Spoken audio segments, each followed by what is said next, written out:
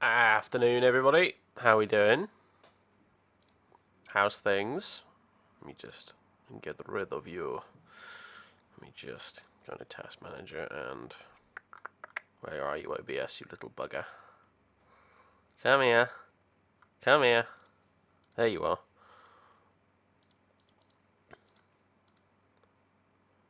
Set priority low. I found that if you set a bunch of stuff like Active Sky and OBS and that sort of thing to low priority in Task Manager, it really helps your performance quite a bit, actually, surprisingly. Anyway, welcome aboard, everybody. We're in London City. This is not an airport I frequent in the sim terribly often, but today we are, because we're flying the Jungle Jet, the Embraer E-190. Hooray. Well, you know, to be more specific, we're going to try and fly the Embraer E-190, because I've flown it once on one flight, and it was kind of a disaster, to be honest with you. I tried landing it here at London City and shot right off the end of the runway. So, yeah, it's kind of an awkward plane, and I'm not going to lie, part of that is to do with the fact that it's old. Like, this, not the plane's pretty new, like, it's quite advanced, but the add-on for it is fucking ancient. And this cockpit, I'm gonna warn you right now, it looks ugly as sin. It really is quite hideous. I mean, if you thought Concorde was bad, this is quite nasty. But the thing is, it does fly quite well, and it is quite fun to fly. So I don't really mind, actually, so much. I've managed to overcome the horrible cockpit, and to be honest with you, the sounds for it are a bit shit as well. There's this constant, which is probably supposed to be the PAX or something, I don't know. There's this constant default FSX fuel pump sound that plays non-stop. It gets drowned out a bit by the engines once you're in flight, but it's quite aggravating, to be honest with you. I'm soldiering on with it though, because I quite like flying the plane. It's quite fun, and not only that, but I believe there's a sound pack for this plane you can get, quite a good one at that as well. So I'm kind of persevering with it a bit, and if I enjoy the plane enough and keep flying it, I figured I'll buy the sound pack and get rid of all the naff horrible sounds, because it's quite a good one. It's quite a good one from what I've seen. I watched a few videos of it, and it's like Blue Sky Star quality. So yeah. Oh, and there's one other thing. Right? So here's the flight deck. It could be worse. It could be a hell of a lot better though. The main thing that gets me is this 2D MCP. Like, look, the knobs and buttons are all completely flat. It's kind of hideous, and it glows as well. Oh yeah, and there's the other thing right here you just got a glimpse of. So if you thought the passengers in the Flight Factor A350 were creepy, check this out. Ah! Her mouth is see-through. You can see behind her through her mouth. I don't know who on the design team thought that was a good idea. Considering the rest of the cabin for a product as old as this looks okay, and, you know, an airliner with an actual cabin model in P3D or FSX, it's a rare fucking thing. Jesus, why? Oh my god. Anyway, so, yeah, it's a flying waxwork museum, apparently. So, yeah, it's a fucking weird-ass plane. It really is. Well, it's a weird add-on anyway, we'll put it that way. But the thing is, it flies reasonably well. The systems are modeled quite well. I did encounter a bit of a glitch with my ND, which, if it pops up again, we'll be able to demonstrate. But, you know, other than that, I can overcome the shortcomings of it, just in order to do something a bit different. Because, trust me, you know, you get bored of flying the Airbus A320 all the time, and flying the 737 all the time. Sometimes you need to do something a bit different. You really do. And this thing, you know, it's rough around the edges, to say the fucking least, but, you know, what it does have in its favor is it's competent. It's a competent aircraft, you know. So when it comes down to the nuts and bolts of how it's all put together, I'm sure that won't help with me at the controls, obviously, but, you know, so there it is.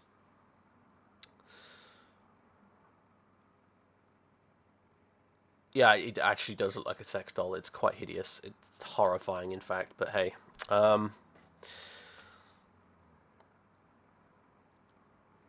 whatever. I guess we'll just get on with it, shall we? Yeah. Ugh. I'm not going to bother doing the catering trucks thing with this, by the way. I'm just going to go skip straight to boarding because you can't open the doors on the side properly. The side doors, and it really confuses GSX because it's like, no, please open side doors now. Need open side doors, and you're like, I can't do it, GSX. It's not going to happen. So, all right. I don't know how loud this is going to be, by the way.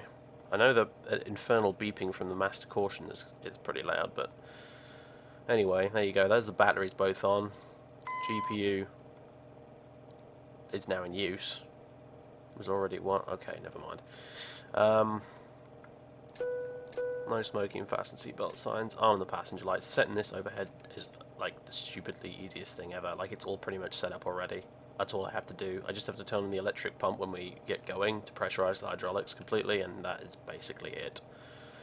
I'll turn on the APU when we need to as well. Oh, there's the windshield wipers. I was looking for those earlier, although the animation is so horrible, I don't think I'm ever going to use that again. So, never mind. We'll forget that that exists.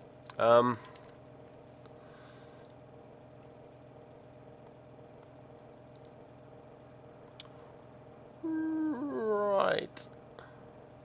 So, anyways, you can see the stuff is all switching on and things are happening, and that's all good. So, I got a little PA announcement thing. I got this off the BA virtual forums. It's quite fun. Like, I can do this. Ladies and gentlemen, if you have just joined us, I can play little announcements and shit. It's kind of cool. Anyway, so I've got a little checklisty thing here. I've also got a performance chart thing because it's like the Dash 8. You have to put in the V speeds manually. So there you go. Cockpit safety inspection. Bleh. Let's see. It's good. Power up. Nav light. That's the only thing I haven't put on. That's the only thing I'm missing. Where are you at? There you are. Nav light's on. Okay, so pre-flight, pressurization set, oxygen mask, blah blah blah, flight instruments, yep. Thrust levers idle, parking brake on, and yeah, we want to start Phoenix, don't we? Yeah. I'm so glad that's in the checklist, otherwise I would have completely forgotten. We're going to Glasgow, by the way. There is no need to panic. Let's see. Flight level, I don't know. Let's have a look. What have we got on here? 360 apparently. Really? Let's go with 300. Alternate ICAO is EGPK.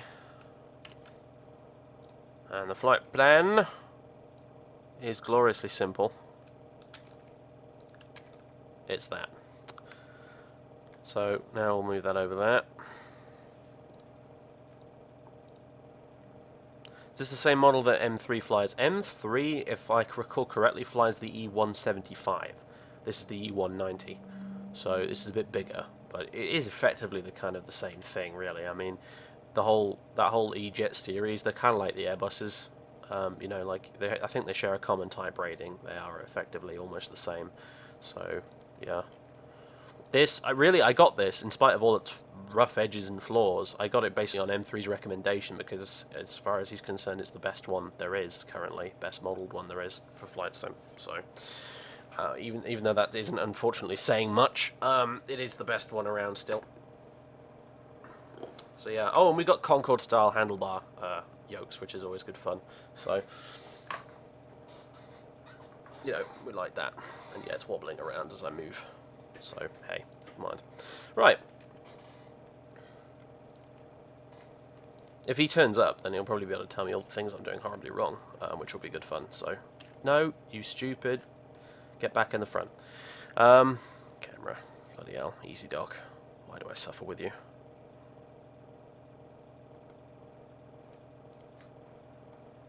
Well, there's SSG coming for X-Plane soon, but I am not holding out a lot of faith on the SSG version doing anything better than this, other than looking better, honestly. I've flown the SSG 747-8, and when it isn't crashing to desktop, it's doing the most bizarre shit imaginable with its FMC, so we'll see about that.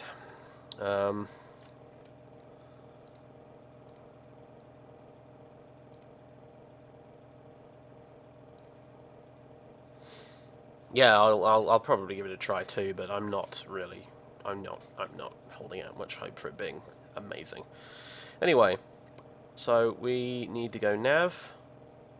Next page. This FMC is a little weird, but thankfully it's not quite as weird as something like the Dash 8 one, so you can figure it out mostly eventually. Pause in it, and then we load GPS position 1, then go to flight plan. It's actually quite easy to fill this out once you've got the flow in your head. We're going EGPF. And there you go. And then via, let me have a look at the plan here. Brookman's Park, BPK. We'll go with the top one. And then UN601.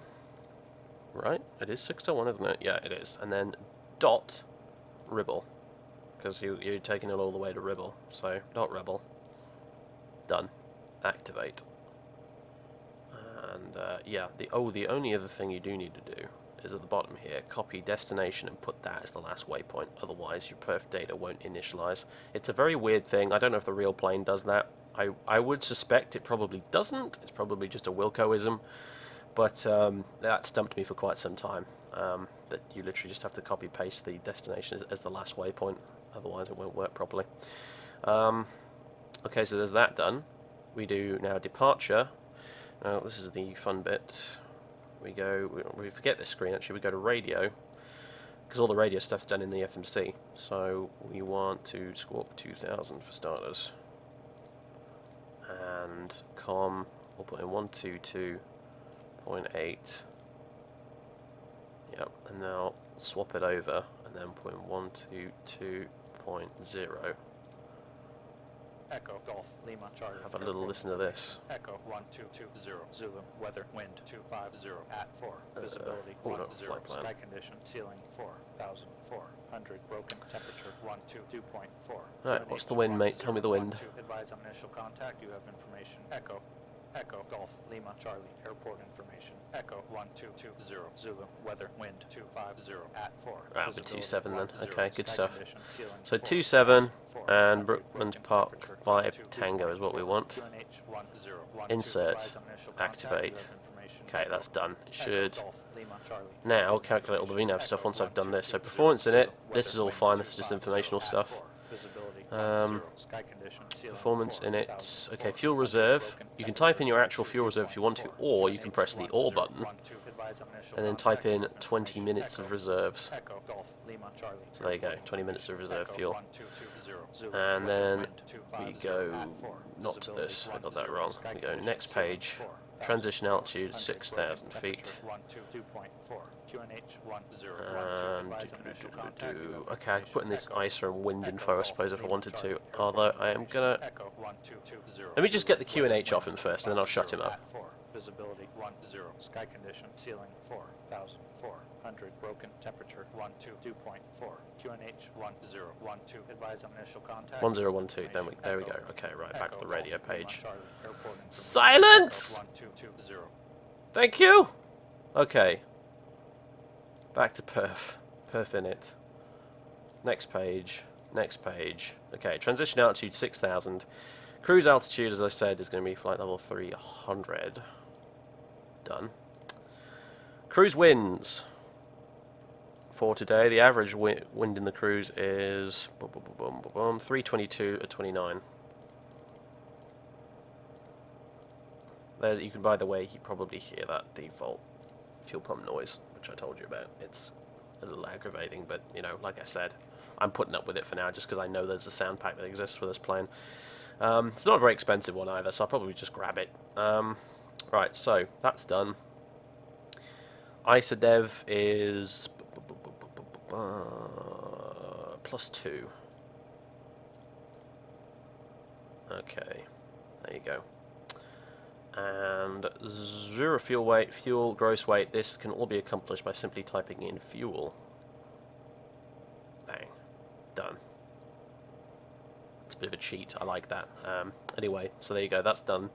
Perf data, and now all the perf data is here, and we can go take off, and we can put in the surface wind.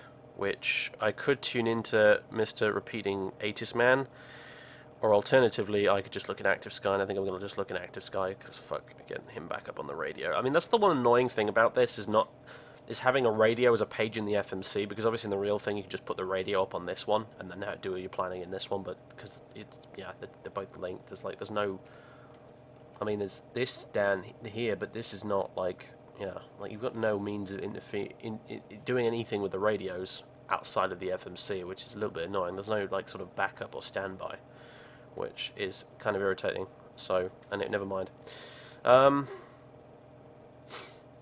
So yeah, wind is variable at 4 knots according to Active Sky. Interesting. Well, 258 at 4 is what it's showing me on my aircraft right now. So we'll put that in. 4. Okay, and there you go. That's that done. Next page shows you the headwind and crosswind components and stuff. And then here's this bit we put in the V-speed. So I actually have to look at a manual chart for this and try and figure this out. So we're going to be using flap 2. And our gross weight is... can I just get that up by going to here and fuel and payload? Gross weight is 40,000 kilos approximately. So that means our takeoff speeds for today are going to be...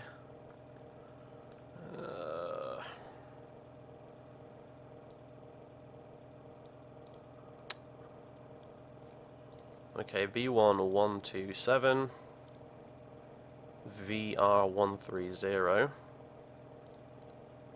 V2 134, and then our V final sector is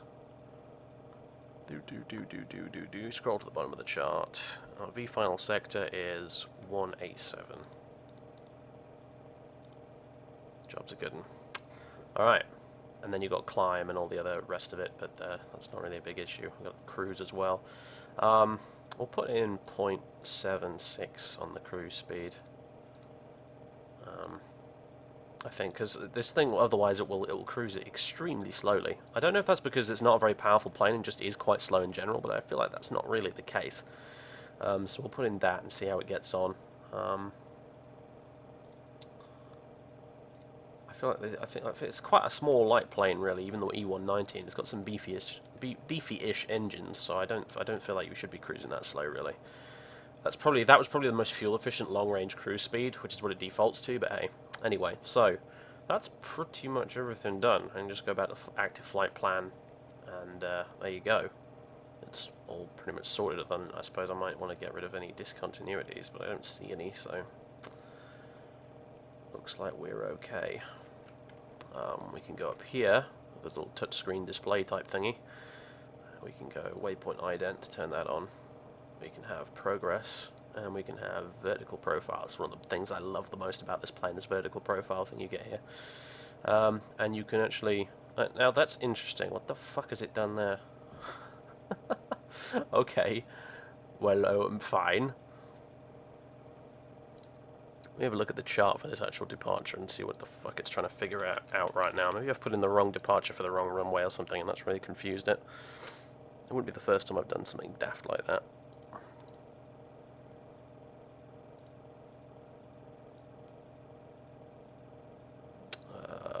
Right. Okay, we'll go plan. Okay. It's mostly drawn it right, it's just there's a bit of a gap here and where there should be a line, I guess. It's not really an issue, I can hand fly that. It's not a problem. You literally, once you take off, you get to about there, and then you just go up, and then like that. It's fine. So yeah, a little odd. Now I wonder if I put in, let's see, Brookman's Park 1 Alpha RNAV instead, what would I get? 27, Brookman's Park 1 Alpha RNAV insert. Yeah, that looks a lot more sane. We'll go with that. Check reserve fuel. Yeah, go away. Much better. Okay, we'll take that in future. When in doubt, take the RNAV. That's BA standard operating procedure anyway, so... Yeah. Okay. Right. Yeah, that's pretty much everything done now, so I've got it on the active flight plan page. We can go back to map. And, yeah, we're sorted. Good stuff. Much else to do now. My performance is suffering a bit right now because I'm streaming, but on the whole it's still reasonably okay. I've done a lot of P3D tweaking the last couple of days, and I finally managed to get it running quite nicely. I mean, we're literally in the middle of fucking London right now, just next to Canary Wharf, and my frame rate's actually pretty good considering I am streaming, so I finally got it running quite nicely.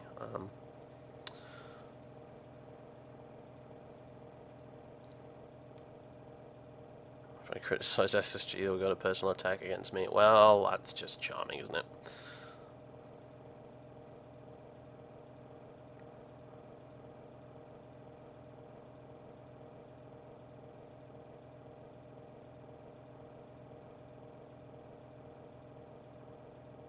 I see, Uni. Yeah, well, you know, there's always going to be people like that. You get it with indie game developers as well. I mean, there are twats everywhere, really.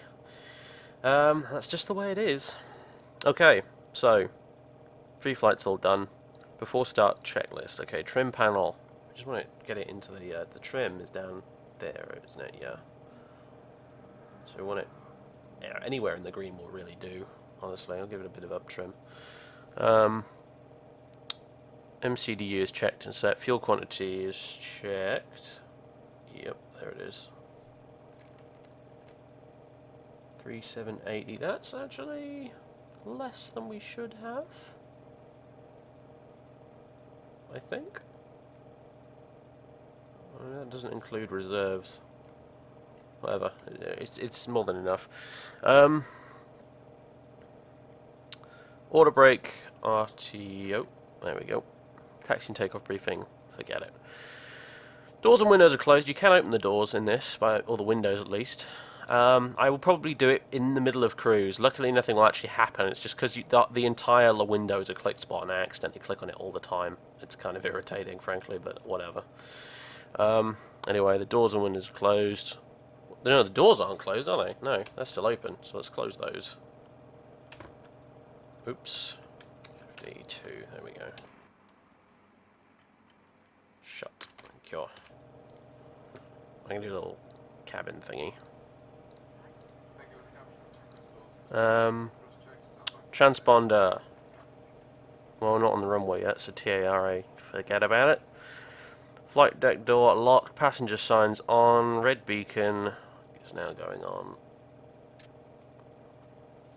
Hydraulic pumps 1 and 2 are on auto, hydraulic pump 3A is going on. Overhead panel is normal, steering, there's wheel steering, I can turn that off, I don't know how though, and it doesn't really matter because you steer with the rudders because it's the same anyway. And we start thingy, what's it called, Phoenix. It says Pegasus on the checklist because it's an old checklist using the old client, but hey. Hey-ho! Right. Might as well, we don't even need a push here, do we, so do I request push and start or what? Because I need to get rid of these stairs, you know.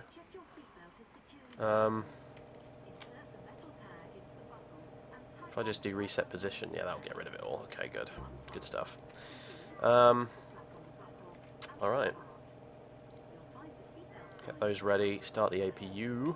This starts really quickly, by the way, this APU. It's quite nice.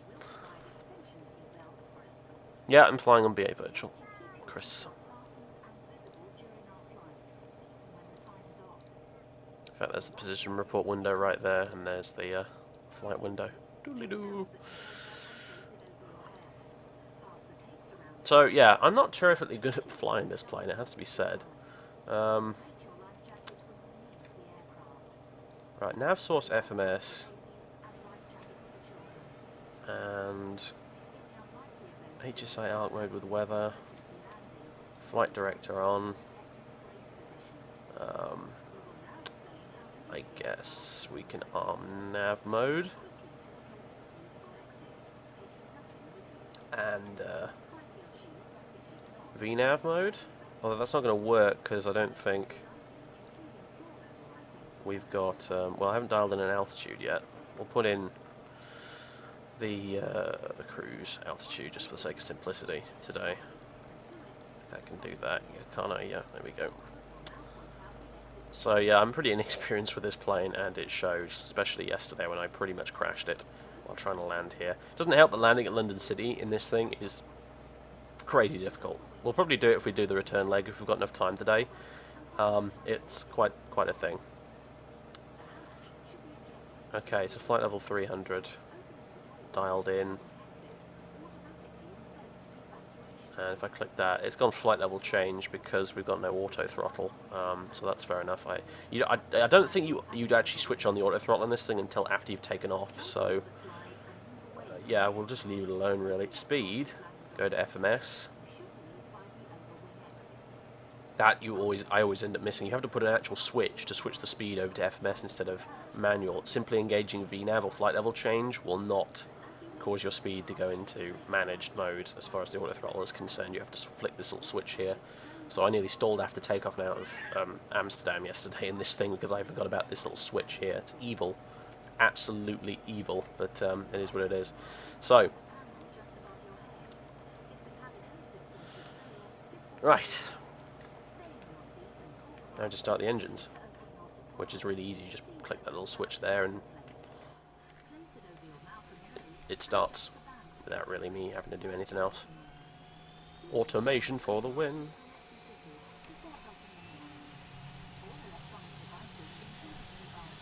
I didn't have to worry about the packs or anything. It's incredible. I love this plane. Like, you think the Airbus is heavily automated?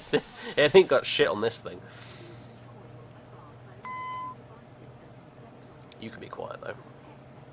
You're not Concorde. You might have a yoke like Concorde, but you're not Concorde, so you do not have the right to beep at me.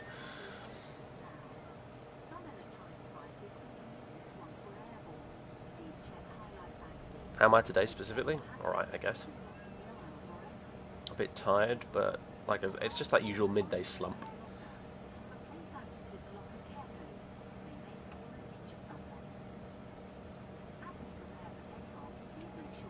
Yeah, I got lots of VNav disconnect messages because no auto throttle.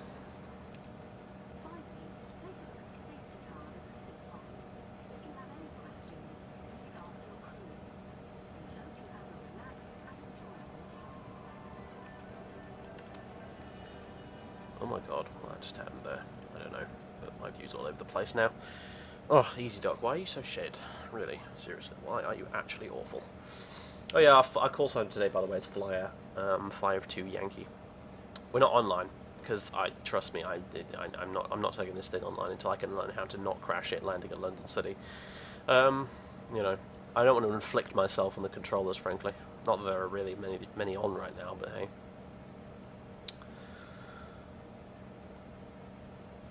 Right. You can click and drag most of the stuff in this plane as well, by the way. If you're an X-planey kind of a person, it's just quite nice.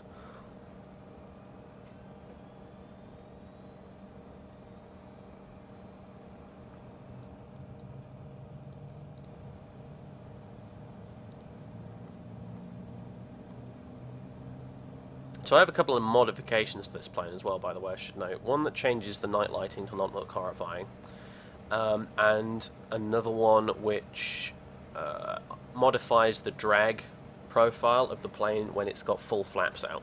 I don't know, to be honest with you, I don't know if I've installed that bit of it correctly. We'll find out when it comes to landing the thing. But basically, the BA Embraers, they're equipped for steep approach because there's a 5.5 degree glide path at the London City, which is scary as hell, trust me. And in order to be able to do that, the London City BA Embraers, they're modified so that the spoilers can be fully extended in flight with the flaps full down. Normally, in the real thing, I mean, well, you know, of course it's the real thing, but I mean in a regular Embraer, like the one M3 flies, you can't extend the spoilers while the flaps are more than like 1 degree down. So I guess it's a safety feature basically. However, the BA ones, they override that and they extend full flaps and full spoiler when landing at London City. So unfortunately, no one's been able to modify that. But what basically some clever clogs did was go into the files and adjust the drag rating for flaps full in this thing, so that it roughly matches the effect of having full spoilers out, so you can actually land it here. In theory, anyway. We'll see. Much will depend on my ability to install the modification.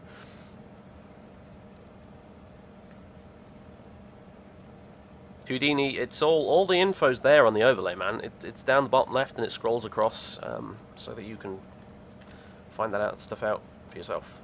There's a reason it's there. We're in the Embraer 190 though, since you ask. Alright, engines are both up and running. APU can go off. After start checklist, flaps set to 2. Hydraulic pumps 1 and 2 are auto. Flight controls we can check by going systems and then flight controls.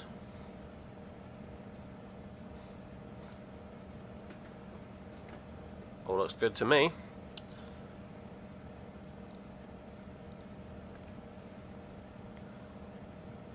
ICAS check, there's nothing on it.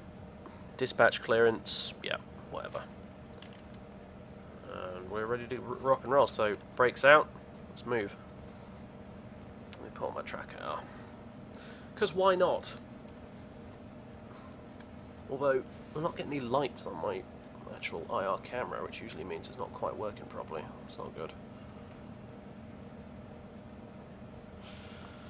Qu'est-ce que c'est? What is going on? Track AR, what are you doing? Hello? Oh, I've unpaused it now. Normally when you pause it you have red lights, but the lights were just off. Strange. Okay, now it works. Okay, so we basically just need to go onto the runway and then we back taxi all the way down.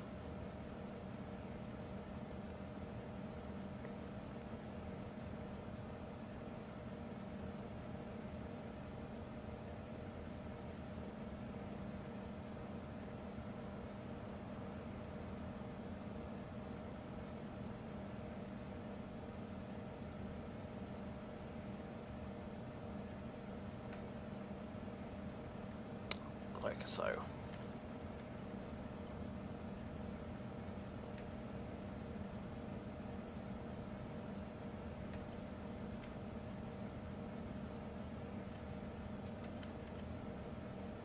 Don't mind the horrible waxwork. Flight attendant, by the way. If I ever considered a webcam, I have used one in the past a few times. I generally consider them fairly pointless.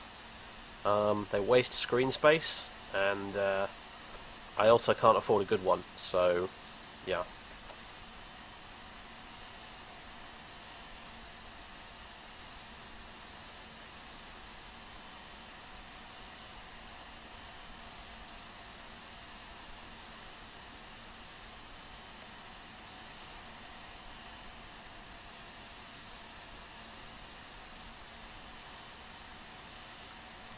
You know what, we are actually on the runway now technically, so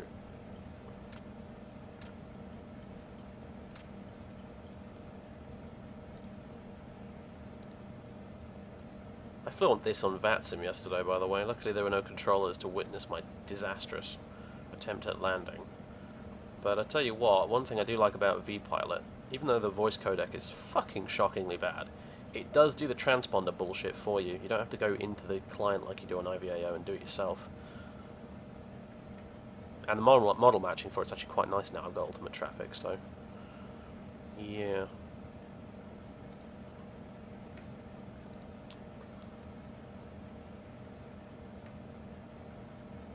My logo wastes screen space as well, but it's also translucent and it's a watermark. And I'm starting to put watermarks in all my videos. Because, you know, people on the internet, they like to nick your footage. Believe it or not, it happens.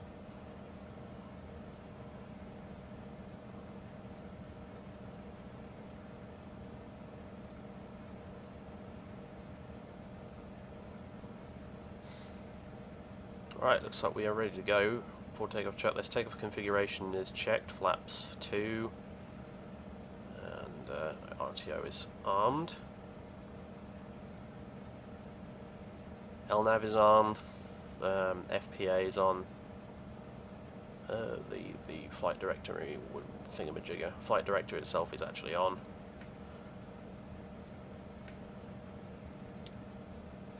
ICAS is checked, and yeah, let's get going.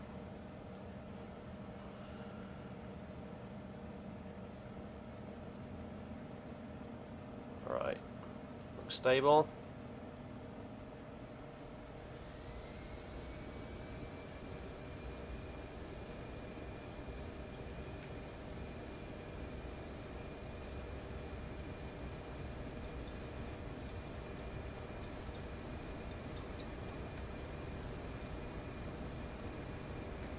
You have to pull the stick right back in this thing until it almost hurts, I've noticed, by the way.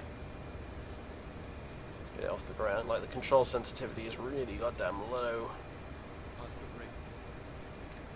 Gear up. You could probably fix that FSU IPC, I just haven't bothered to try yet. Gear up.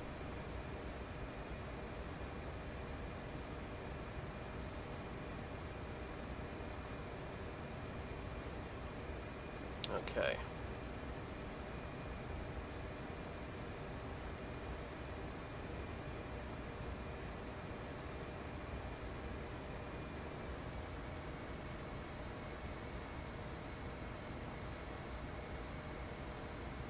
So, check alt constraint, yeah.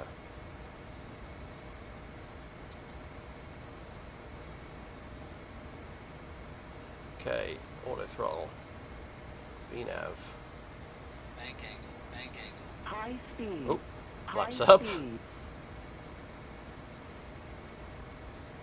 The flight director thing in this is weird, by the way. Basically, you've got that little green sort of O, and you need to get the purple bit inside the green circle. Like that, kind of. It's quite awkward, it really is.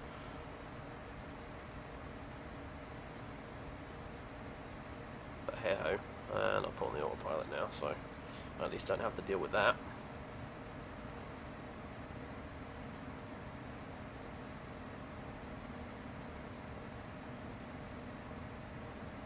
Alright. We're now on our way. Flight level 300 is armed. V out, LNAV, speeds managed, autopilot, auto throttle. Everything's good. Phew.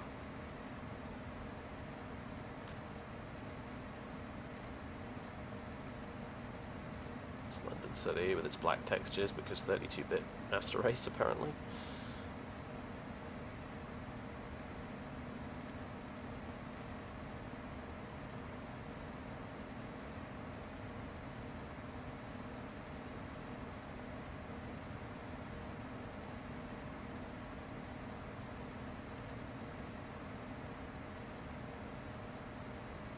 Now making the turn to the left.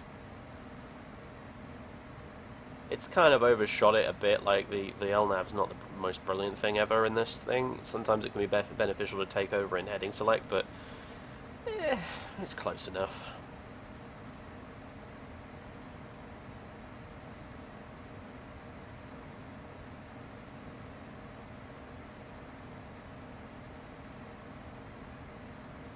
If I knew how, I could probably do some stuff down here to make it not an overfly type thing. And hello, discontinuity. Where did you come from? Let's get rid of you, shall we?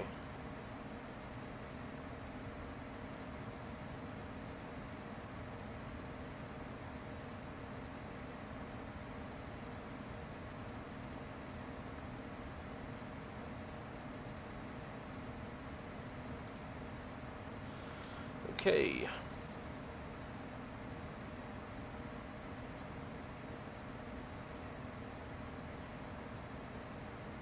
You can see down here, because you've got a little HSI type thing as well, that, you know, it's doing what it should do, which is treat all these lines as radials, effectively, from non-existent VORs. So you can see the sort of LNAV at work down here. What I love, though, really, is this vertical display here. This is fucking fantastic. It makes descent planning and all that sort of shit way easier. You know exactly when the aircraft is on profile and what kind of descent profile you need to trim it into immediately later as well. It's a beautiful thing. It really is. It truly is. I love that thing. I think a lot of new jets have it. The 787 and A350 and whatnot. They've got vertical navigation sort of displays as well as horizontal, which is pretty sweet.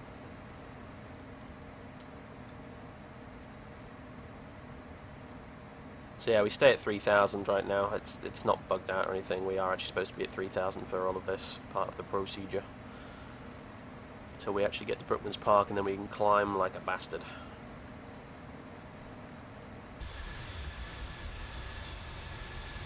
See you, London. Back in Abyssal. I'm not looking forward to trying to land this thing at London City. It was a disaster last time.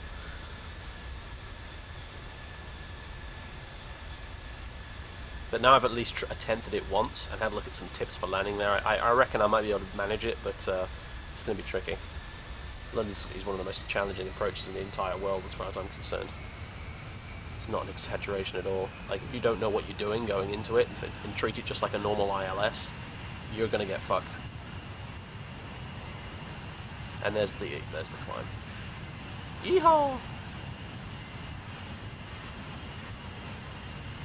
So as you can see, I've got my old Orbex England and everything running, and my performance is not total dog shit. Because basically what I did was I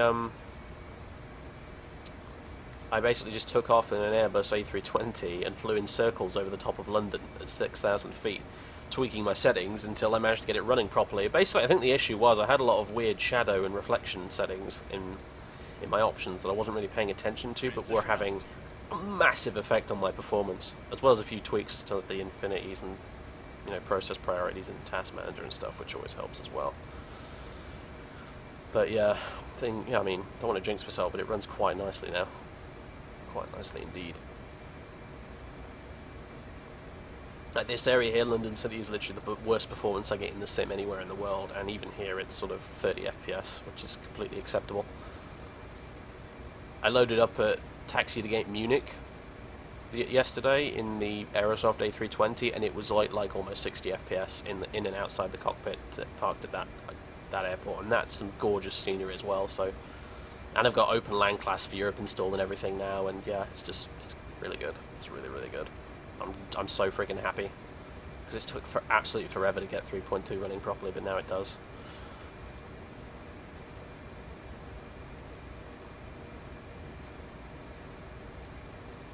And I gotta admit, for all this thing's failings, including the waxwork, sex doll, flight attendant up there, I do like having a cabin view in P3D.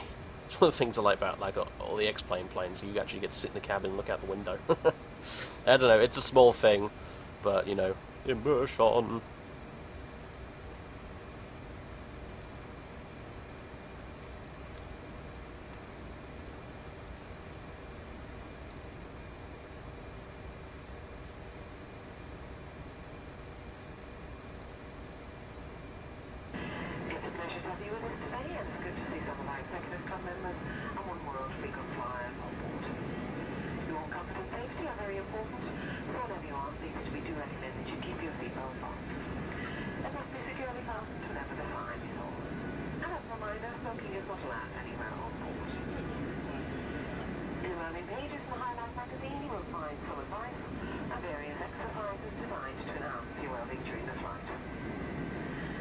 So yeah, pretty pleased on the whole. I like it. I like it. I like this plane too. It's a bit of a handful, but I like it.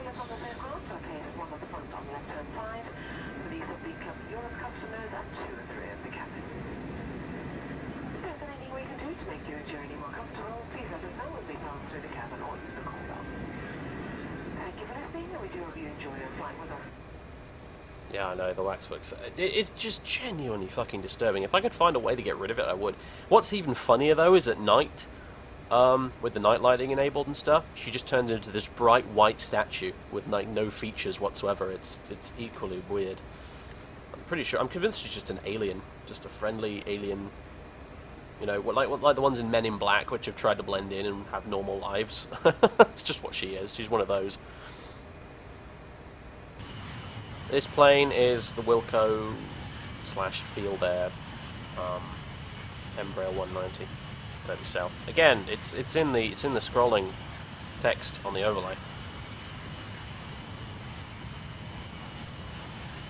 Otherwise known colloquially as the Jungle Jet, hence the title. So, because Embraer is a Brazilian company.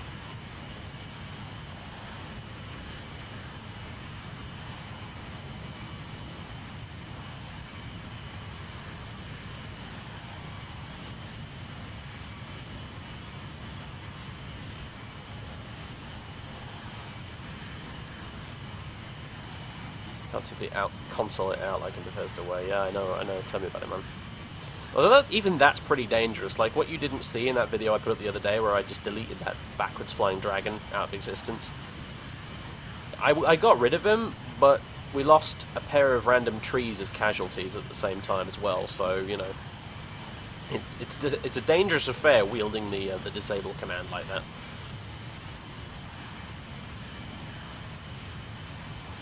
That's not the first time that's happened either. Whenever I've had to magic away something in that series using the console, I've usually ended up deleting like a rock or a tree or something in the process along with it.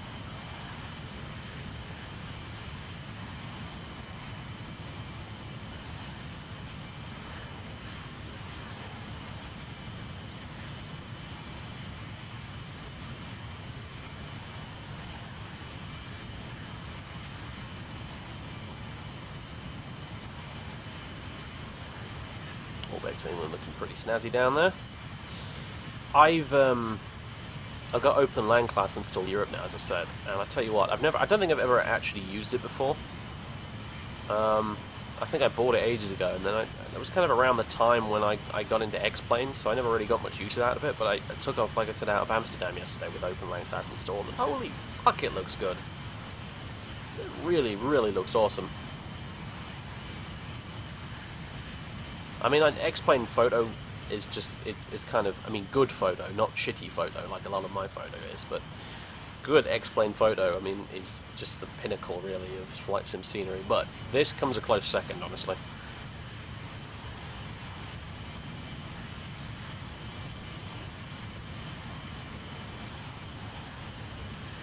To be honest with you, a lot of the Orbex England areas, like this, for example, is virtually indistinguishable from my photo scenery anyway. So, I mean, my photo scenery for the spring photo scenery I've got for the areas of the UK down here in the south, it looks almost identical to this. So, I'm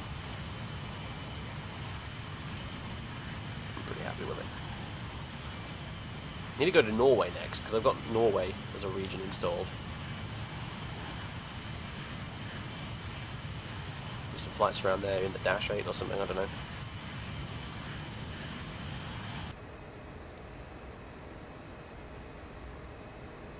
Get this up big as well to help a little bit with spotting the little details, but there you go, here's the vertical display. Obviously we're climbing up like that right now, and for whatever reason our climbs rate sort of declines at this point, so you'll probably see the green line fall down to line up with this here as we come up past this area. The thing I need to do is middle mouse button on that, by the way. You use the middle mouse button on these things to get them set to standard, and for this, where is it over here? Is the altitude knob, I think. Yeah, that gets rid of the metric display I had on there for some reason. I didn't know until literally like the other day that you could use the middle mouse button for stuff in P3D. Because I discovered it when I was using this, and then I went into the 777, and I discovered that you can middle mouse button stuff in the 777 as well. Like you can, like, you know, the landing lights in the 777. If you click the middle mouse button, it flicks them all at the same time instead of you having to do it individually. I was like, what?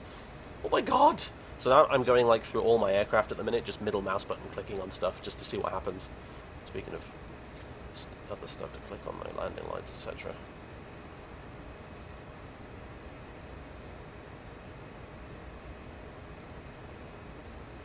I love the bicycle style yoke. It's exactly like the one in Concorde. It's awesome. I'm told by real world pilots it's a really fantastic yoke as well. So I'm not going to argue.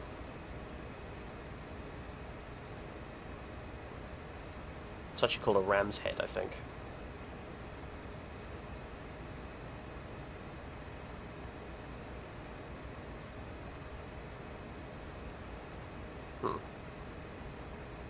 Well, it seems to be slightly off the vertical profile, but right now it hardly matters. It descends as it should anyway. But the great thing about this, though, of course, is you can go VS mode, and you can fine-tune your actual descent vector to the nearest millimeter just by having this up and like fiddling with the vertical speed knob. It's gorgeous. I love it. All planes need to have that. I'm sorry, they just do.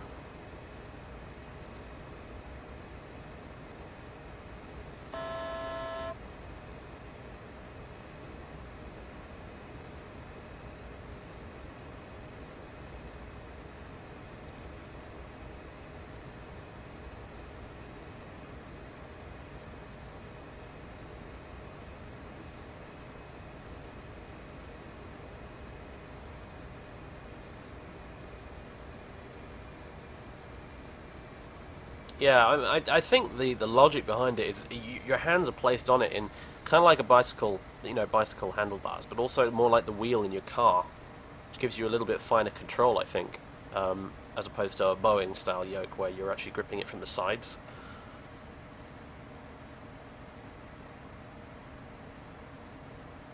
And yeah, you probably do get a lot more leverage out of it too, because you're not holding your hands at a sort of weird right angle. You've got more room to move your elbows, essentially.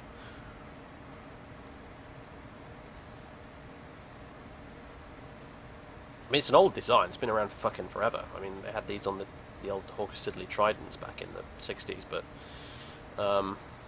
yeah. It's one of those things that kind of looks weird, but there's a definite logic to it. It looks weird for a reason, basically.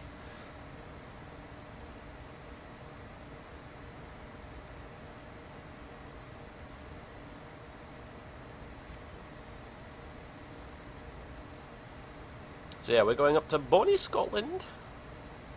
Well, we're going to Glasgow. And then if we've got time, I will skedaddle back out of Glasgow, back down to London City, and we'll attempt a landing, which will be absolutely fascinating. It'll probably involve a go-around at least once.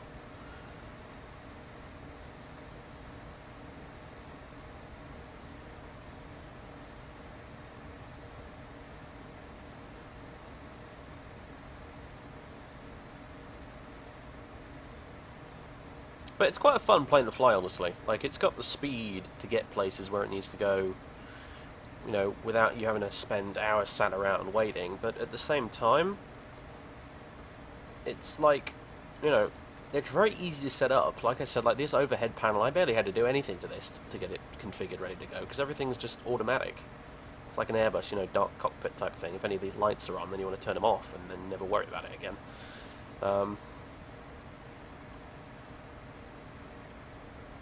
You got your vertical display thing here. It's just a very easy aircraft to get from A to B, I feel. Once you get over the little quirks like the whole speed selector thing there, which can catch you out. And there's always that initial bit where I'm kind of flip-flopping around a bit after takeoff. In between lifting off the ground and actually engaging LNAV and the auto throttle. It can get a bit strange, but that'll just fix with practice. Check barriers, so yeah, I already did that. Stupid FMC. And the FMC itself is really easy to set up as well, There's a bare minimum faffing around in that as well, so I like it. It's just a shame it looks rubbish. It really is. It's truly a shame that this thing has awful graphics, but it is, like I said, a really old add-on. But I'm willing to put up with old add-ons, so long as the systems are modeled reasonably well. That's why I fly Concorde with its terrible textures. Same reason. I enjoy flying it because it's modeled properly. But yeah.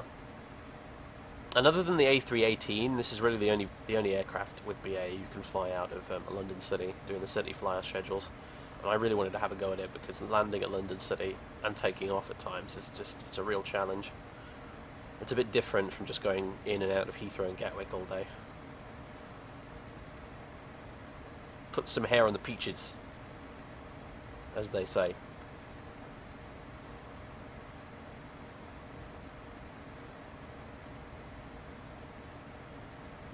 Oops. Yeah, I haven't updated the Nightbot info, have I? God, you know what? I can't be bothered either. I'm not going to do it. Because I'll just have to change it again once we get to Glasgow, and screw that.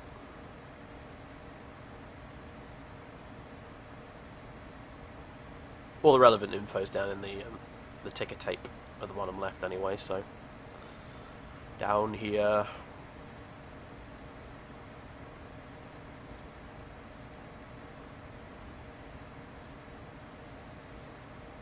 No, it probably doesn't have that kind of range.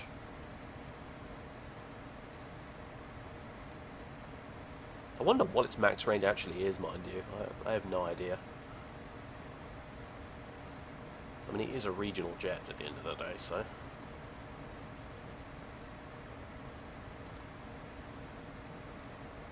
What is with this shaky...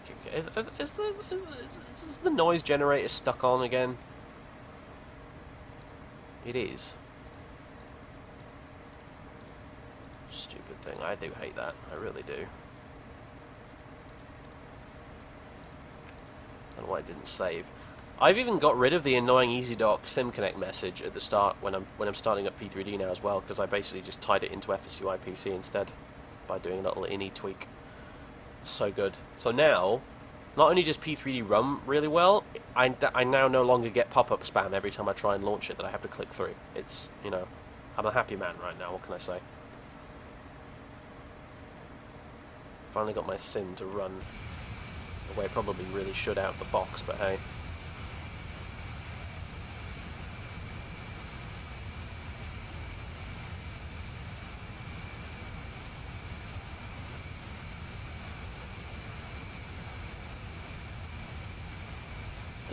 It helps that the Embraer as an aircraft is gorgeous. I don't know, it might just be me, but I think this is a beautiful aeroplane. It has pointy bits in all the right places. I honestly think I probably will get the sound pack for this. It really deserves it.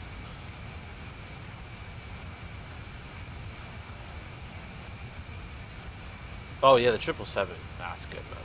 That's good. Once I get the captain, we're going to fly that thing quite a bit. I actually loaded it up the other day just to have a little sit in the cockpit and mess around with it, because it's ages since I've ever flown it, and yeah, good plane. Very good plane. Gorgeous as well. Like, honestly, like, with maybe the exception of the Rotate MD-80, I think it's the best looking external model on an airliner in flight sim, full stop. PMDG 777, it is gorgeous.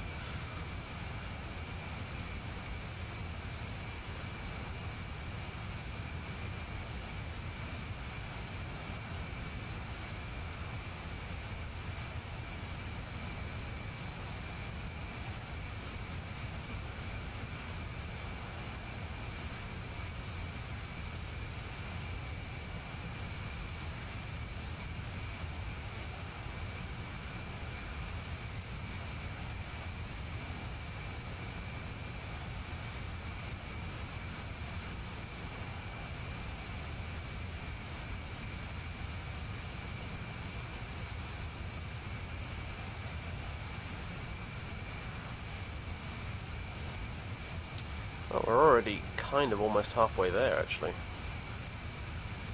Not bad going.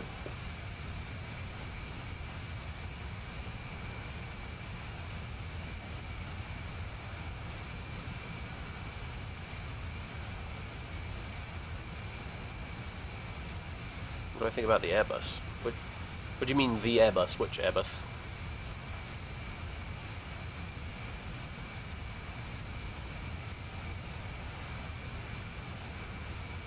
Be more specific.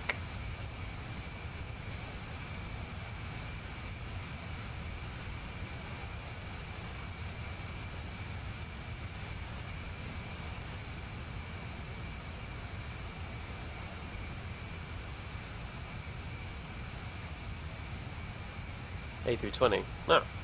Alright. It's pretty good. I like it as an aircraft. I think it revolutionised the way modern airliners work. etc., etc. It's not bad. Yeah, no complaints here. I'm flying something a bit different today, just because I've flown the A320, the Aerosoft one at least, so fucking much the last couple of months that I need something a bit different.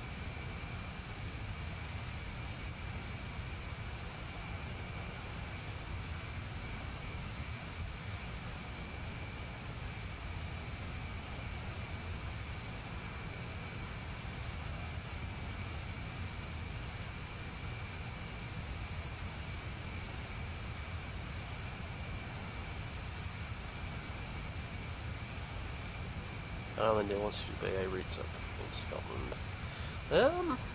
Well, speaking of routes up in Scotland, there are a few Twin Otter schedules still on BA Virtual I could do. The Logan Air ones operated under the BA flag, if you like, that we could do up to Barrow and places like that that operate out of Glasgow. So that's on the to-do list for sure as well.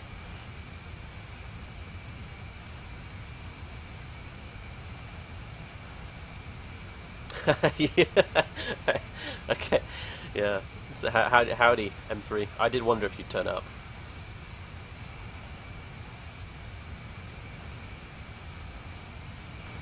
I've been having tremendous amounts of fun smashing this thing into little pieces all over the London City runway. Well, not quite as bad as that, but yeah.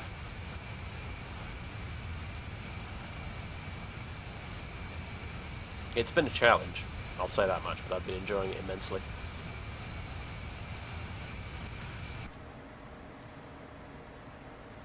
I so need to get the sound pack for this, actually.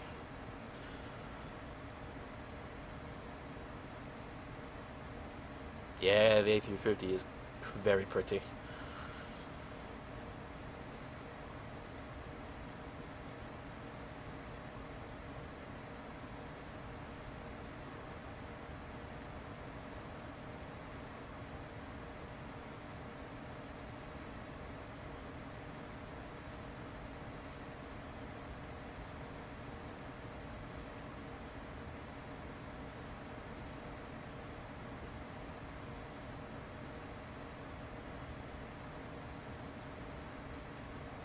Feelthere auto-flight guidance systems coding is interesting to say the least. Yeah.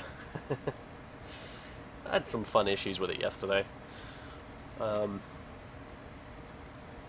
mean, the LNAV behavior with it actually following turns and stuff is a little wonky at times, but in addition to that, I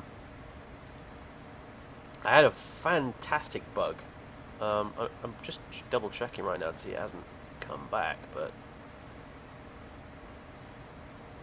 yeah, no, it's okay now. I had this really interesting bug yesterday where my position on the ND would not update until I'd passed a waypoint. So, like right now, because the next waypoint is Nelsa, the plane would be stuck on Nelsa until I reached Ribble, and then the plane would immediately jump to Ribble and be stuck on Ribble until so on and so on and so on. There wasn't a problem because the vertical display was still updating and I still had the progress thing I could rely on, but it was a bit strange.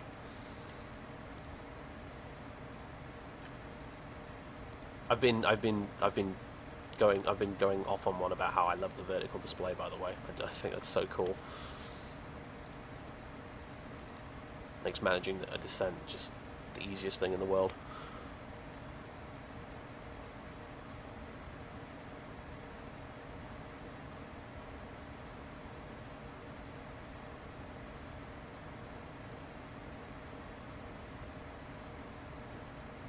But yeah, I've been having a lot of fun with this.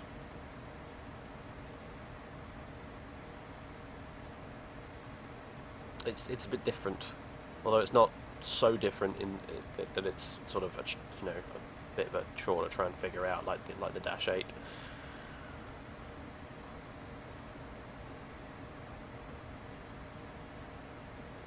Yeah, Yeah, I think that's what it might have been, because I think before that occurred, I was in plan mode, cycling through a whole bunch of waypoints. And it was after I'd finished doing that it seemed to get stuck, so yeah. I think you might be right. Okay, we're just at Ribble now, which means I think I actually need to put the arrival in. Oh boy.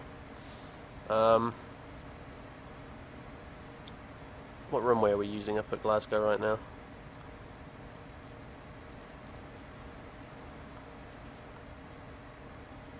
Two 10 at 12 knots is the wind, so 2-3.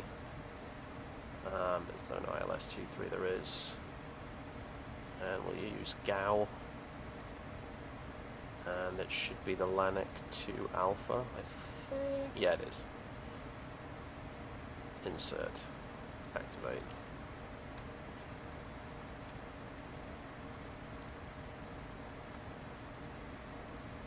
It's a very simple procedure, honestly. I don't expect it to have screwed it up particularly at all, but might be worth cross-referencing with the chart.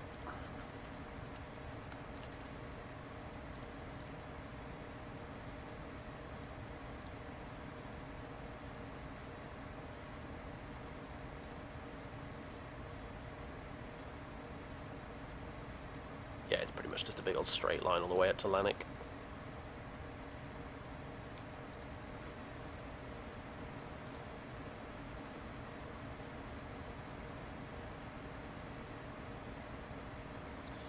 Now then, ILS TME 23. What's the final approach fix altitude? I'm going to be a lazy twat and reset the MCP out to that, so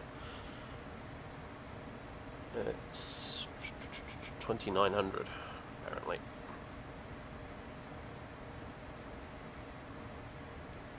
Alright,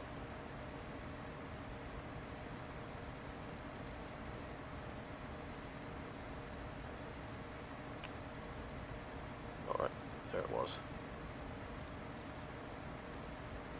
It's 2900, there we go. I was just saying earlier, I kept getting caught out by this little selector here, where the speed goes from manual to FMS. I took off yesterday out of Amsterdam and nearly stalled because I forgot to switch the speed selector to FMS. Engaged auto throttle, and the plane was just like, okay, we're going to slow down to 140 knots now.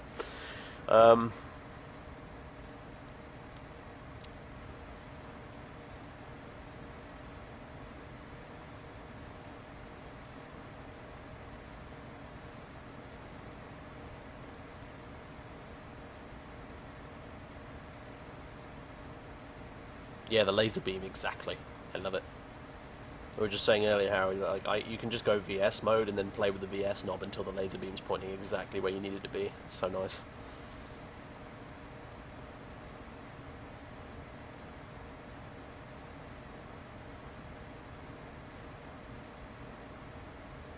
So can we set VFS in the speed selector, by the way? Yeah, I did that too, but apparently wasn't paying any attention to it, admittedly. Yeah, I've got to do other stuff, haven't I, too? Come think of it, I need to do like landing speeds and stuff. Landing. Okay, wind is what? I've already forgotten. 210 at 12. There. 0 at bloody head shake 12. And okay, right. Performance chart. Let's have a look. Approach and landing reference speeds with no ice accretion. I'm not expecting us to get any ice accretion, but okay. I have a feeling this plane is probably not well modelled enough for it to really reflect that in any extreme degree, so...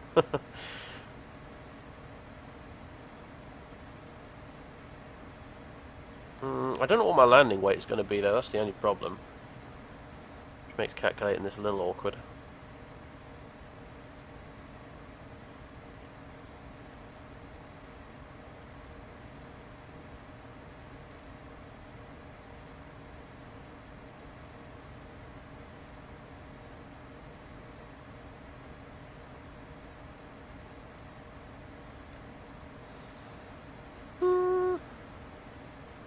Alright, well, we've got, what, 4,000 kilos of fuel. We'll probably burn most of that. So, well, let's have a look. Yeah. We'll say... We'll go with a landing weight of about 36 tons. Ish. Okay, yeah.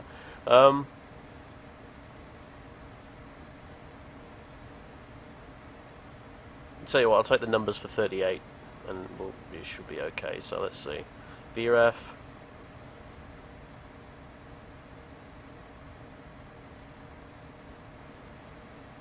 Flap 5. No, flaps full. We want to land at flaps full, though, in this thing, because of that little performance tweak. I'm not sure.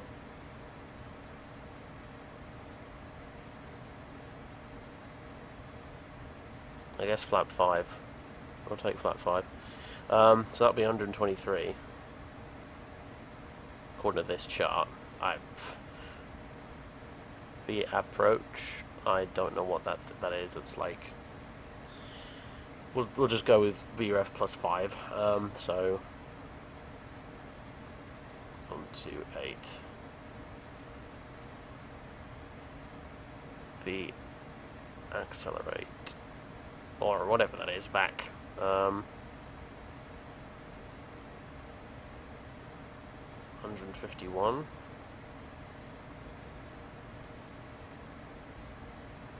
Okay, well, we've got some numbers. I don't know if they're remotely correct, but we've got some numbers, and therefore we have satisfied the needs of the FMC. I'm sure we'll be fine.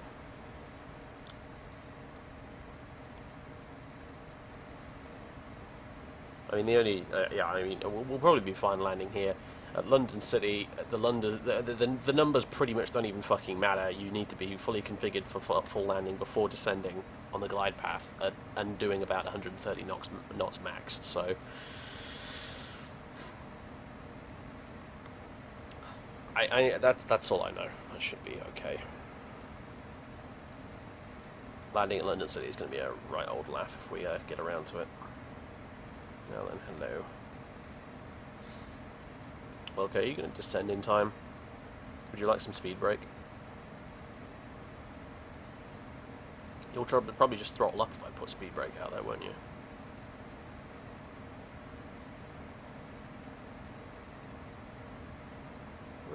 No, actually.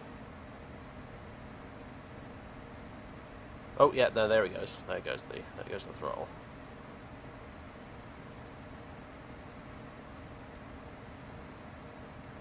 Yeah, close enough. I don't know, probably not Promax. I don't really have time. We played for 6 hours yesterday, so I think that's really more than enough. Certainly for this week.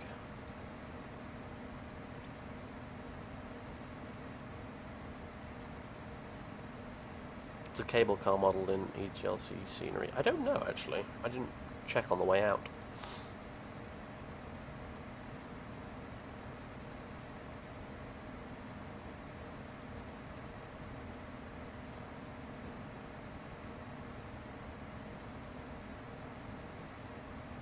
Kaiserreich, it's a game I was streaming yesterday. Well, a mod for a game, specifically, actually.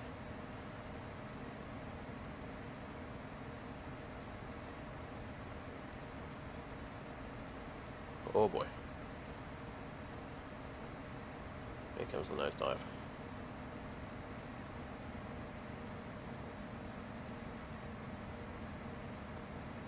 Oh look, there's a little Disco Atlantic. I'll fix that. Delete. Might vector myself in beyond that point though, to be honest.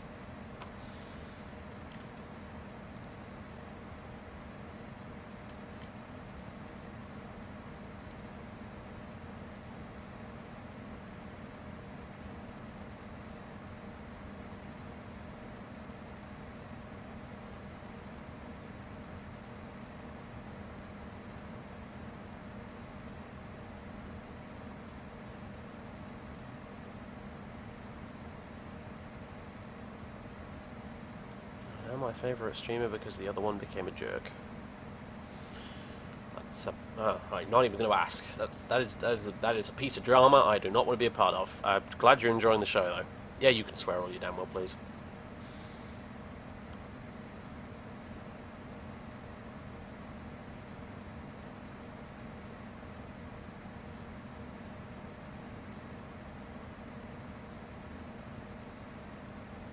Max speed with the window open is 160 knots. Holy shit, fair enough. I keep opening the damn thing by accident in the cruise at the minute, just because the whole left side is the click spot for it.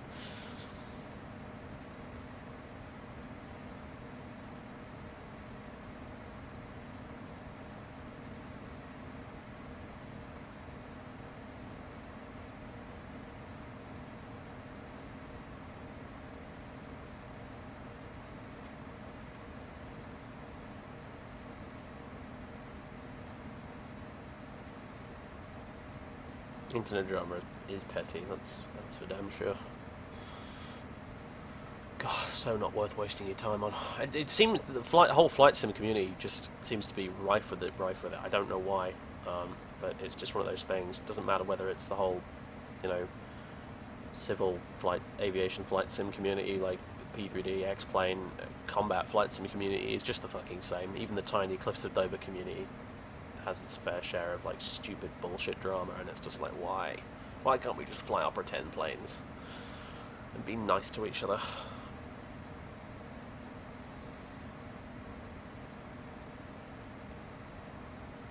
Worth the buy, this thing? Ask me again after I've flown it for about 20 hours. But so far I like it. So far. It's not flawless. I mean, it's anything but it's not like, you know, it's not like jar design broken or anything like that, so no worries there.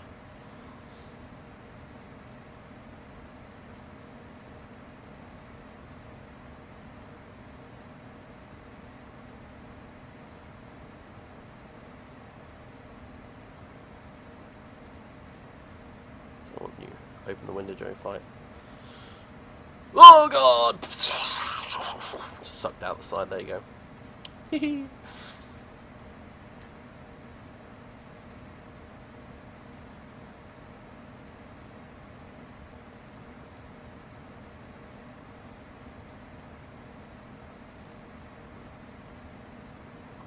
Welcome to Scotland, by the way. Still a bit of snow on the peaks down there.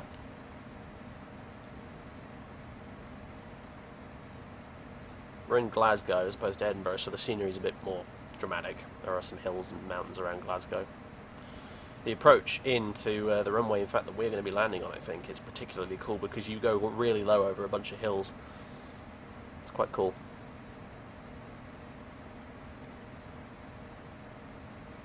Oh, shit, yeah, it says I'm playing Dark Star, doesn't it? Whoops, wrecked.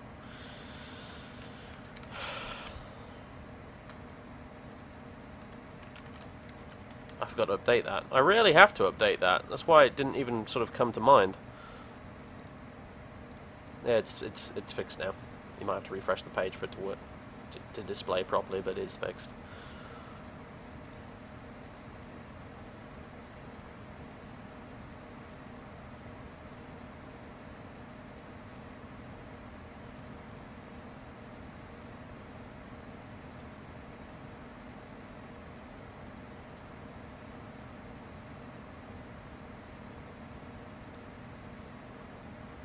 I'll tell you one thing, this plane has, well, two things going for it. One, it has a lovely frame rate, and two, it doesn't exactly harm your VAS very much. Auto brake medium, we'll need to use max when we land back into London City. Max reverse, max auto brake, oh boy.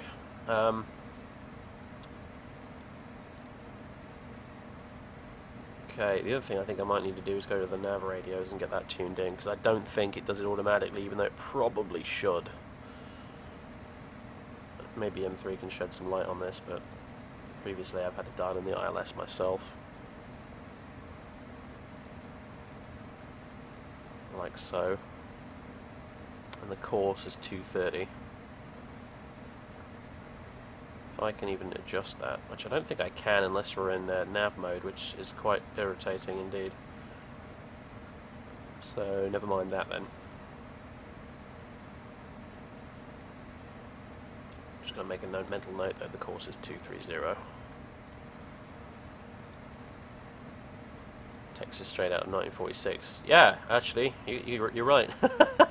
It is, isn't it? It's that kind of... Oh man, feel right at home now.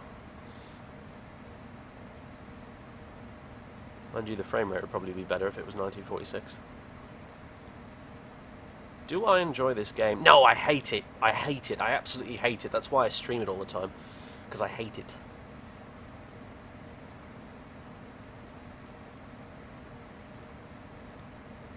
Sorry, but being a facetious bastard is kind of my job, so...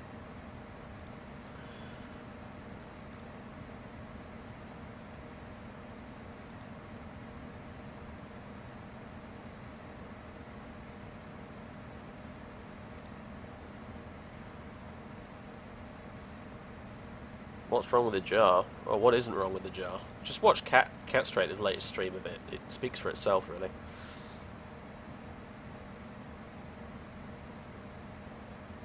Or watch any of my streams with it, for that matter.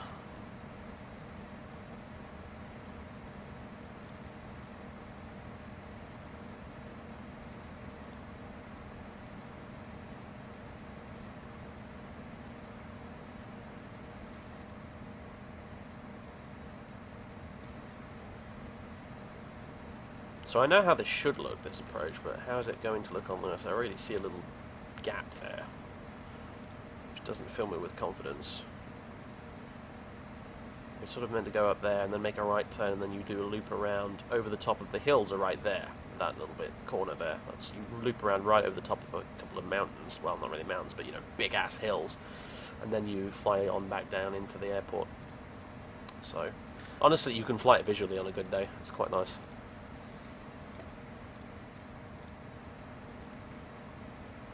Should you get X-Plane? If you want to.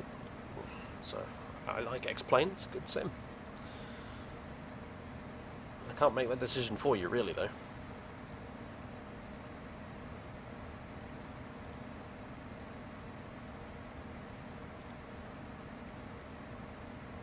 In the real one, you no need to put frequencies, of course, correct, yeah. I figured as much.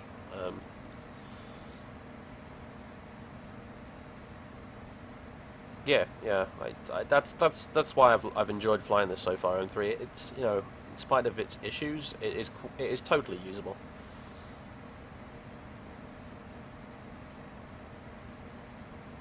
I was able to reprogram a departure that I got wrong without it, you know, killing itself. I've descended on profile, I climbed on profile. A couple of the turns were a little bit late because it insisted on flying over it instead of flying past it, but, you know, 1355, let's do that now since we're on the radio page.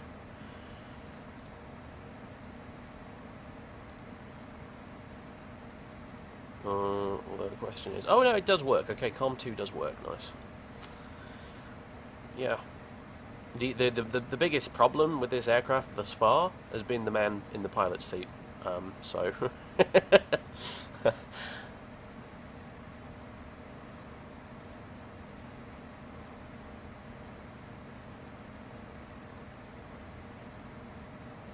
And the weird sex doll flight attendant. Yeah, that too. That's just weird.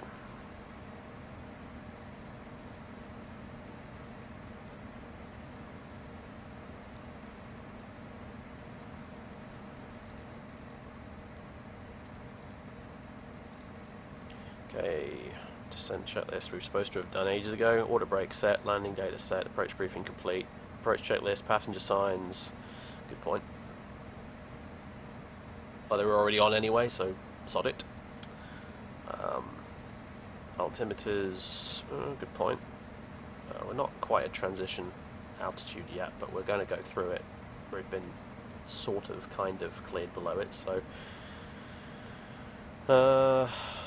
what is it? What is the altimeter here? 1006. Let's do it now then.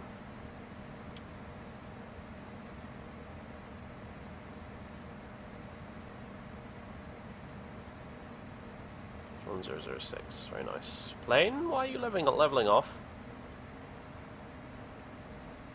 Excuse me? Okay, that's better. I just realised I had the speed brake out this whole time. Rip. Altimeters are set and cross-checked. Wow, they're set on my side. Fuck his side. I don't care about his side. Okay, and that's it. That's the approach check that's done. And the before landing checklist literally consists of landing gear down and flaps set. So, I like that. I like a nice simple checklist. Right.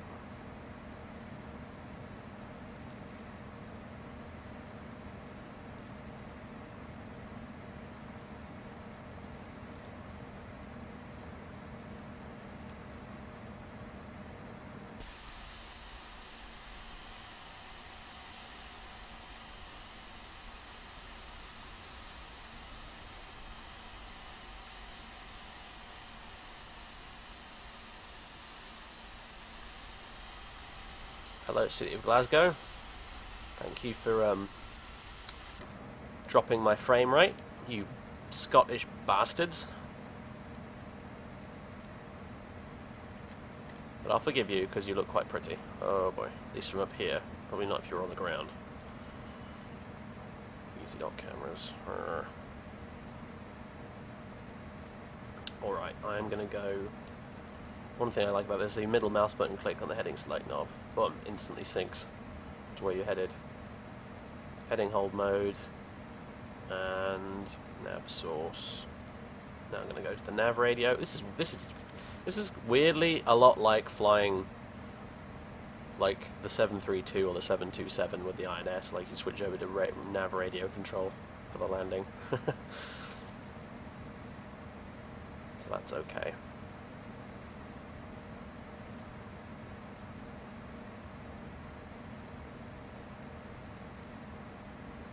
Baldur's Gate Enhanced Edition got an update. Oh, did it?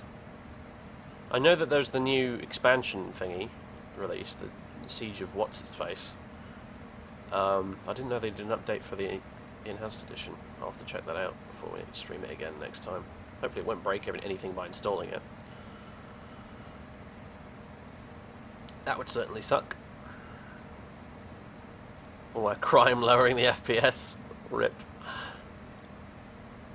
I mean the sheer number of broken bottles the sim is having to render right now is really putting a strain on my system. Clearly,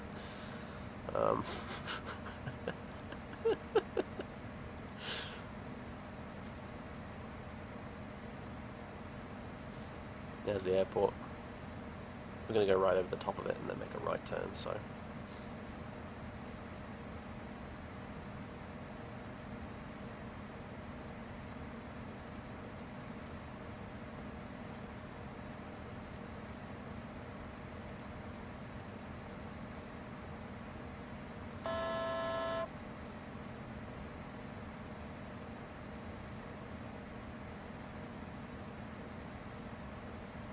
Well, the other thing is 230 on the course. I almost forgot. That would have been embarrassing.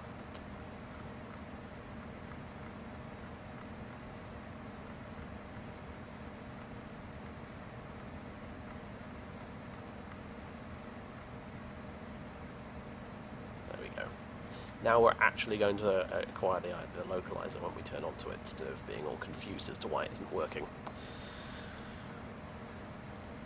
Killed the dialogue mod that I installed. Ah, alright. Well, I won't install that update then if I get a choice in the matter. Steam hasn't already downloaded it, has it? Oh no! Wait, no. Okay, I don't think it has downloaded it yet. No, actually, no. I think it already did. Fuck. Never mind. Baldur's Gate's officially broken until I get a patch for that. Steam already updated it, the bastard. I wasn't expecting them to ever do an update for that, so I never bothered to sort of turn the updates off or anything. Rip.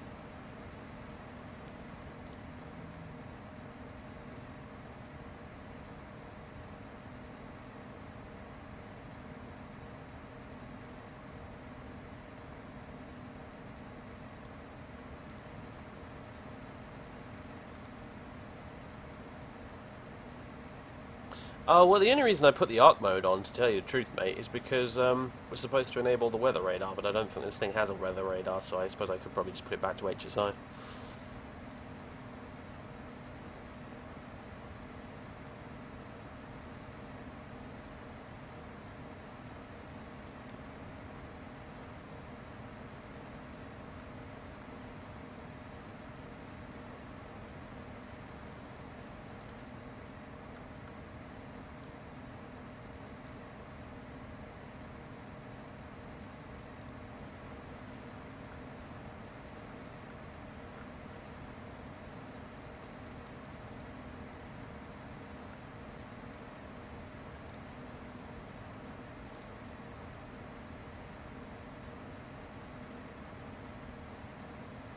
Alright, round we go. Okay, and manual speed.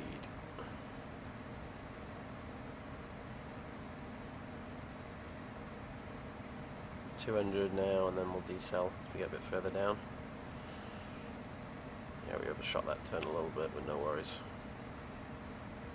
Ain't nothing that can't be fixed. Nice view of the Highlands. Very nice view of the Highlands, actually. It's always great flying out of here in a twin otter, actually. You get to stop and admire the scenery a bit more when you're flying a big jet. Oops, that's the speed control knob, Dave. What are you doing?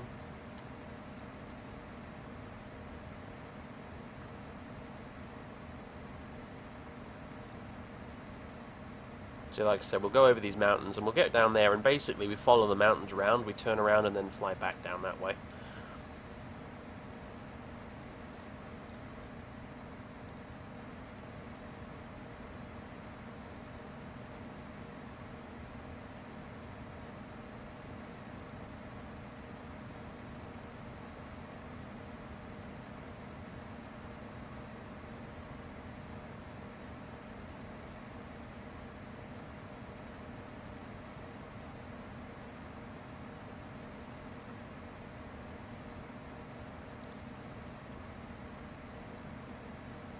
Gorgeous. Gorgeous.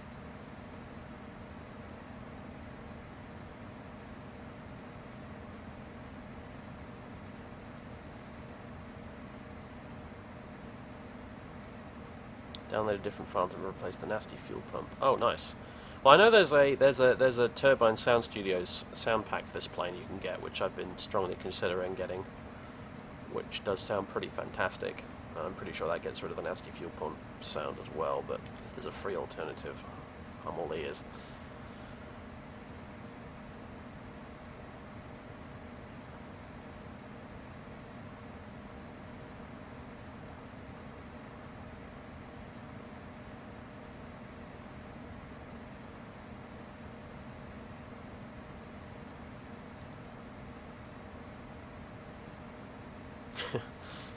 It sounds a bit weird to me, yeah.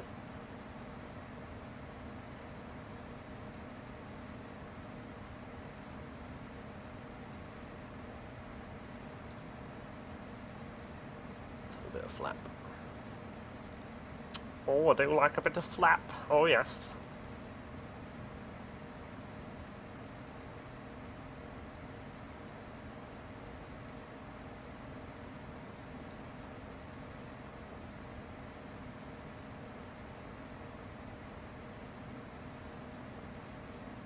So yeah, as we make the turn, we'll descend down to 2900.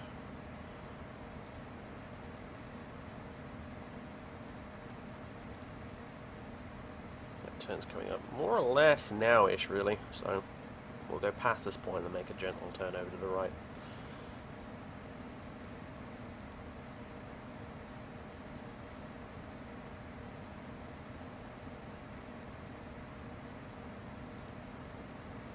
Yes, new jet for Bav indeed. I wanted to do some Cityflyer stuff out of London City, so that is what we are doing.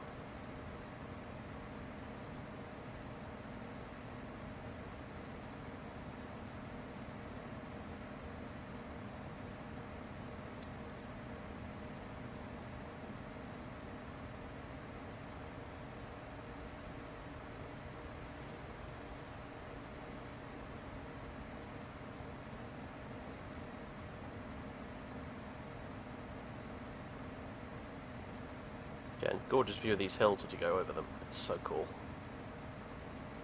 It's not a challenging approach by any stretch of the imagination, but it is a good looking one. Can only imagine what this would look like in X-Plane with some good photo scenery, honestly.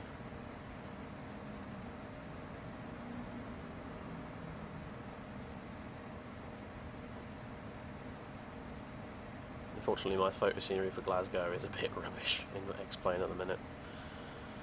It's on the to-do list fixing it, but hey-ho. Right, we'll do that, and then...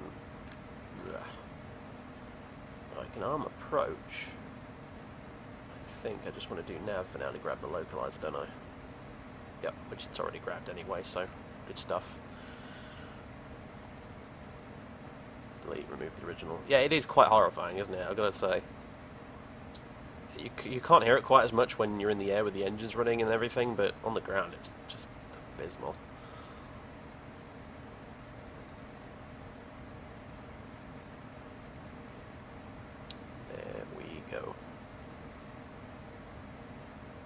Okay, that's on the localizer. I'll put the gear down.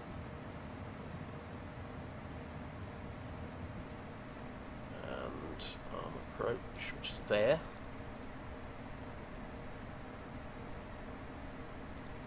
There we go. Okay, now it's armed. That's weird. You clicked it and it came out of nav mode, and then I had to click it again to arm approach. That's very strange. But it is what it is.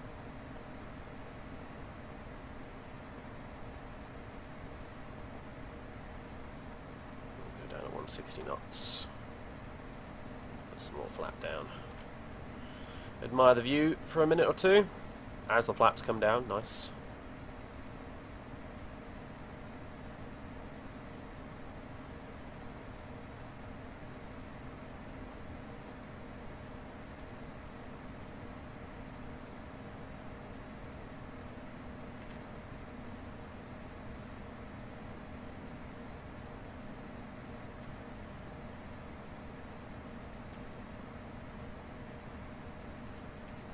Black box? No. Wilco. A marginal improvement on black box.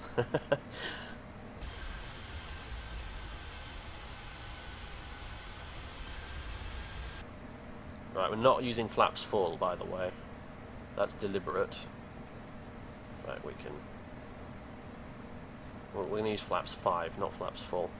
The reason for that is because I've added a modification which adjusts the drag profile of the aircraft when you have flaps full, and the reason for that is because BA's real E-190s, they're equipped for steep approach into London City, which means that you're able to put the spoilers out fully with the flaps fully extended, which you can't do in the Wilco model, and you can't do in most Embraers in the real world.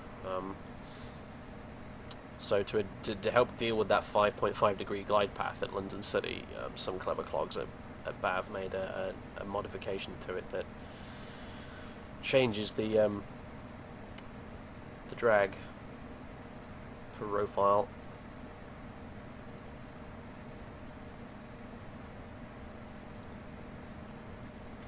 so that it roughly matches the effect of having the spoilers out full and the flaps full down. So that's why we're not using full flaps landing into Glasgow right now, because it would actually create way more drag than we need to. Mind you, it's not the longest runway in the world, this, but I'm sure we'll be okay. Here we go, flaps 5. Okay, landing checklist. Flaps 5, gear down, landing checklist complete.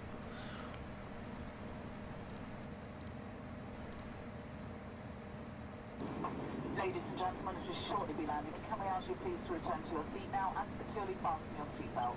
Please ensure the table in front of you has been folded away. Your seat back should be upright with the arm. Hey, by the way, Durka, how you doing? And once again, all hands on stowed securely beneath your seat. It's been a while since I've managed to catch one of your streams, mate, I'm afraid. We would also ask now that all electronic equipment be switched off and properly and safely stowed for our landing. Headsets must be removed for our That's up on? Yeah, I think up's on, isn't it? Also, a reminder that mobile phones must not be switched on until the aircraft is on stand and the engines have been shut down. Thank you. Autopilot. Autopilot. Alright, and you know what? Throttle. That can bugger off too. Here we go.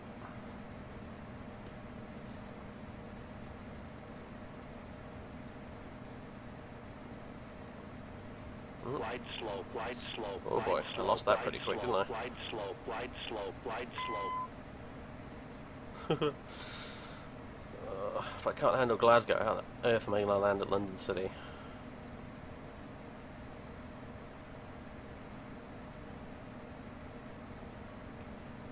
Okay, you know what, screw the glide slope, I'll just fly it in with my eyeballs. Approaching minimums. Wide slope, minimums, minimums, wide slope, wide slope, wide slope, wide slope, wide slope, wide slope, wide slope, wide slope, 100. wide slope. 50, 40, 30, 20, 10. There we go.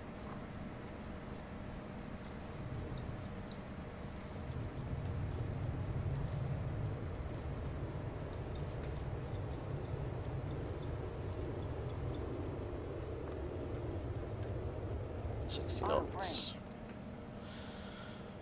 Right, let's put all the gear and not the gear, the landing gear, but I mean all the various bits of equipment back in. Good stuff. Oh, I didn't even have my tracker enabled for that. How stupid.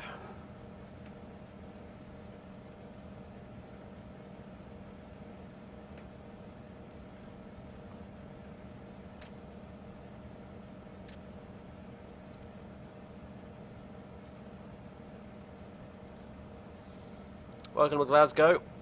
There is no need to panic.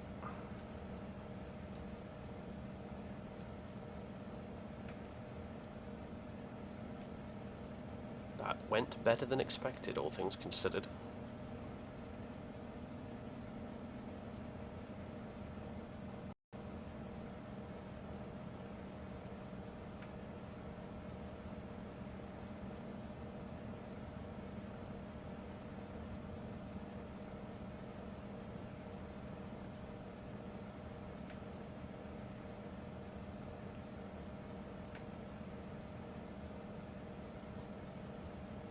Hop in here.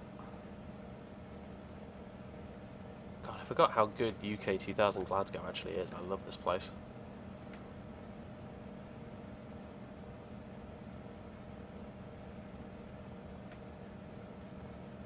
Yeah, you heard me. I actually did just say I love Glasgow. All right, I'm gonna go ahead and stop it there. Parking brake, which has no click spot. Hooray! That's why we've got a button, I suppose. Start the APU. I can probably get away with turning off engine 1 while the APU runs up. Yeah, I know what I know what you mean, chaotic. After bad-mouthing the place on the way in, better make this turnaround a speedy one, eh? Oh dear.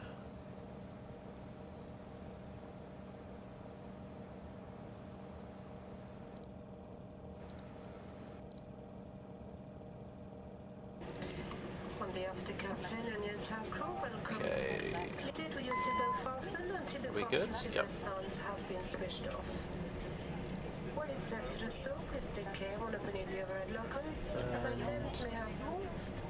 Beacon off. Doors. Jetway. Deboarding. Good stuff. If you need any assistance, once you've left the aircraft, it's often your ground staff who will be happy to help you. Alternatively, feel free to contact one of our World Alliance partners. For all of us at British Airways and the World Alliance, thank you for choosing to fly. I'm not sure I'm confident enough in this plane system modelling to immediately do a turnaround and go straight back, so I'll probably have to restart the sim or reload the plane, but hey.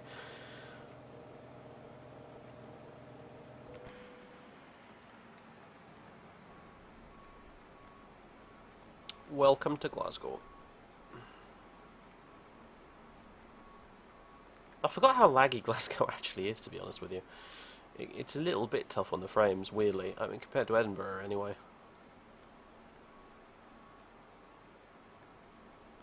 Mind you, it's nowhere near as bad as it was earlier. Now I've got my P3D properly tweaked up and working, finally.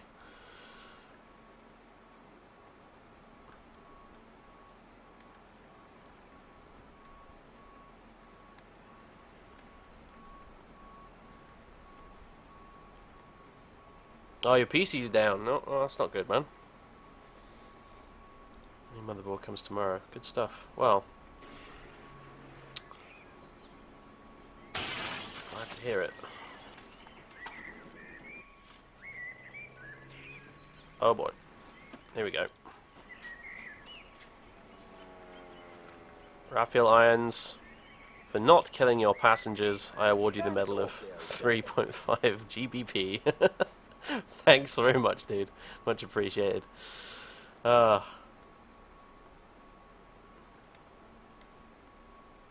worry, I'll go towards the cost of the repairs after we land this thing at London City. And when I say land, I really mean kind of, you know, lawn dart.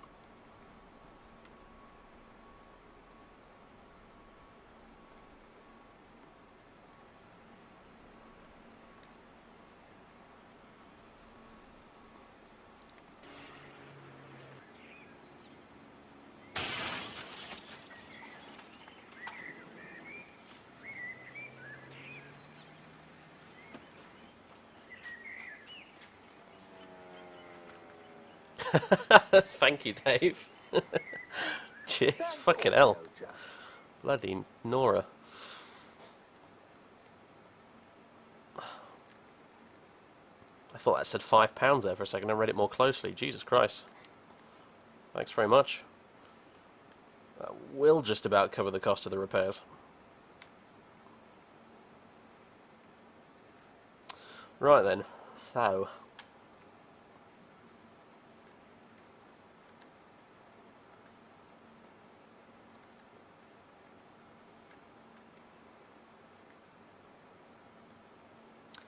So. Now we're going to get it back to London City. If we can do this without trashing the aircraft in the process, I will consider myself to have more or less learned how to fly it. Yeah. So, that'll be one more ticked off the list, I suppose. What's the next one we're going to be? I guess probably the either the Dash 8 or the TriStar. It'll be one of the two. TriStar is going to be a right old laugh, especially with that weird landing system thing it has. Repairs for what? Well, we're going back to London City now. I think we've got time, haven't we? Yeah, it's 3:30. That's plenty of time. And London City has a very, very steep approach, and every time I've attempted it previously, I've more or less crashed the plane. So.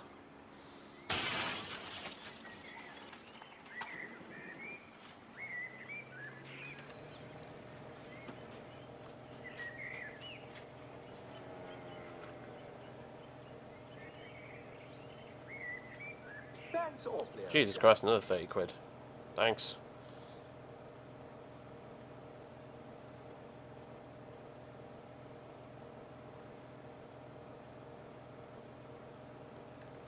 Alright, I'm going to reboot the sim.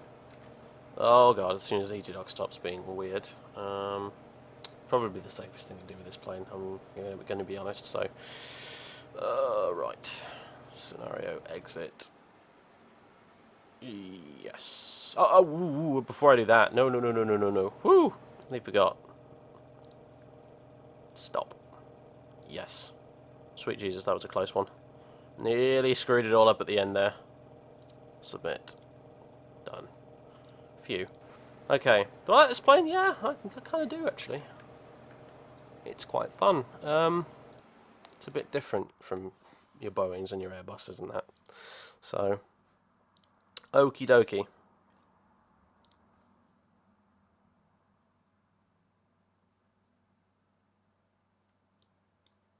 Right then. Okay, so I'm going to reboot the sim. I'm going to take a quick break, go grab a cup of tea and a biscuit or something, and then we're going to go back to London City. Right, yeah. So, see you all in a minute or two, and yeah, I'll have to do all the flight planning and stuff, which will take a few minutes, but yeah, no worries. Alright, see you in a bizzle.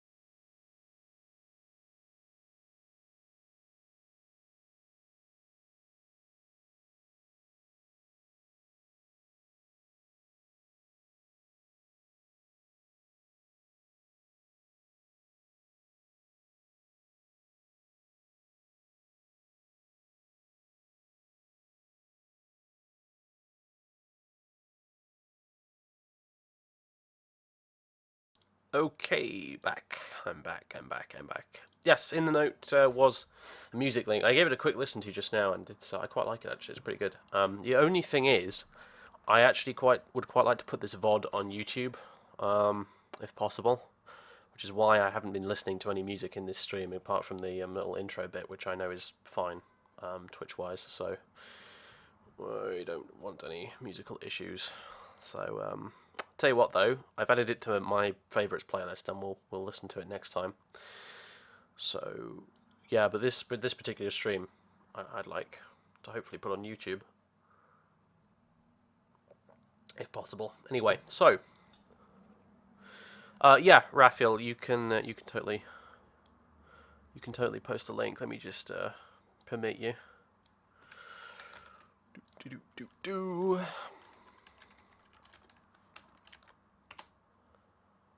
There we go. If you need me to permit you again, because it's only 60 seconds, that's not a problem. Wilco Embraer, yep.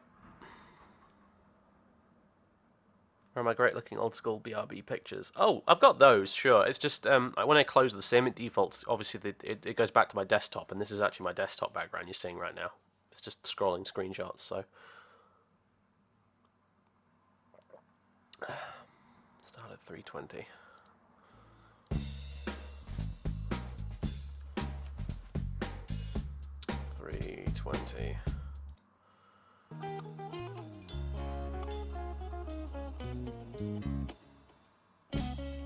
I mean, just said that about music. Whoops.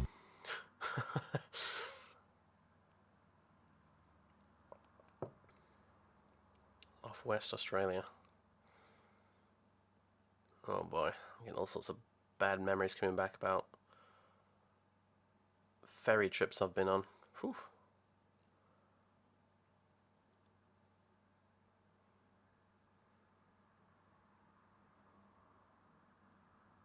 Wow.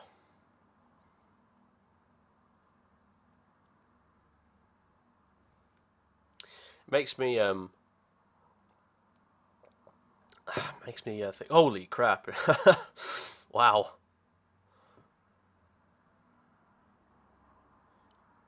Makes me think I need to really need to get into Falcon BMS. I really do. I used to have it installed briefly, and I had to go at it, but I couldn't really figure out how all the menus and stuff worked, to tell you the truth. And I was busy with other stuff at the time, so. But, yeah. So, right, let's get on with this then. I've got a bit of planning and shit to do, so let's not muck about too much. Yeah, that's yeah, I definitely call that a hard landing. You definitely felt that one in the seat of your pants. Oh my god.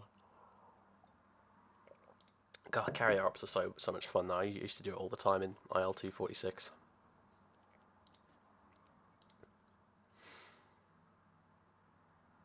Yeah, no worries, man. That was a good watch. Right. So,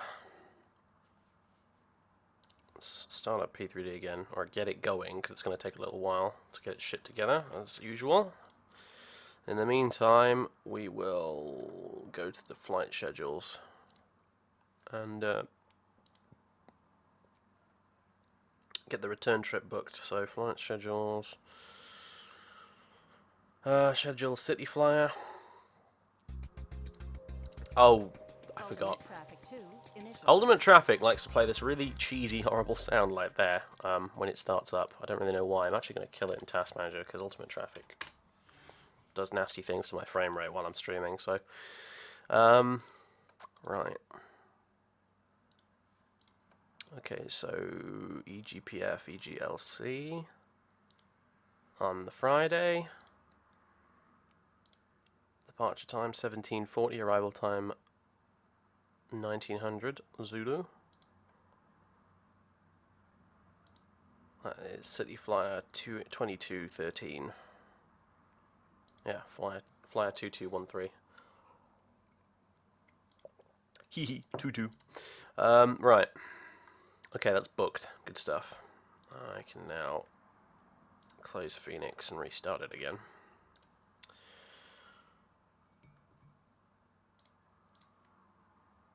Oh, there you go.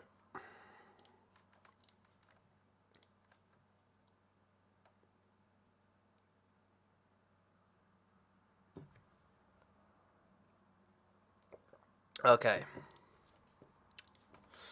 Right, sim brief. New flight. CFE 22. What was it? 2213. Departing EGPF, arriving EGLC. And alternate. It's not Paris. Seriously. Seriously, sim brief. Get your shit together, honestly. Right. What's the actual alternate? It's EGMC. Okay, Southend. It's a bit more like it.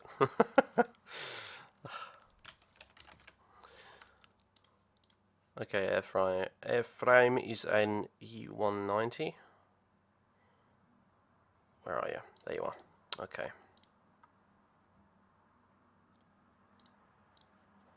Now, what have BA given me as a route? In Norbo, Upper Tango 256, DCS, Upper Lima 612, Calder, and then direct. Yep, that's about right. Okay, change vehicle. Actually, it should show up right at the top there. Yeah, there we go. Oh, come on.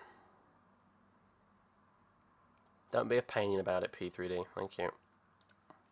Okay, active sky weather. Airport is Glasgow. We'll go with gate small, whatever. I can't remember what we parked at, so never mind. Yeah, active sky, and then hour. I'll set it to night time so that the lights work properly. Once we get in, I'll reset the time to the appropriate hour.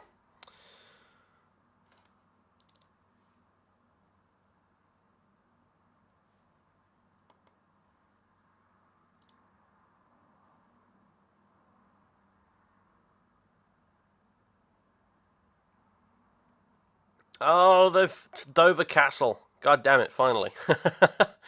Excellent. I need to get that installed. Get in. Alright. Cheers for that, Wayne. Alright. We're in. So now, well, time and season. So it's GMT, aka Zulu, 17. We'll call it 10.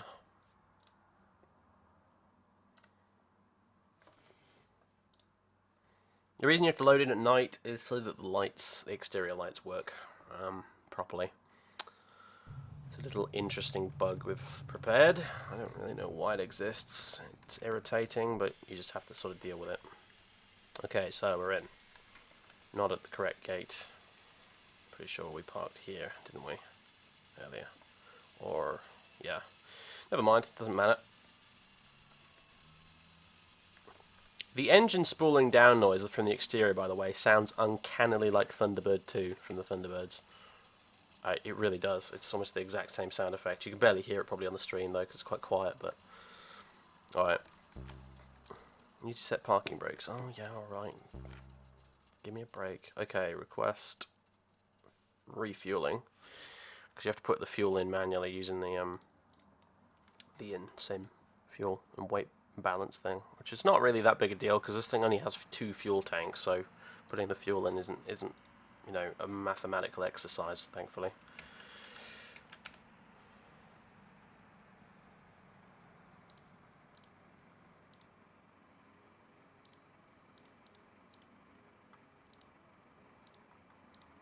Okay, generate OFP.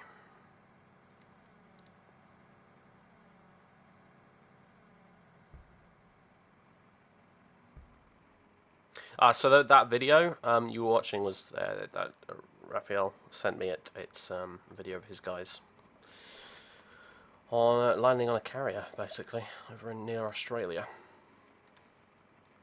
And it sounded cool to me, so I figured, fuck it, let's watch it. And it was pretty damn cool. So, like I said, I love carrier stuff. To tell you the truth, I might have even considered joining the Fleet Air Arm if it weren't for the fact that the Fleet Air Arm doesn't have any actual planes anymore these days. Not until we get the F-35s in, anyway.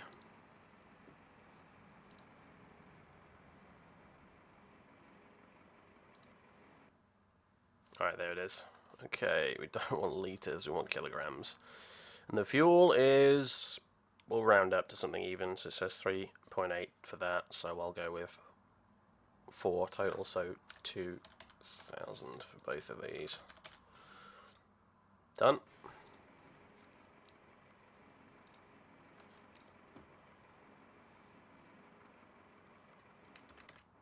Okay, so batteries.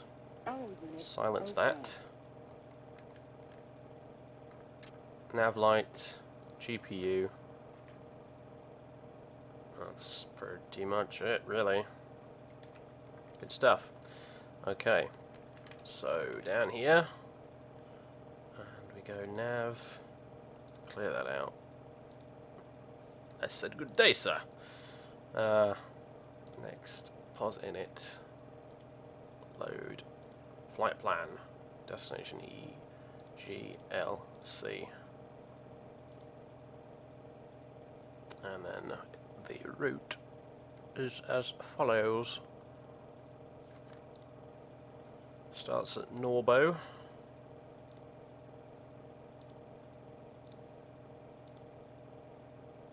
And then you go Upper Tango 256. Dot Dean Cross, so DCS. There we go.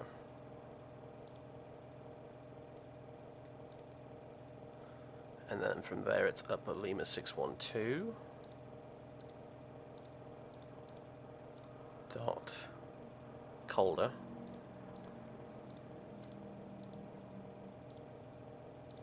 Beautiful.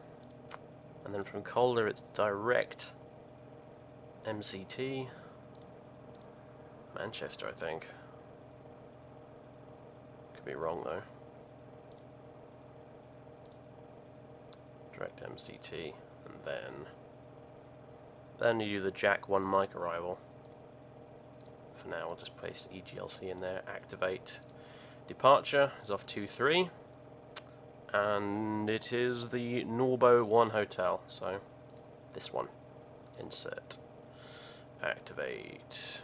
This isn't aligned yet, but oh, emergency light's not armed. Whoops, there we go. Thank you, I guess. IRS is still aligning, but it will once it is aligned. Well, we'll be able to have a little look at the route. There's the Sextol flight attendant over there. She is creepy as all sweet F. I don't know why they put that in. I really have no idea. Well, that's quite picturesque back there, actually. The hills in the background. Nice. Anyway, got a minute or two here, so how you doing, chat? I'm just drinking my tea. It's not the best model VC ever. No, it definitely isn't. I'm given to understand it's pretty damn old, mind you, so... And, I don't know, I've seen slightly worse. Main thing is, though, all the systems mostly work pretty well, pretty solidly, so, you know, I can deal with a not so great looking FMC, VC, if all this works properly. And it mostly does. Mostly. You certainly have to pay attention to what's going on and keep on top of everything, as M3 was saying, but it'll get you from A to B without incident, and it's definitely one you can fly online without any trouble.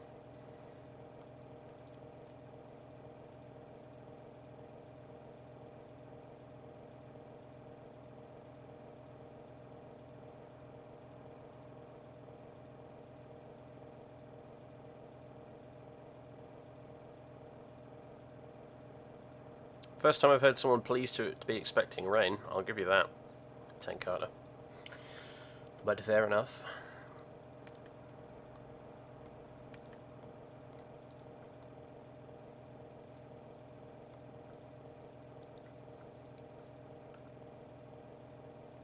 Alright, look, there we go, it's aligned. It's looking a bit funny, isn't it? It'll probably be okay, but...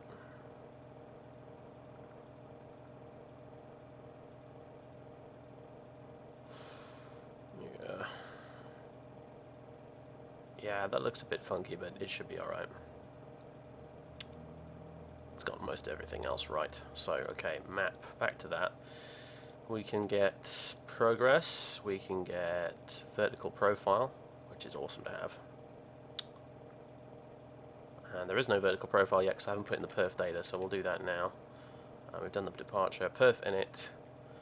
Okay, next page, fuel reserve. We'll go with 20 minutes of fuel reserve, which is what I think SimBrief gives you by default anyway. And then transition altitude. So, I believe, yep, it is 6,000 in Scotland as well, so 6,000 on the transition altitude. Cruise altitude, we'll go with, it's giving me 370, I call bullshit frankly. We'll take 290.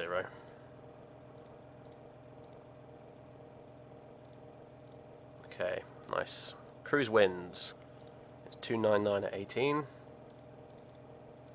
Oopsie daisy. Lovely. ISA deviation is, what is it? +2. And fuel and all that sort of stuff, you can cheat and just type in fuel. Like so. Nice. Check out constraints. I'm sure it'll be fine. It's probably bleating about that. Right, so as you can see now, we've got a vertical profile. It's all lovely. Switch that to RTO. Okay, alt select. We are going to just shove this up to cruise out.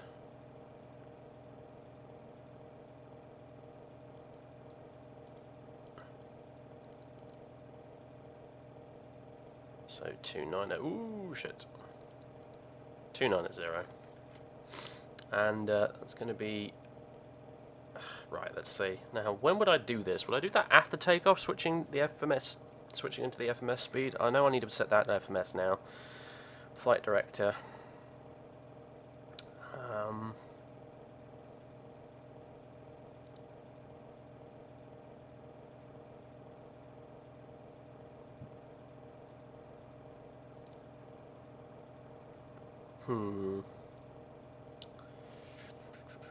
How would you do that, I wonder? No point in arming VNAV before the auto throttle's been turned on. It doesn't work like a Boeing, so, or an Airbus for that matter.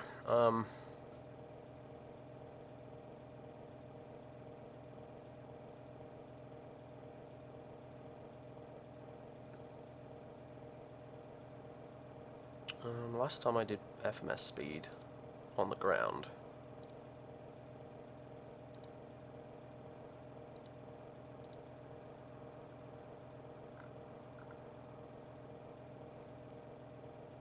Alright, Krill. Good luck. Are you playing, or are you just watching? Either way, we're done here. So, perf data, takeoff. Next. Yeah, all this looks should be fine. Yeah, okay, the wind on the ground here. What is that? 210 at 11 knots.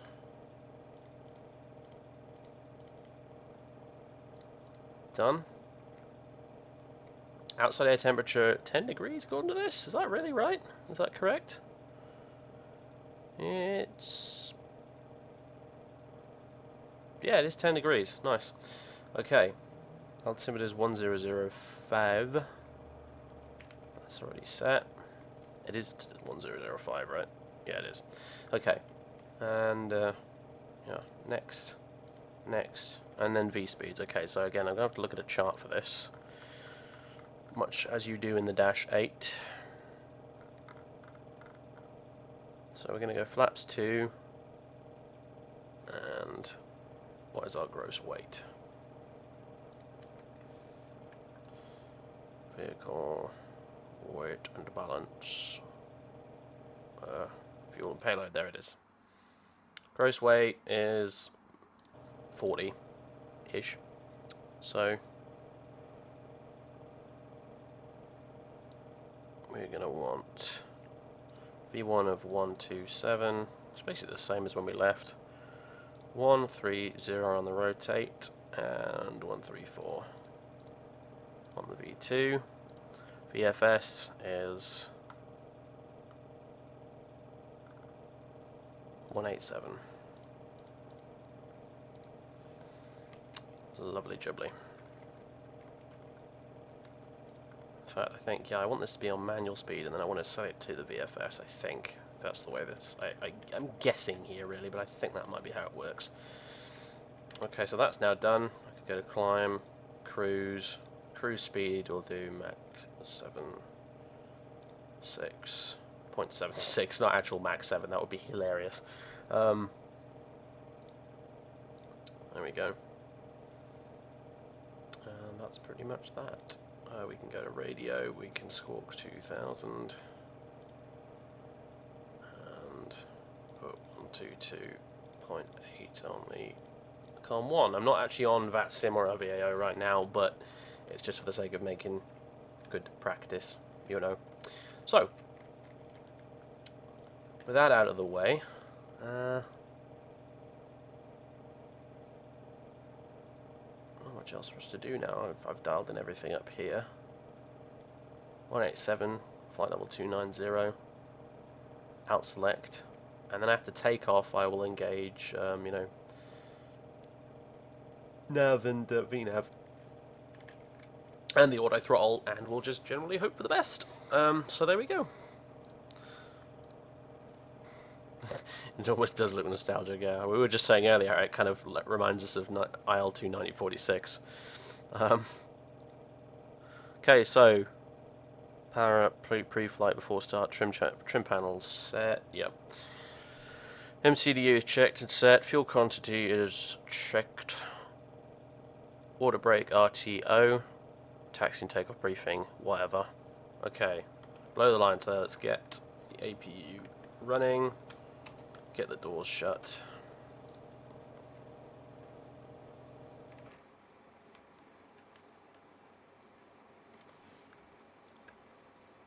I said let's get the doors shut. Thank you.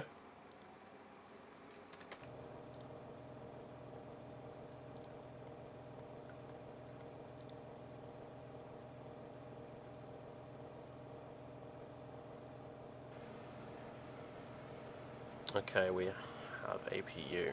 Awesome. Okay, doors and windows are closed. Transponder is set. Flight deck door locked. Passenger signs on. Ladies and gentlemen, if you have just joined us, a very warm welcome on board this British Airways. Beacon Just a reminder, on. luggage, small Hydraulic pumps 1 and 2 are auto. 3A goes to on. must be placed into an overhead locker. Please put your And overhead panel is normal.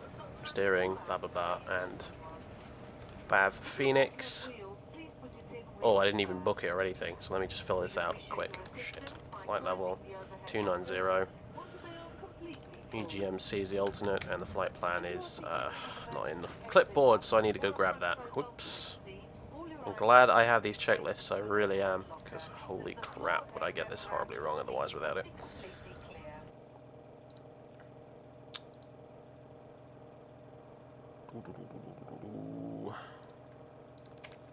Confirm.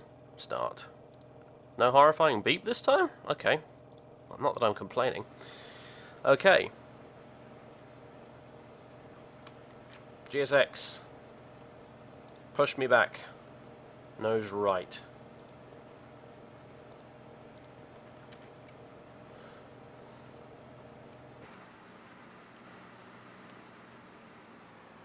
Push me back, my darling.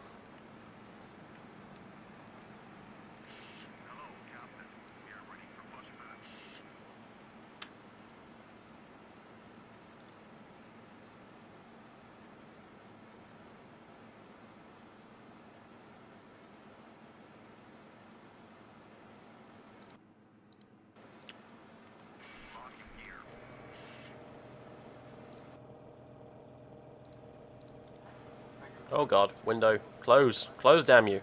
That click spot is annoying as hell.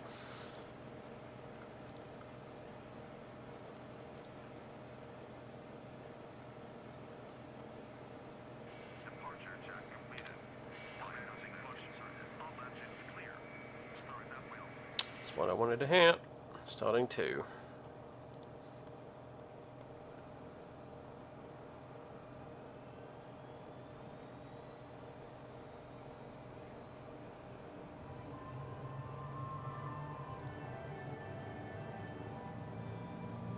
Oh, no, my throttle lever is idle.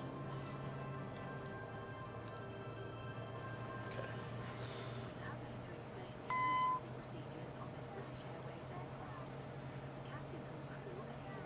What happens if you open the window mid-flight? Absolutely nothing.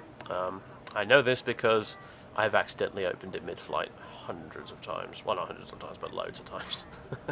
Because of the click spot for it is like this entire left-hand side. So if I accidentally click, oh no, windows open at 400 knots at 30,000 feet. Rip. I'd like to be able to say you get sucked out the side and it's hilarious, but no.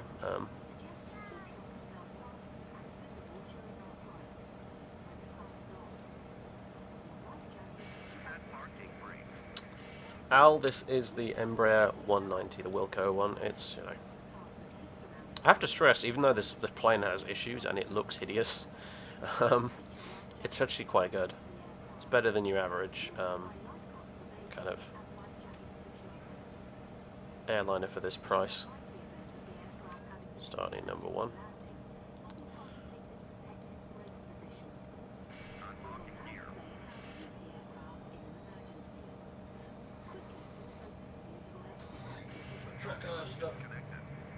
There we go. Don't mind my horribly squeaky chair if you can hear that.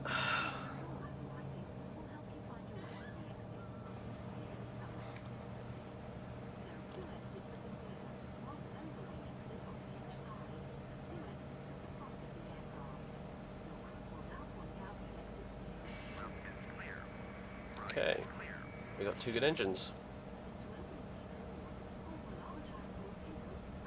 APU, see ya.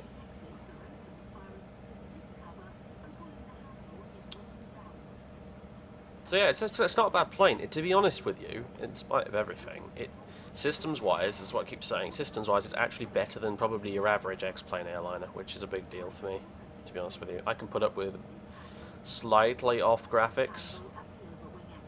I say slightly, but you know, I can put up with some reasonably dodgy looking graphics if the systems will work properly. Hence, that's why I enjoy flying Concorde, because that thing doesn't have the prettiest cockpit in the world. It really doesn't, and you have to use a lot of 2D panels with it. But hey, I draw the line at a fully 2D cockpit. I won't go with that. But you know, so right.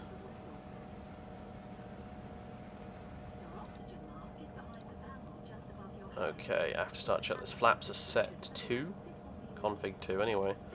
Hydraulic pumps 1 and 2 are auto. Flight controls, let's quickly check those.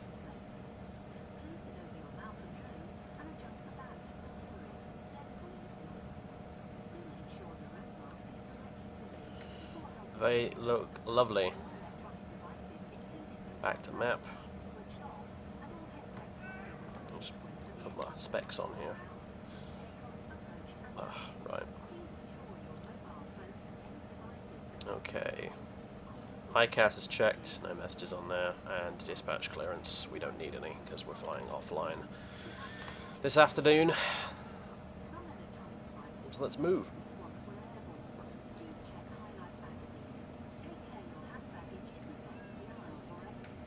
HQ cockpit upgrade as well. I didn't know there was such a thing, to be honest with you. I've got an upgrade for the night lighting in the cockpit at night, but that's all I've got as far as that's concerned.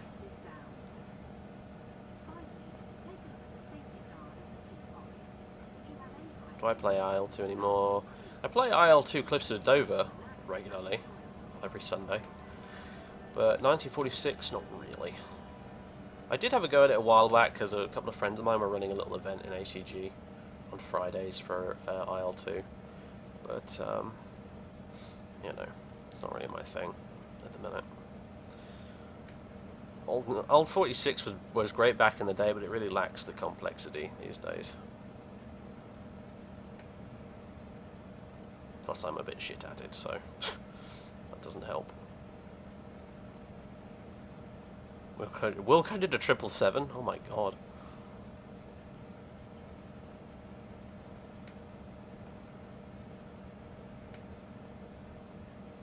It's a sad thing to have to admit, but even Wilco have managed to make a plane here with better systems than JAR design for X-Plane. It's a shame, innit, really? But it's the truth.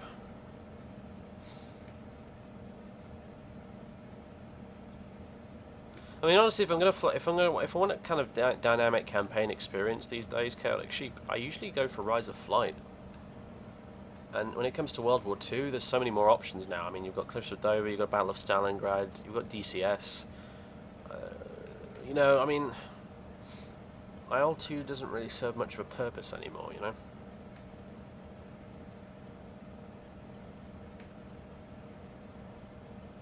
Oh, I see, right. Yeah, that's where it's called Wilco / Feelthere. Okay, fair enough. So Feelthere actually made the plane itself. Gotcha. I understand. Scenery looks good. Yeah, this is UK 2000 Glasgow with Orbex, Scotland. It's quite nice. The approach to landing here earlier was gorgeous, flying over the hills up there with all the snow on the top. It's really, really good.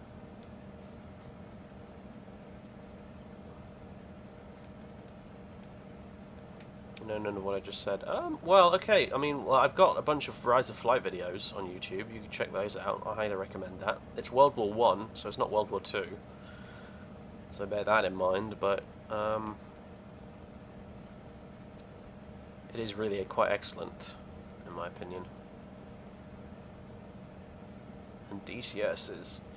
Oh, sorry, I'm just stretching my neck slightly, and Track AR is over-exaggerating it ever so slightly. Anyway... you know, it's, oops. Didn't turn on the taxi lights. Criminal offence, we're done. You're fired. Gonna have to go back to the gate now. But yeah.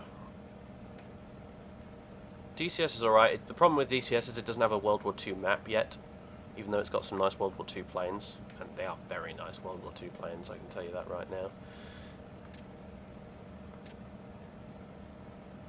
They're actually incredible. And they're bringing out a Spitfire Mark 9 soon, which has got me very excited.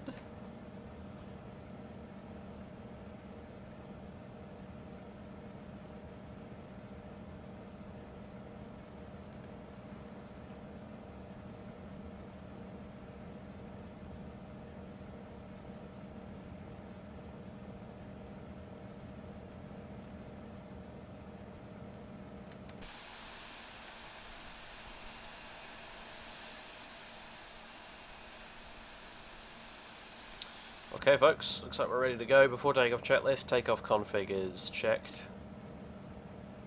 Hydraulic pumps, wide, no, that's the wrong checklist. Whoops, brakes temperature, it's fine. ICAS's checked. Let's go!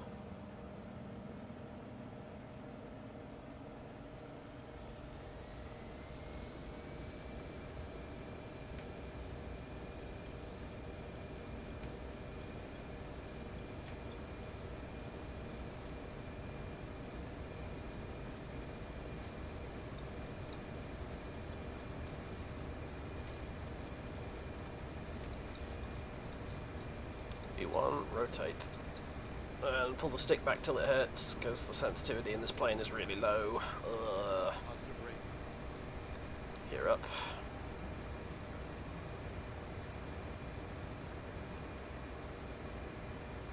Gear up.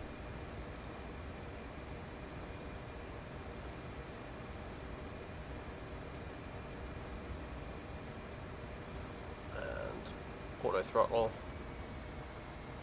Manual speed for now.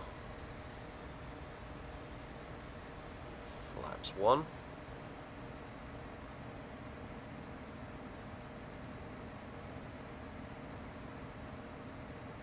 VNAV.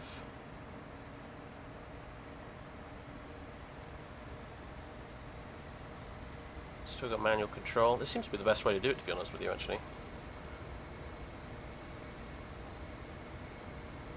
flaps up.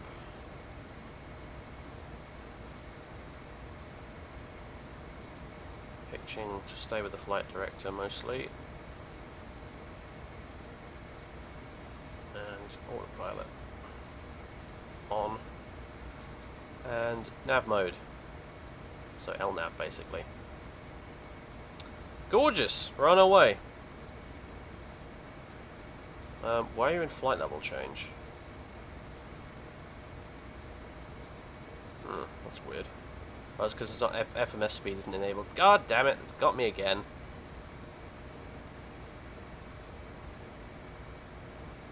Whoops! I keep forgetting you have to set the speed selector to FMS, away from manual. Whoopsie daisy.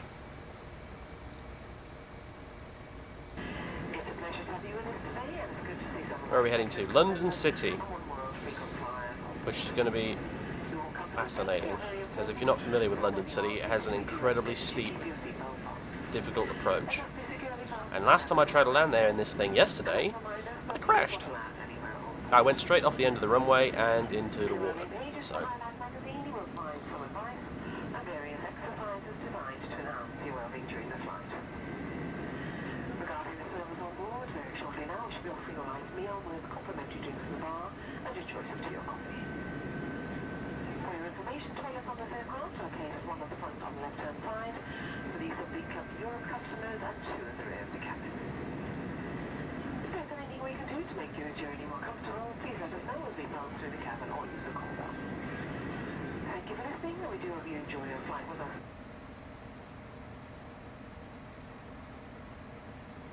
Wow, hello clouds. I was hoping for a nice view there, but fuck you too.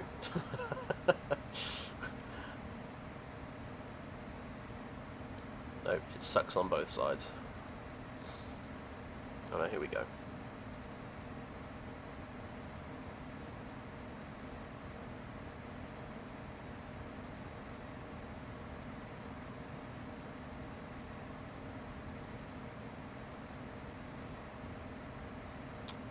Yeah, you do have to buy individual planes. Kind of, though. If you've got the Steam version of Rise of Flight, you can get packs of planes, which ultimately in the long run are actually cheaper, and that's what I did. I got packs of planes, usually on Steam sales, and I've got now pretty much every plane in Rise of Flight now for a fraction of the cost you'd have to pay to buy them individually. On the bright side, you can download a free version of it, which comes with a couple of planes, just to try it out. So.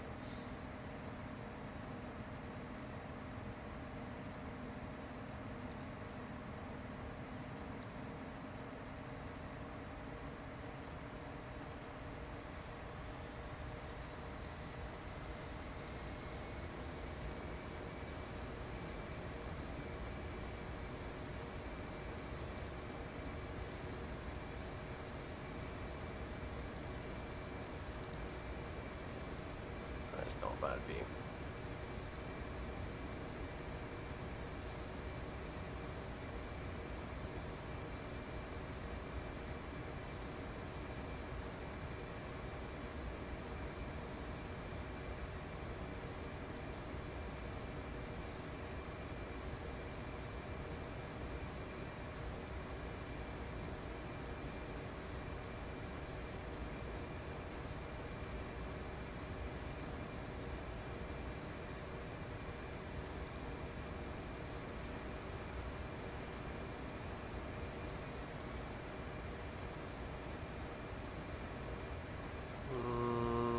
Doing aeroplane. Oh dear. No, back to the right. Back to the right. Come on. Come on. You can do it. Yeah, it's... As M3 was saying earlier, the automated flight assistance systems or whatever are a bit funky in this plane. You really do need to keep an eye on what it's doing instead of looking out the window. At certain corners, it's often easy to just go ahead and select. But honestly, you know, it's probably the worst problem with the plane, really.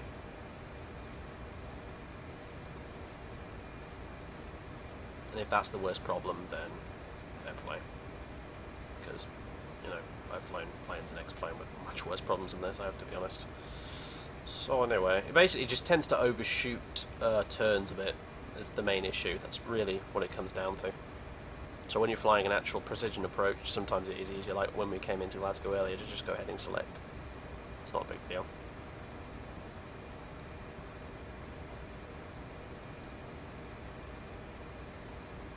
So it basically treats these like VOR radials, so you can see here it will turn to intercept hopefully this radial as we approach it here on the ND. You can see it zoomed in on the other side there. So there you go, turning to the left.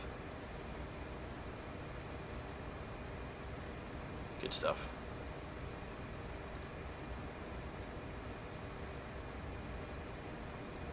So a bit wobbly on the turns, but otherwise okay.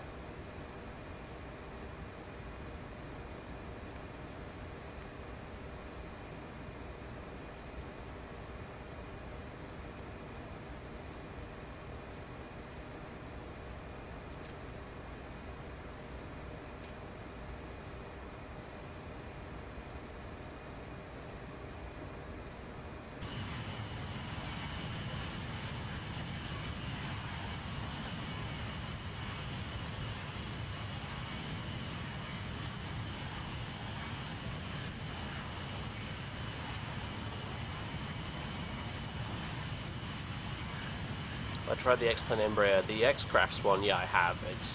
I truly cannot recommend it. I really can't. I'm sorry, but no. This thing isn't perfect, but it still does a 500% better job than the X-Crafts one does. The only thing that the X-Crafts one has in its favour is it has a slightly better looking BC, and that's pretty much it.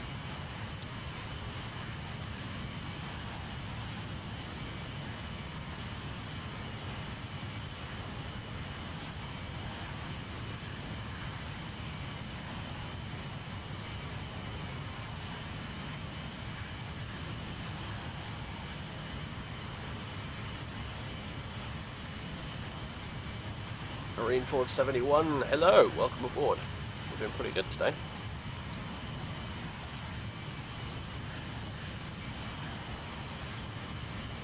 I finally unbugged my P3D after weeks since upgrading to 3.2. My sim now runs properly. Famous last words, I know, but yeah, it does run properly now, which is really awesome. So I've been really enjoying myself. I bought this as well. The Wilco Embraer E-170 and the E-190. We're flying the E-190 today, and you know, for the price, I'm pretty happy with this purchase. It just does what it needs to do. It doesn't look the prettiest. It has a few bits that aren't perfect, but you know what? It gets the job done. It's totally flyable in an online environment with live ATC, so.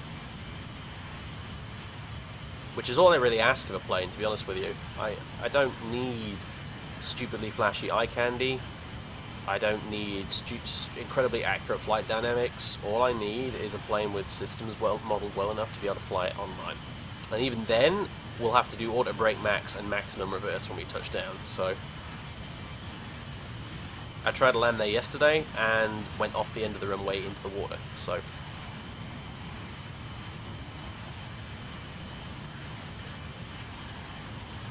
yeah, you don't flare till right at the end, yeah, pretty much. And it's usually a pretty shallow flare at that. Because the runway's short as well, to make it even more fun.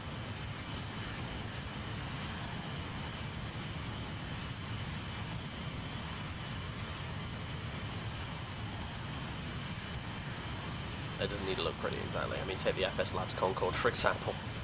That thing's a little bit on the ugly side, sad to say, but I love it even so, just because it's, you know, its systems modelling is just awesome. I think that's why stuff like the old PMDG MD-11 and the old 747 are still really popular, because, and even the level D767, because people don't really care about the eye candy that much at the end of the day. What they want is a plane that will fly properly.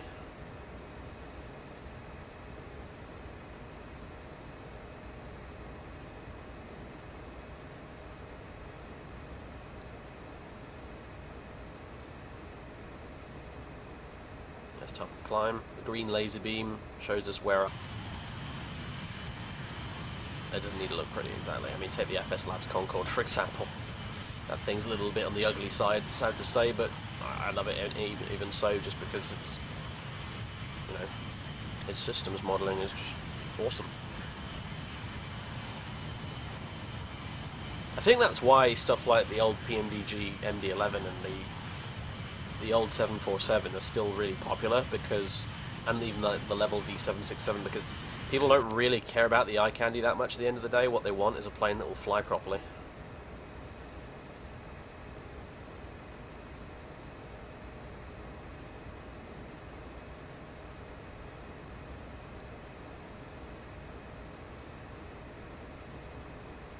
That's top of climb. The green laser beam shows us where our sort of vertical flight path vector is. I love that little display down there, it's so useful. It takes a lot of the uncertainty about out of flying. You know, climbs and descents. So a good way to get level D767 in P3D. I don't know, man. I mean, you could always just, if you've already got it, you could just, you know, try and install it with the migration tool and see what happens, but it's really one of those things you want to Google it first and see if anyone has got it working in P3D version 3 yet, because, you know, I've fucked up before by buying planes which were not compatible with P3D version 3. Like I bought the Captain Sim 707, it doesn't work in P3D version 3. You can load in, but it has like a memory leak issue whereby the sim just, the frame rate goes down the toilet over the course of about a minute to about 8 FPS and then it crashes. So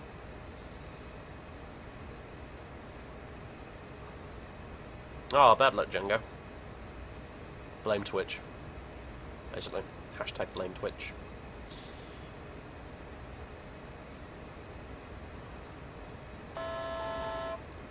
It's the altitude horn. Nearly there. Can you believe Simbrief wanted us up at flight level 370? The fools.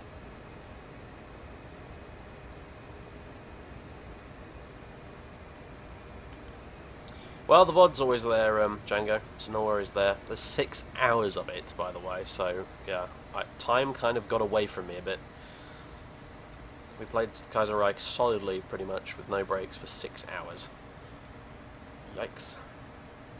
And that's not even long by my Kaiser Reich standards normally. Like, the longest time I've probably sat and played Kaiser Reich solidly was literally like 12 hours with a friend, multiplayer.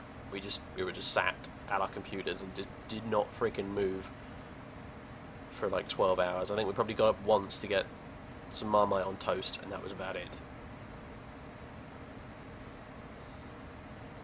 Yeah, I don't know what's going on with the lights. The beacon light as well, actually, it causes the cabin to flash red. You see that? Because reasons. I don't know why in the interior VC cabin thing they decided to render the beacon, but they did. And so when I'm flying at night, or in the evening, I honestly turn the beacon off mid-flight, to be honest with you, just because it irritates me. Oh yeah, and then there's, of course, there's the inflatable sex doll flight attendant. Your guess is as good as mine as to why they decided to include that.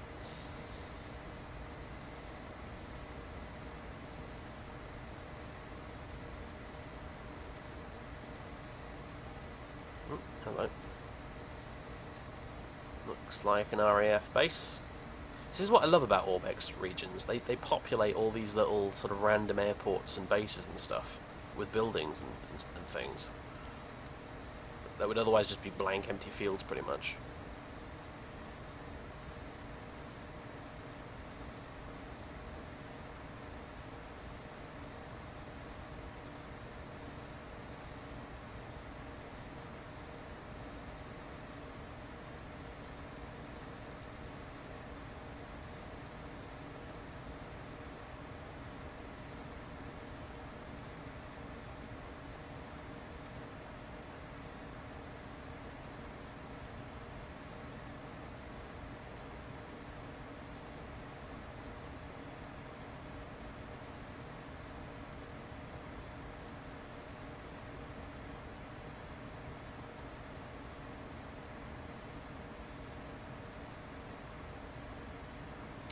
Yeah, man. Yeah, go for it. Darkest Day was a good game to have a bit of background noise for sure. It's one of those sort of games, really. I mean, I have to admit, sort of the latter half of that stream when the combat really got started, I found it difficult to commentate because you just sort of, you know how it is. You get into that sort of weird Zen-like state where you're just clicking on a million things a minute, closing all the pop-ups, attacking all the things, moving the units around and shit like that, and your brain is just totally focused on that. I kept forgetting to even say something at some points. It's a tricky game to record, really, from that perspective. I mean, the peacetime stuff was the fun part, because basically I decided to do it as Kaiserreich by committee, so we let the chat vote on all the events. So naturally we ended up with a military dictatorship with Douglas MacArthur in charge of the United States, because Twitch chat are champions, but like that. But but yeah, no, it's good fun.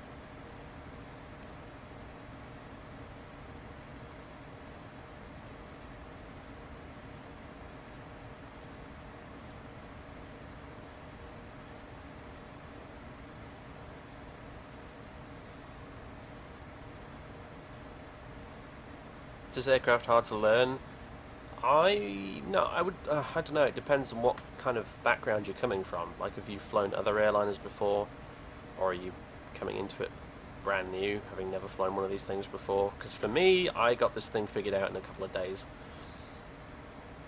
Having said that, though, I haven't passed the final test, which is can I land at a London City intact. If I can do that, then I'm going to consider myself having learned the plane. I'll give myself a pat on the back and a gold star. But yeah.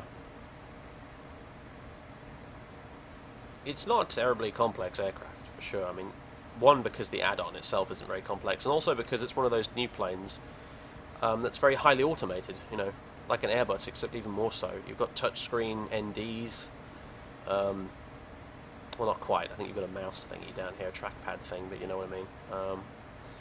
And all the packs and lead air controls and anti-ice, that's all completely automatic. So, yeah. I mean, you see this whole overhead panel here. Really, the number of things you have to touch are the lights, passenger lights.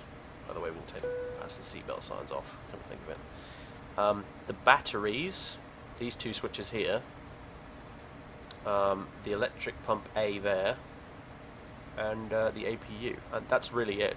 The rest of the panel you don't have to touch because it's all automated.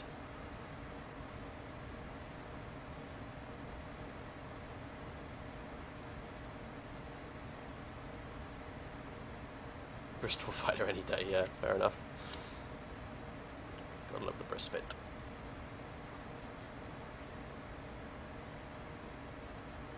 Have I played Ark Survival yet? No. I have to be honest, it really doesn't interest me all that much. Not really my kind of game.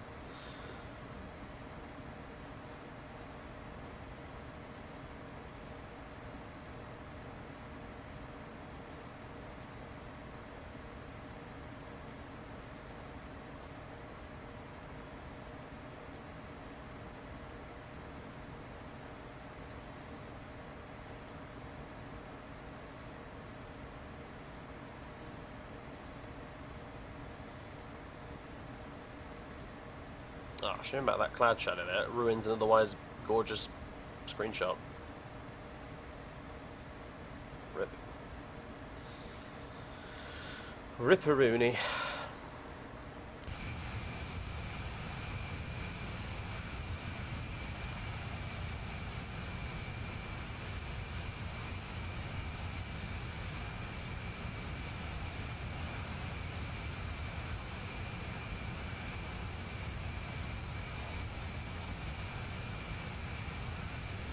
Yeah, go for it with Muffin Man. I'll come at you. Hold on.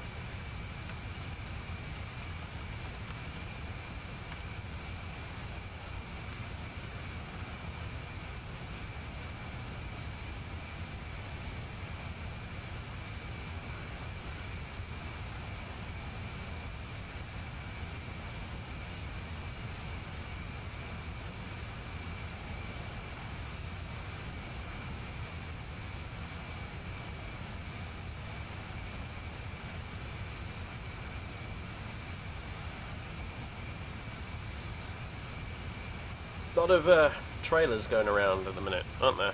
For sure. Seems to be that time of the year.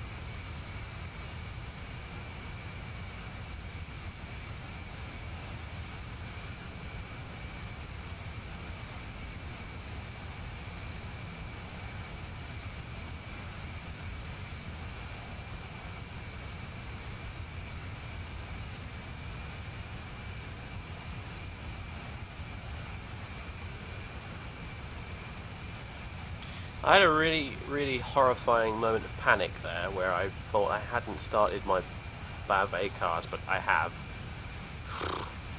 Jesus Christ. Whew.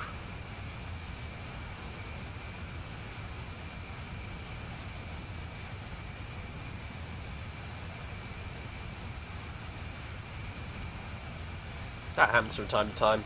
I forget that I've programmed it and nearly shit my pants.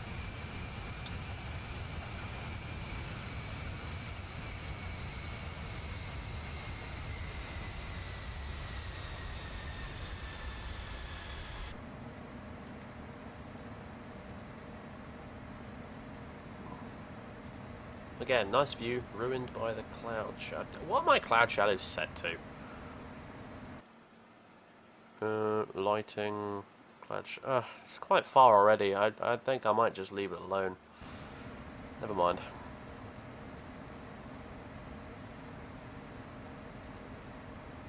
Is the FMC inverted commas complex? Reasonably so, yeah. My light's gonna work yet? No, it's one of those weird planes where the lights only work once the game considers it to be nighttime. Yeah, it's a fair amount like the real thing. There are a few peculiarities that don't quite match up. Like you have to enter your nav radios and stuff manually, along with the course for the ILS. But you know, you'd have to do that anyway in a Boeing 737, for example. So that's not really quite that big a deal. But and a few other little peculiarities like that. But by and large, it works properly. It's not like the X-Craft's E-175 for X-Plane, if that's what you're thinking. No, it's a proper FMC. It has a few weird things about it, but that's just because it's an Embraer, and it's quite unlike a Boeing or an Airbus FMC. It's its own very unique thing, but it's quite cool, actually, honestly. It's growing on me quite a bit. Top descent's actually coming up pretty damn soon, oh boy. Okay.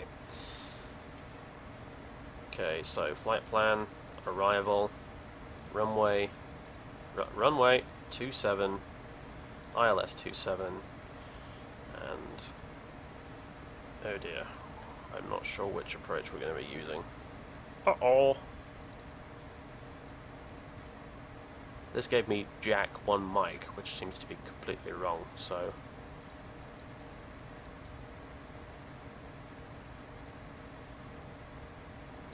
Well, maybe if I... Well, let's approach transition. Here we go. Jack 1 mic. Insert, activate. That's extended our top of descent. Thank you. Good stuff. That's a bit better. So let me have a look at a chart. Flying into and out of learning the city is a bit of a new thing for me, so I don't really know a lot of the procedures off the top of my head. So yeah, it's the Jacko 1 mic star, which I've just programmed in now. So that's okay. It takes us as far as Jacko, which you can see out there. There's Jacko there. Which is pretty much almost the Thames estuary, that is. And then you have an RNAV transition, it looks like. Aha! Right, so, yeah.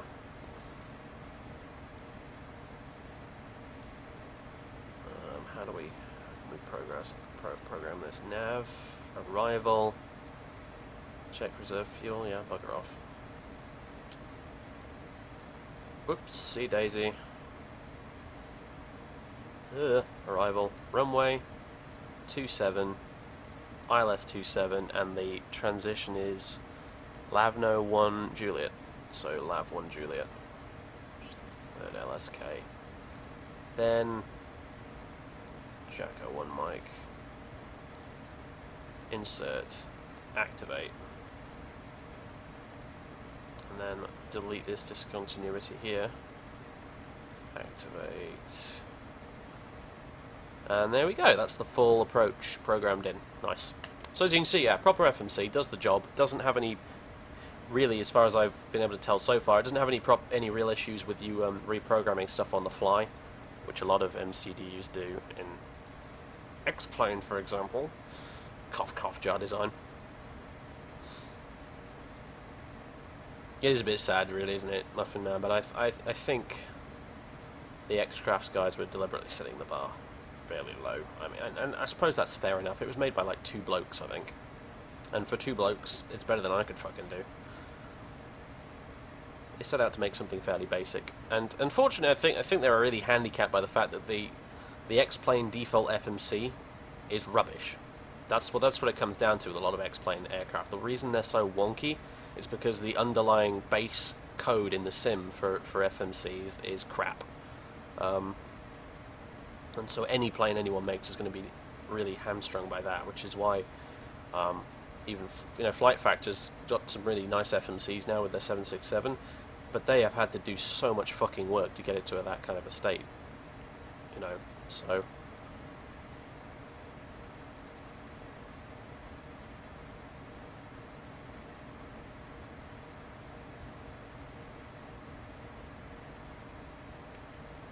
Alright, we're going to want auto brake max armed.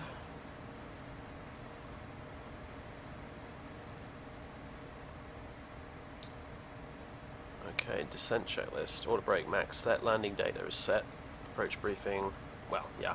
So, basically the way this is going to work is we're going to fly in down here, and then we're going to go down here, and then make a right turn onto our final kind of course towards EGLC. And we're going to fly right down the River Thames, basically, and as we are flying all our way down there towards the final approach fix, we need to be decelling big time. So by the time we hit the initial approach fix, the final approach fix, we need to be doing 130 knots maximum, and we need to have gear down and full flaps all the way down. Plane, what are you doing?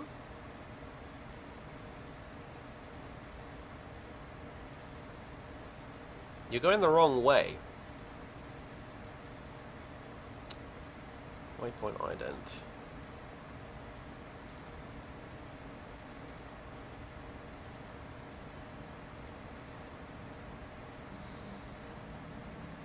Oh, this is interesting. Okay, it's turning back now. I don't know what happened there. Probably a result of me reprogramming stuff.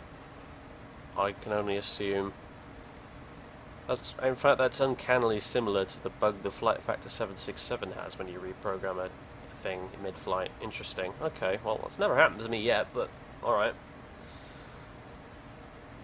I probably could have spotted that if I'd looked at this earlier. Never mind.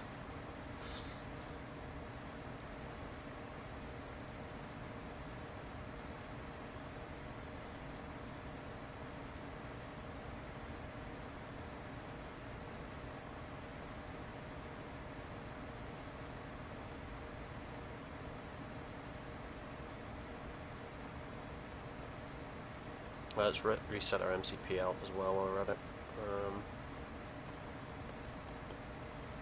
So altitude, select.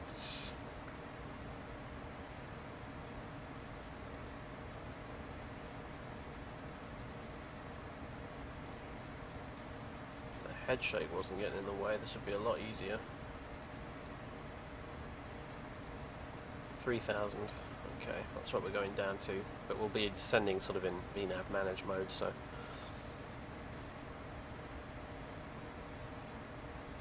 Yay, S turns for the win. Okay, we're back on track now, mostly. Flippin' heck. Mr. Gibbs, how are you doing? Happy Friday.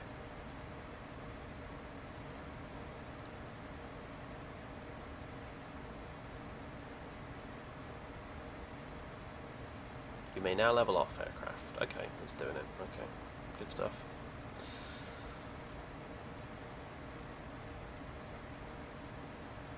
We'll pretend that was a holding pattern.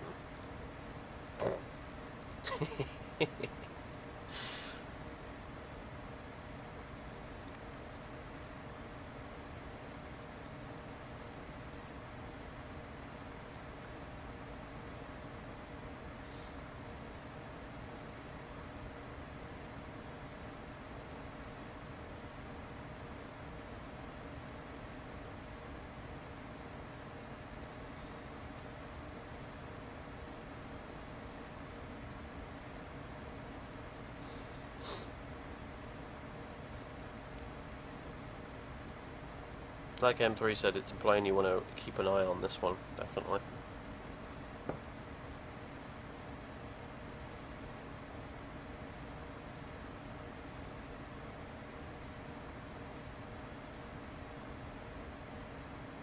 He says as he goes over to look at the wing view, I mean, but you get my point.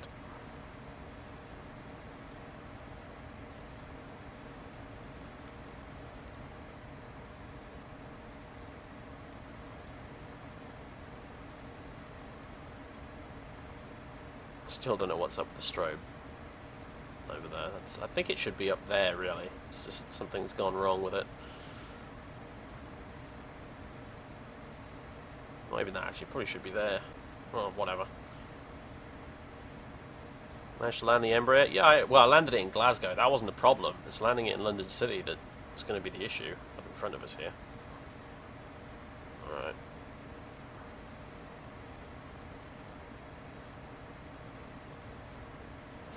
.5 degree glide slope for the win. Oh god. Oh, we're all gonna die.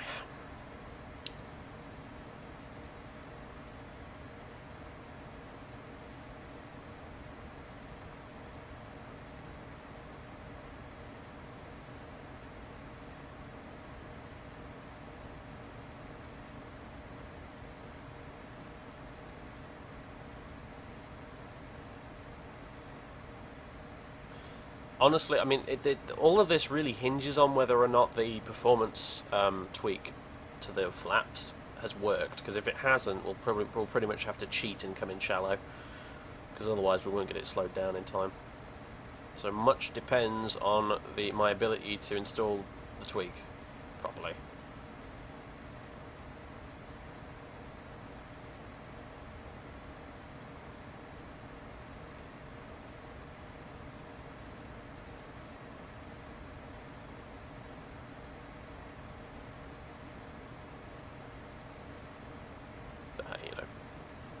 As long as I actually go around and not just try to land it at 180 knots like I did yesterday, we should be okay.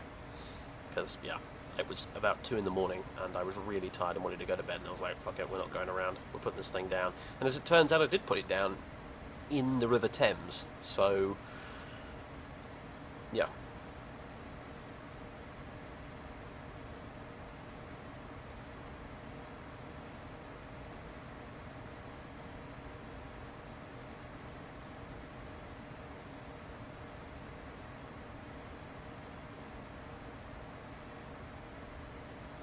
Of course, when we hit Captain, we can have a bash at the A318, which will be fun as well.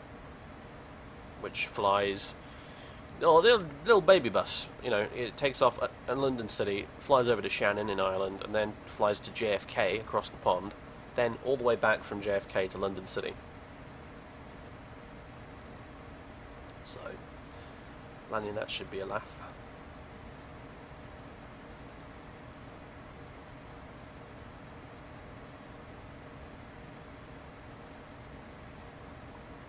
Just made a seaplane, yeah, I know. This is BA Cityflyer river tours as well. Lesser known side of the business. Anyway, the other thing I need to do at the minute is... Let me just double check. Oh, look, it's even done the missed approach. Beautiful. Okay, yeah. I wanted to check there were no discontinuities. There are not. We just need to do the landing data.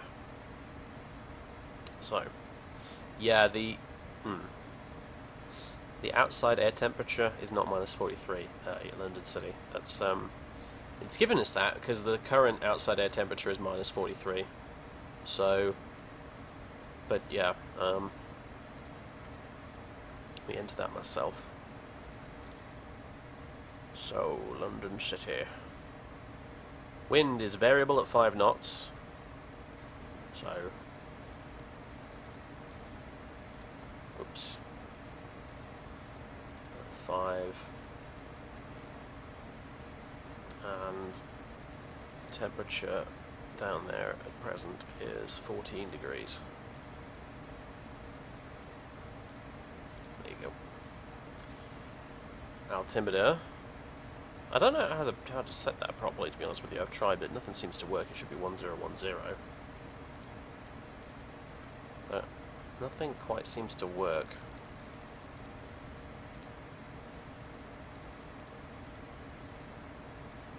I don't know what the syntax for that is, but never mind. Next page, and here we go with the VREF and stuff. So I need to get the charts out and have a look to sort this out myself. So, okay, approach and landing reference speeds. Now this is, when landing at London City, this isn't really that important. Basically, I just need to be at maximum 130 knots on the approach. Really. But I suppose I can put this stuff in anyway, just for the sake of thoroughness. So we're going to be landing with a weight of about, we'll call it 38 tons. And yeah, so our VREF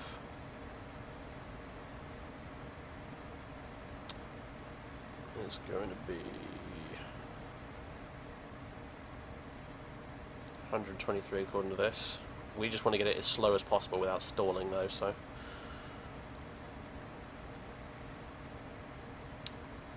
our VFS is 181.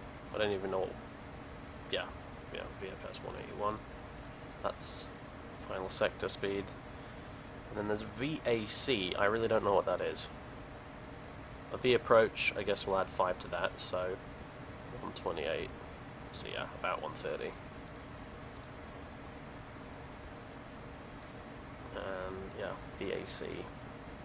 I don't think it even applies. It only seems to apply if you've got flaps 4 or flaps 2. So, whatever, we'll leave that one blank. So there we go. Back to flight plan. Now, why is it programmed that in at flight level 310? How odd. Earth, cruise. Oh, it's because it has put. What the devil? Did I just completely forget to put in my cruise out? Apparently so. Whatever. Luckily, we've been at the correct altitude because I set the MCP to 290, so.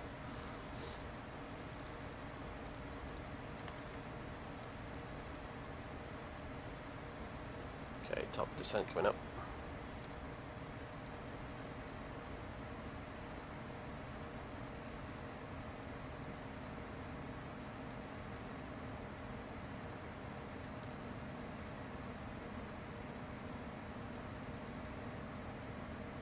Crash was on practice run, yes. I didn't. I decided not to use the flight recorder and log the flight properly with that particular flight, because I kind of knew it was probably not going to end well, because it was not only my first time landing the plane, it was my first time landing it at London City as well, so yeah. It was a bit of a double whammy of inexperience, but I know better now, so it's okay.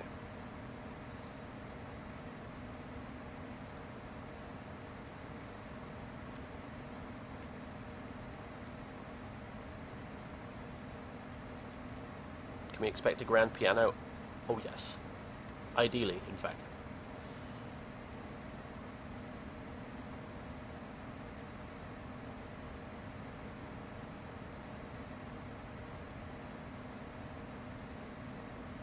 Oh, nice, Nathaniel. Nice, man. I've only just started flying this thing, and I really am enjoying it a lot. So, I'm seeing the appeal. I mean, every rotation, you get to do one of the most ludicrous approaches in the world. What's not to like?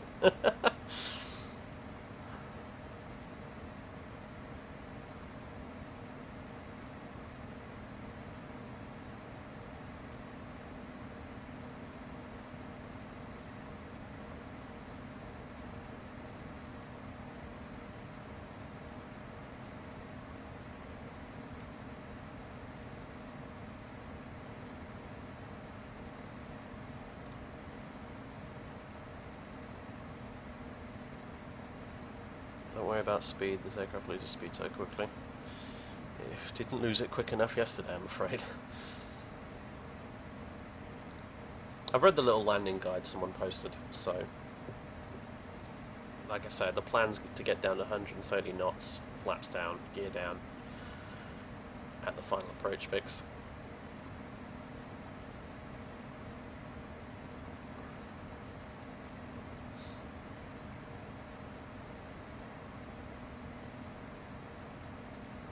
Wilco's still working on this plane? I don't think so. This thing is ancient.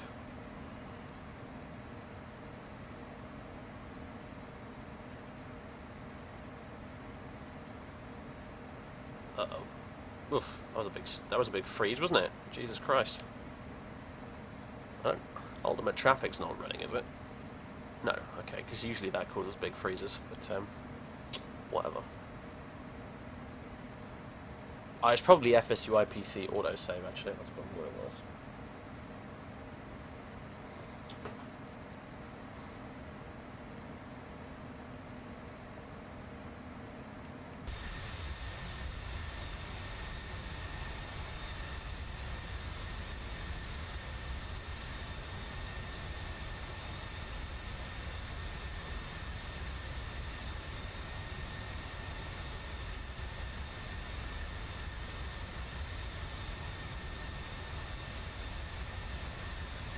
Yeah, I mean, but it sounds like an absolutely, well, you know, like Josh says, it's a plane that will put hair on the peaches. Quite a challenge to fly on a daily basis, I'm sure. You can teach. Where's the replay from? It's on the BA Virtual website. If you go to the the training bit and down to the. Thanks for the follow, by the way. You go to the training bit and then go down to the Embraer Regional Jets section or whatever. There's some repaints posted on there.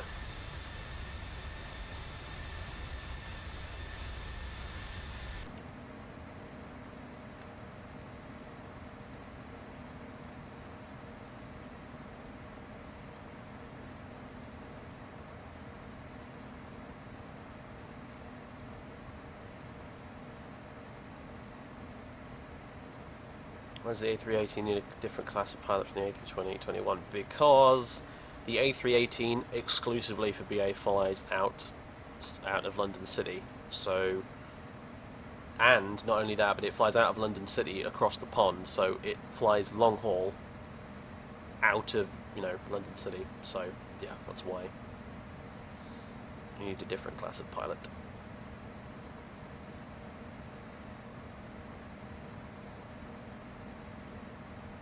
so to speak, anyway. It's the only Airbus equipped for a steep approach as well, so.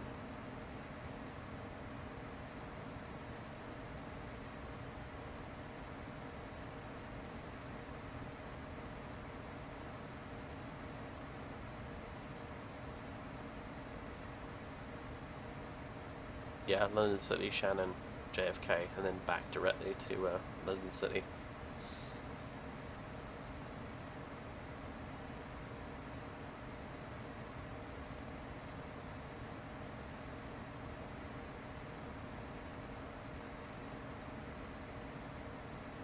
How do you enable steep approach on this plane? You can't, unfortunately. I got a tweak from the BA Virtual forums, which I don't know if it installed correctly, to be honest with you. We'll find out one way or another pretty soon, but they basically tweaked it so that with flaps full down, it gives you the same amount of drag as having the speed brake outward. Because obviously, in a normal Embraer, you can't extend the speed brake past flap 1. So, but in the BA ones, the steep approach ones, you can. So,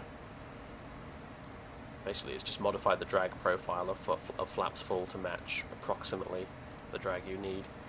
But I don't know if it's installed correctly. So, we're going to play it extremely safe as a result.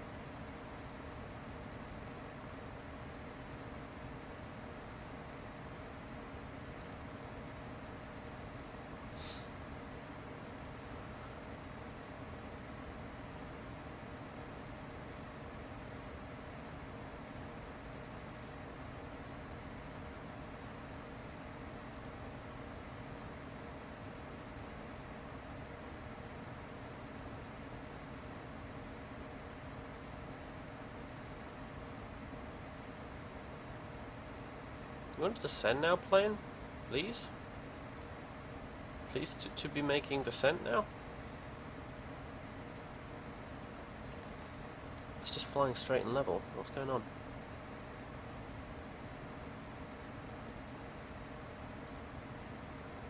Thank you.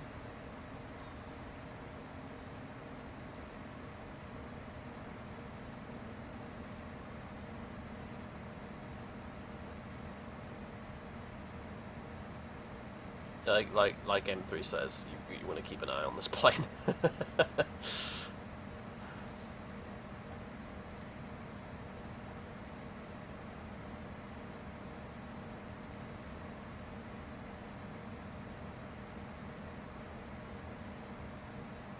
Let's see Aerosoft make one. Yeah, that'd be pretty good. I mean, to be honest with you, I have a feeling the SSG one for X-Plane that's coming soon will probably not be that good, but I want it to be good because I would love to fly into London City in X-Plane just because of the flight dynamics.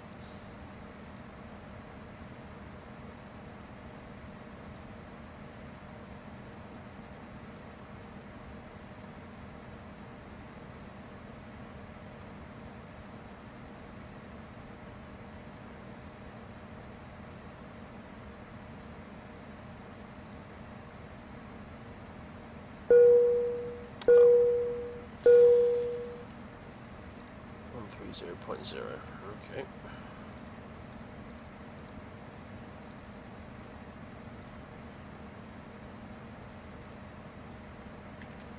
Report sent.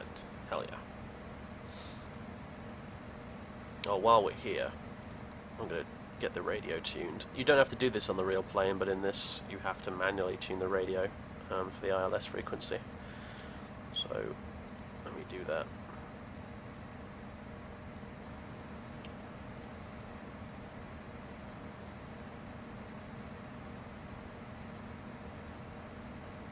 It's 111.15.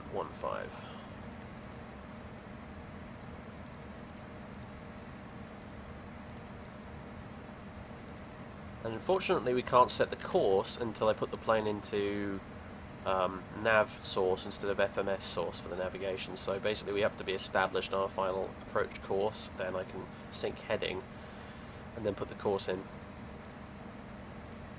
It's a bit awkward, but it's nothing you wouldn't have to do on an older Boeing aircraft, for example, so I'm sort of already used to it. Jack, How you doing, man? Welcome aboard. We're flying the Jack 1 Mike Arrival actually right now, so there you go.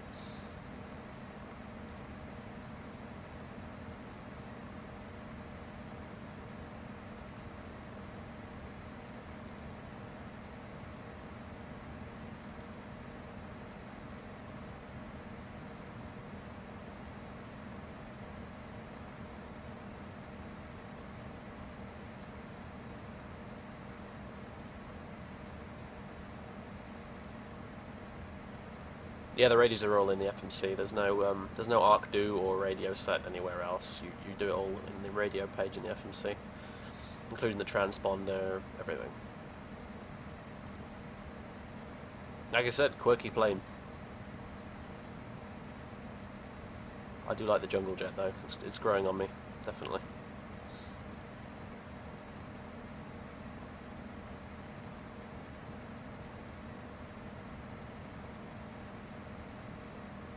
Yeah, custom FMC. What does that even mean?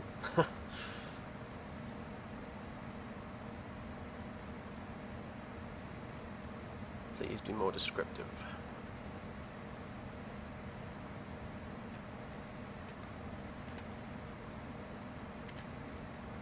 Wing view? Wing view.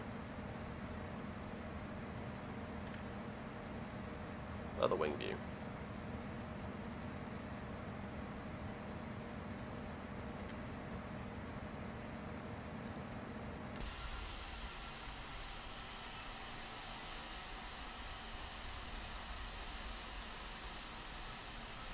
Thinking I'm going to get that sound pack for this thing. For sure. Or at least get the tweak that Pedro posted that allows you to get rid of the fucking default fuel pump noise in the cockpit, because that is really, really, really not good.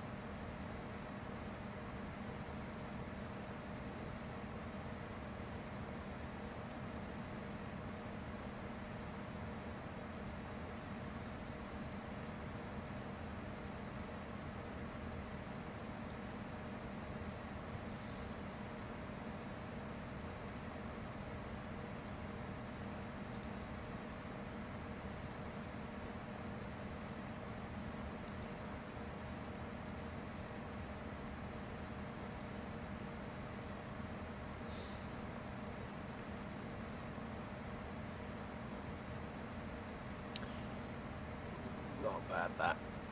Mind you, any plane looks good at sunset, to be fair.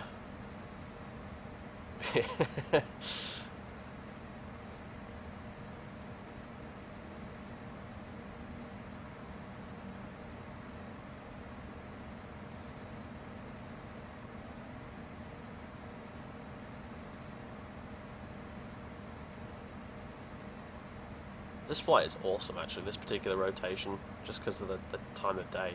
Like getting to land at sunset at London City. Yes, please.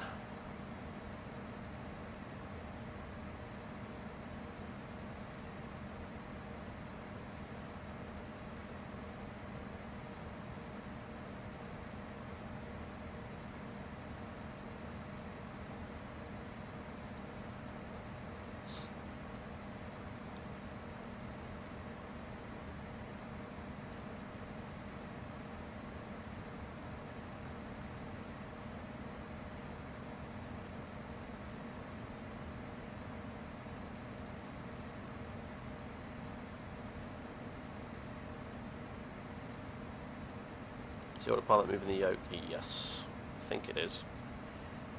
Could just be my joystick spiking slightly, but yeah.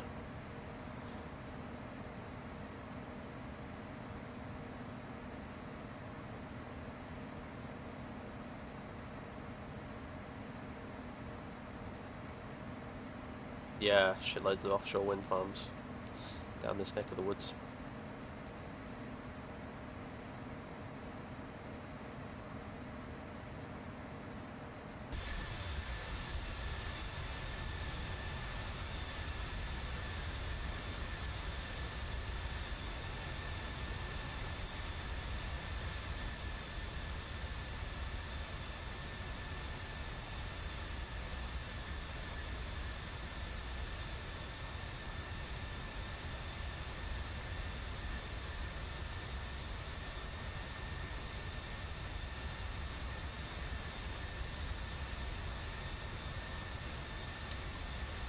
British Airways advert right there. All it is missing the theme tune.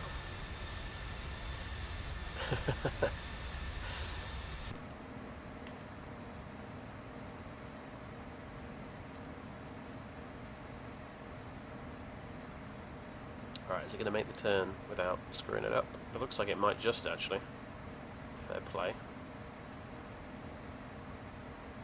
That sharp one coming up though, it probably won't quite manage that. I'll take heading select for that one just to neaten it up a bit. Plans for tonight? I don't know yet, mate.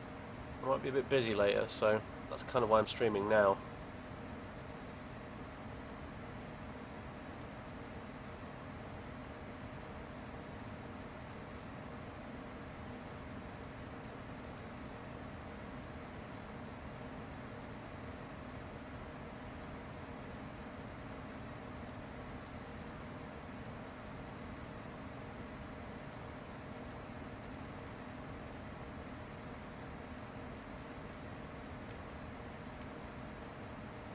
Bonanza dude.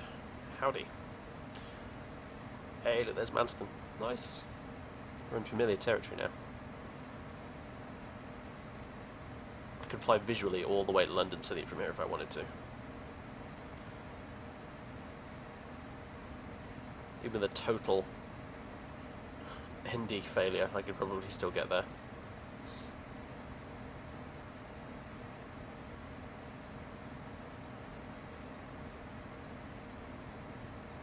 Oh, yep, and now it's suddenly decided, hey dude, it's night time, have some lights.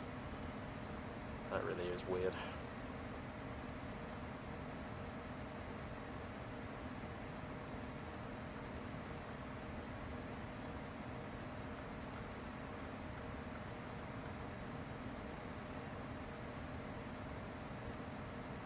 Turning the brightness down doesn't actually do anything. It's strange. But whatever. It's still just about readable. As it gets darker, the screens will actually return to sort of normal, not glowy. But yeah, it's just what can I say? Old freaking add-on that was, to be fair, not really designed with P3D's HDR lighting in mind.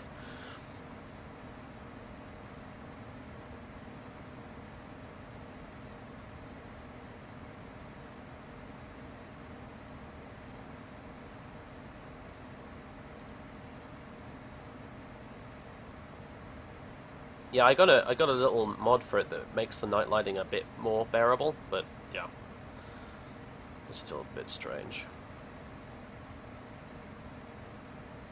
Alright, sync the heading.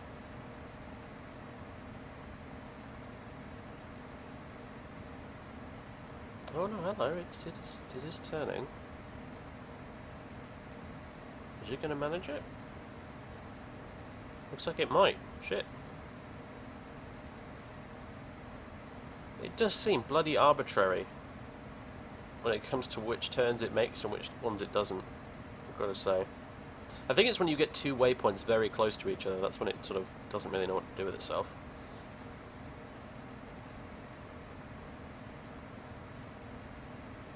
Because, it's probably going to overshoot this ever so slightly, but it's done a better job than earlier.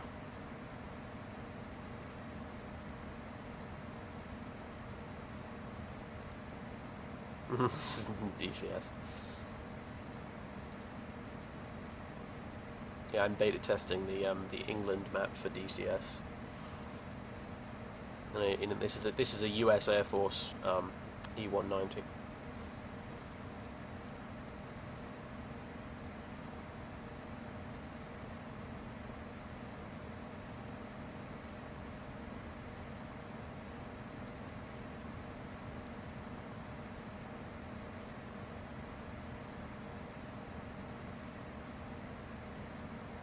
Okay, right. It's the bit where I start to really need to start paying attention. Sorry, I'm having trouble with the language today. Right, this I'm gonna load a 2000.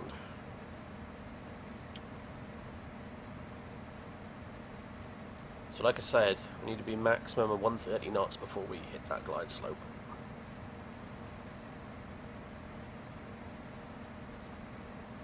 We need to be fully configured for landing as well, so.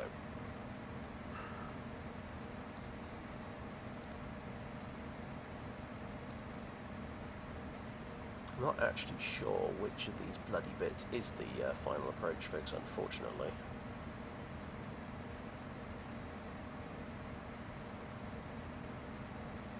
FF27 maybe? Because the lab node's not on the final approach chart, so.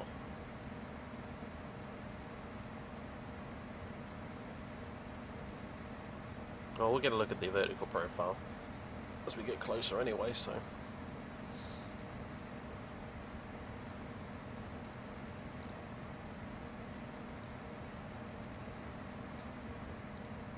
And yeah, if we can't slow down enough in time, then we're going around. It's as simple as that. So.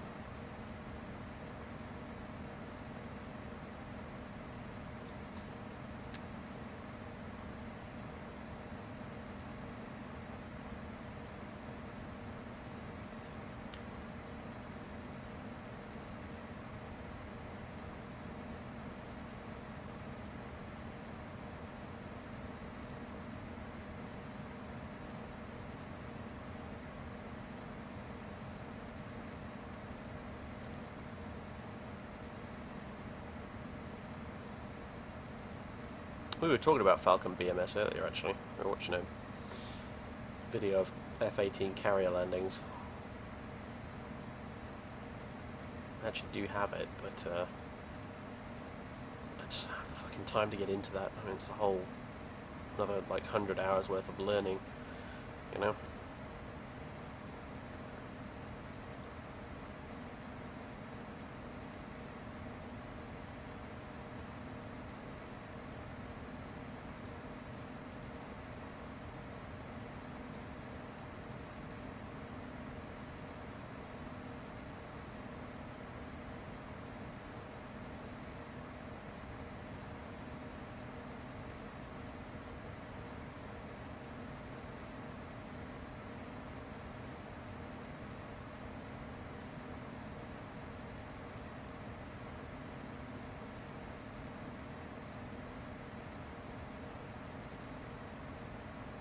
Avner's 3,000 feet, yeah, so.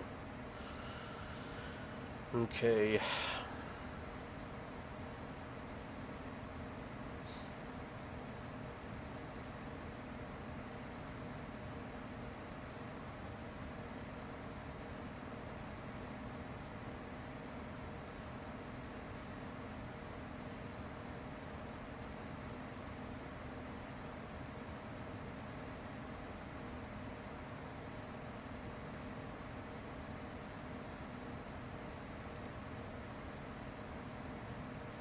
Alright, we're on course now, so sync heading, select heading, FMS source, nav, and then course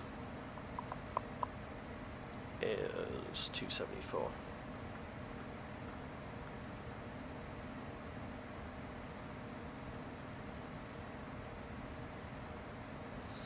Okay, that's dialed in, frequency's dialed in.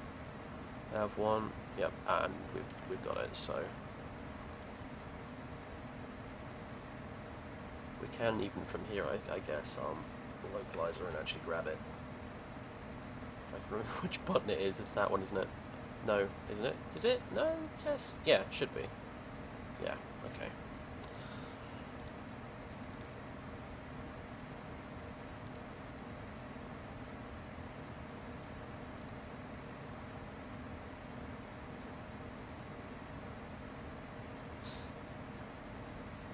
Right, from top due, I'm going to go straight down to 2,000 feet. So we don't have this sort of descent here. Just so I can be level for a little while before descending, so I can slow down appropriately.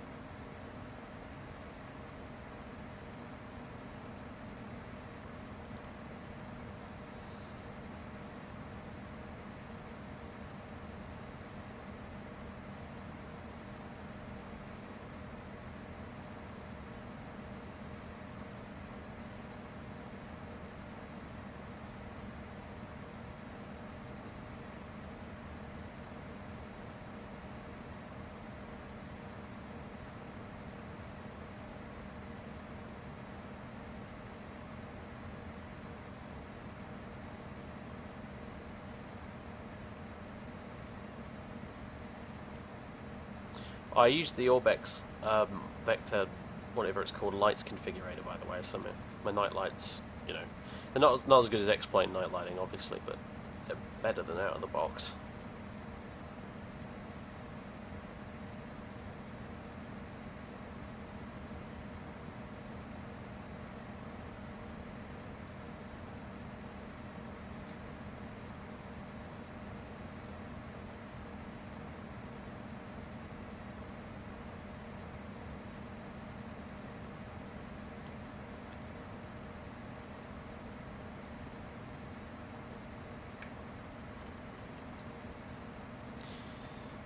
Hello, London City.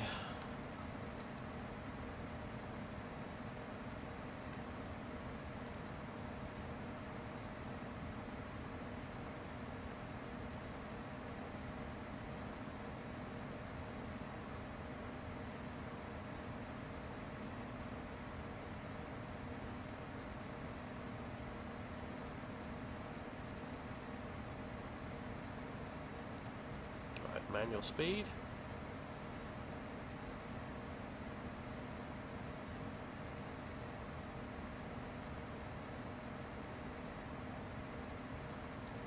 Change.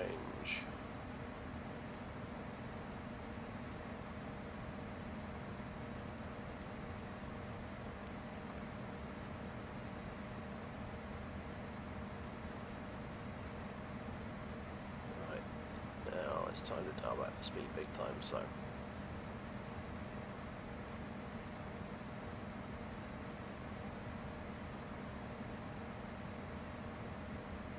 Well, that's as slow as it'll go apparently for now. And I'm going to get the speed brake out to help with that.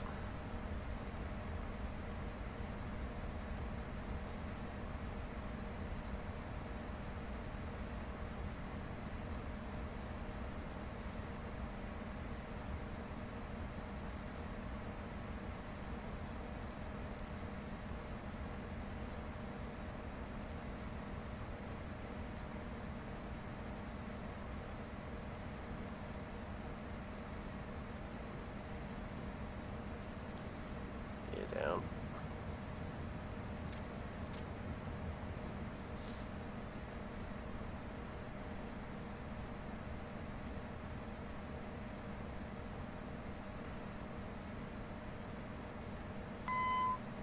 All right.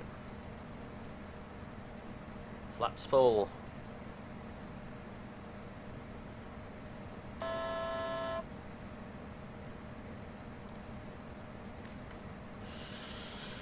Oh boy, here we go.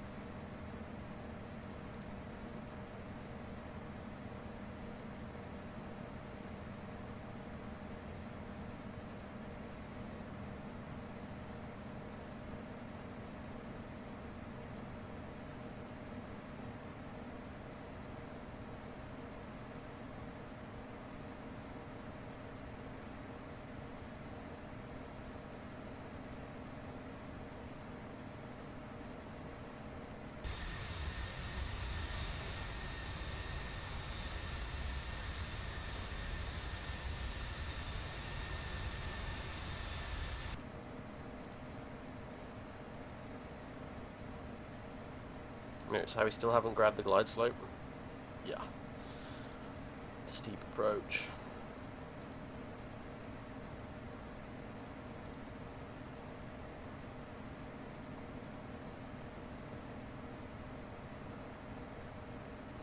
Oh, you know what? Ah! Set this. No! I've got my altimeter. It's 1009. Shit.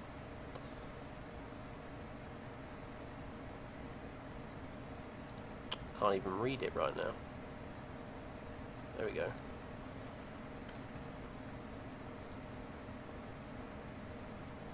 And rip glide slope completely, I guess. Yeah, that's. Yeah, where? Apparently it has the glide slope, but it totally doesn't. Autopilot. Autopilot. Throttle.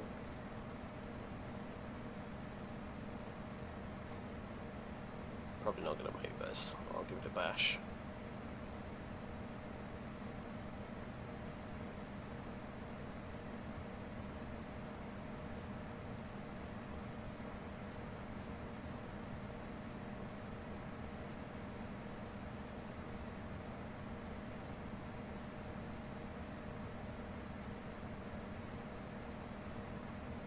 As soon as the glide path drops, go manually. Yeah, you're absolutely right. It would seem. Oh boy. No, I don't think we're going to make this. Sink rate. Sink rate. Nope. Forget it.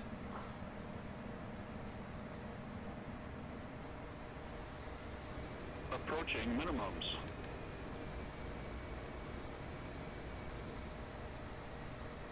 Thank you, Epic Freezes.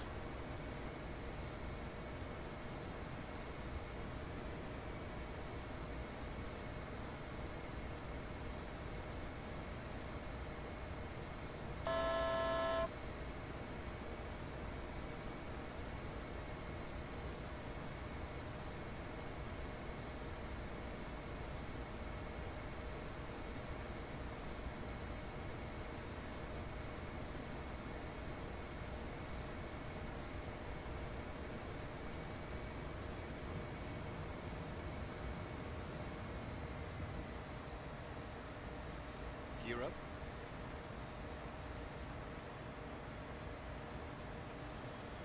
Alright. For heaven's sake, get some down trim. Wee. Right. So.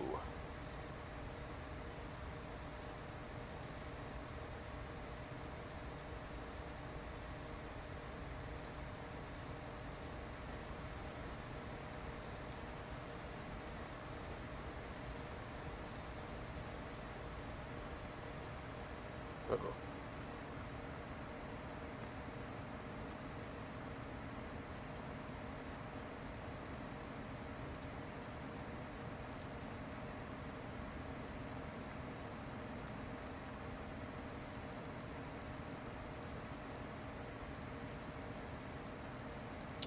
Come on.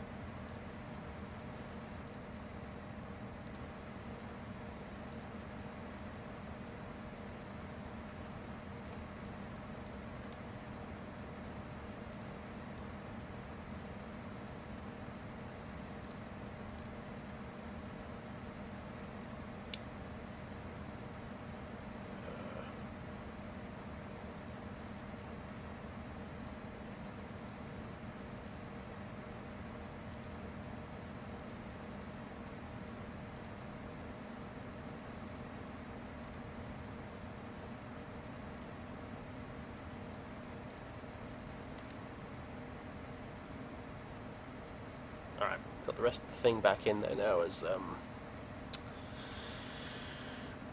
just for reference purposes.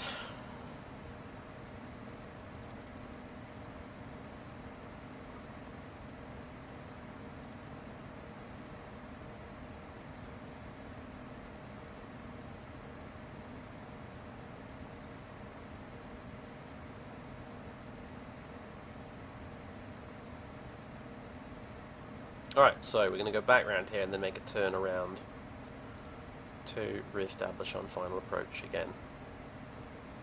Pretty much as before.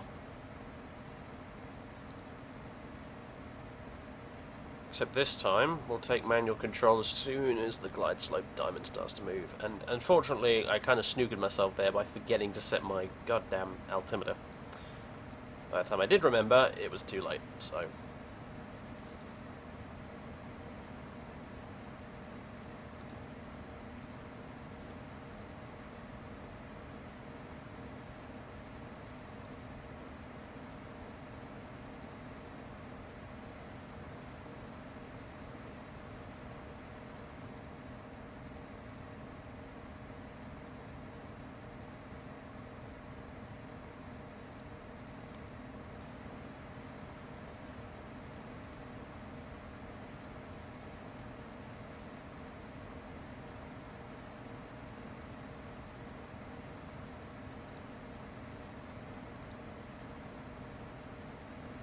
we can enjoy the view at least.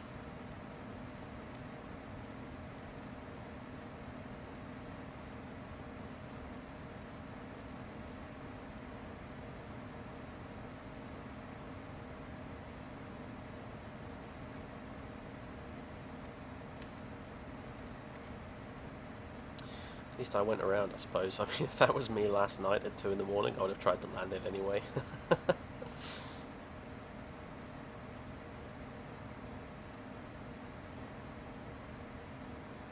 It's such a scary approach because you're approaching at an angle that just doesn't seem safe in the slightest. Like every sort of bit of it just sort of screams absolutely no, no, no, no, this is bad, don't do this.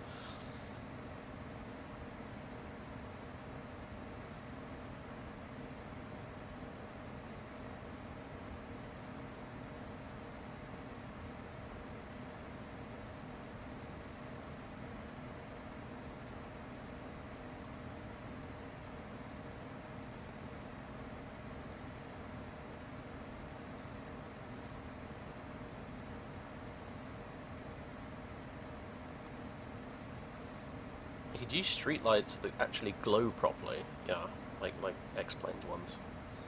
Because X-Plane streetlights just look so good.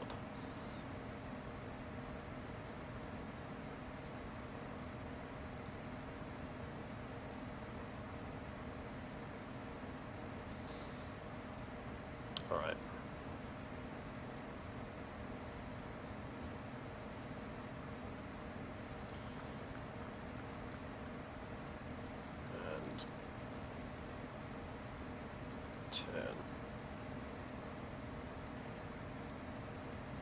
As we do so,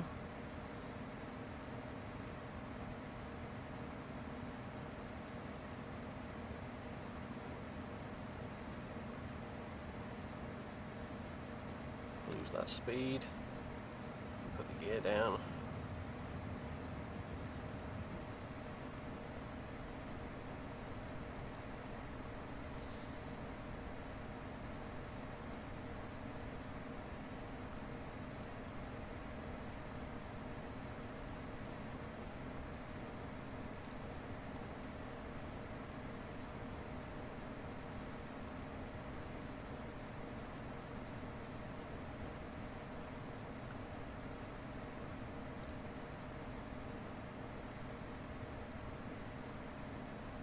Right, Environment X.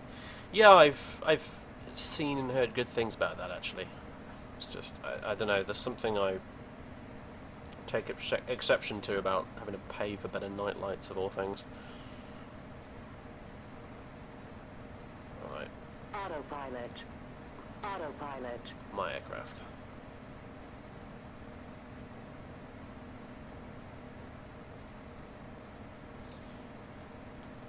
Track AR, got it for a reason, let's use it.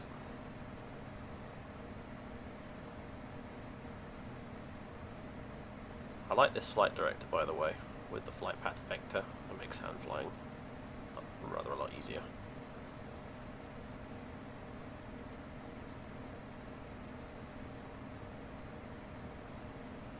Right, there's the localizer.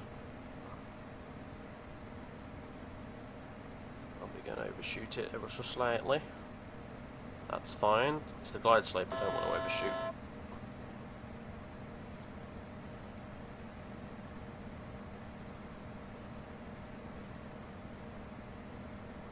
And I'm descending like crazy. No! Bad plane. Back up there. Well, it's not the plane's fault, it's my fault. I'm hand flying it, for fuck's sake.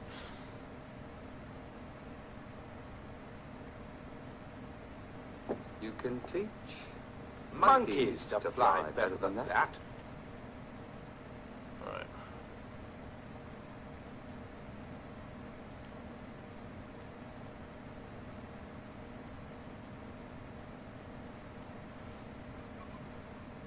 Yeah, I've basically cheated here now by descending down to 1200 feet.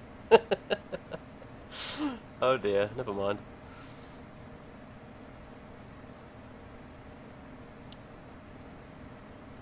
By accident, but nevertheless. I'm not going to even try and climb up now just to do it properly. Sod that.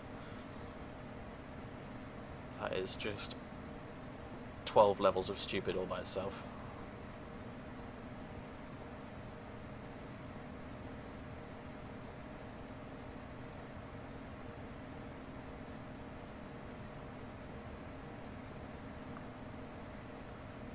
Throttle.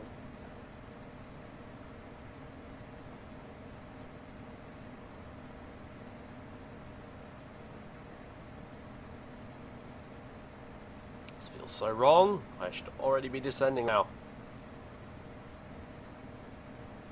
Okay, there goes the green triangle. Down we go.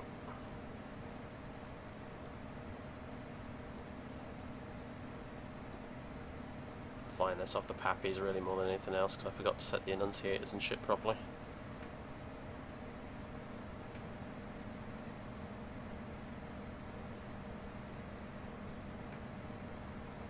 Oh, come on. Enough of the FSUI thingy majigger auto freezes. Auto freezes? No, auto saves that are causing the freezes. Sink rate. Of course, it gives me another one just there on final. Rip.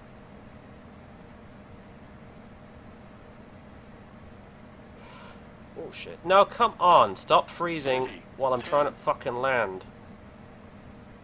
Come on. Down, down, down, down, down.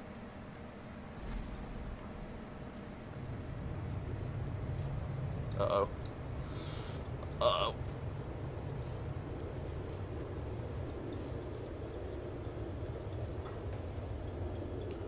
Okay, we're good. Phew. Auto brake. Yikes.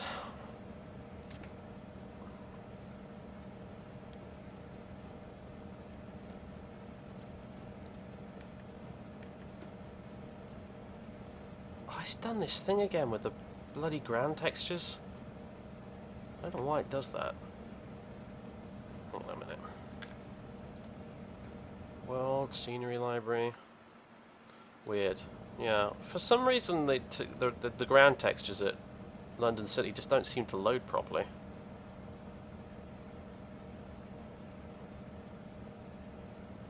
You have to like refresh the scenery library in order for it to work.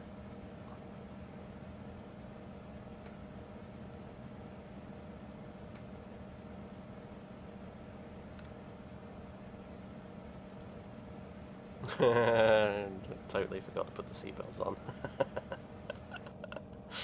Nice.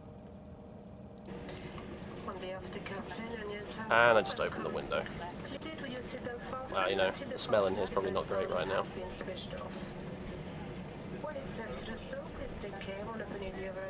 Never mind, I don't give a shit about the ground textures. I can't be asked to reload them all.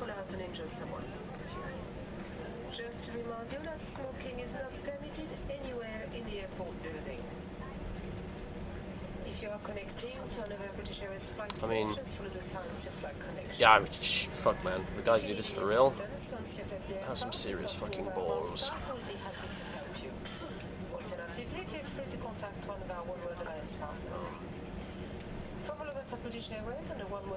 Thank you for choosing to fly with us today. It's been our pleasure looking after you on this flight, and we hope to welcome you on board again very soon. Thank you.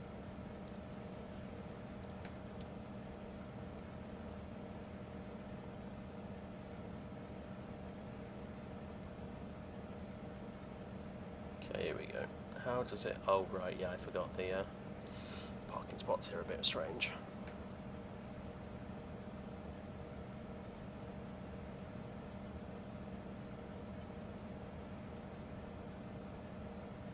I can only try and get this to turn around.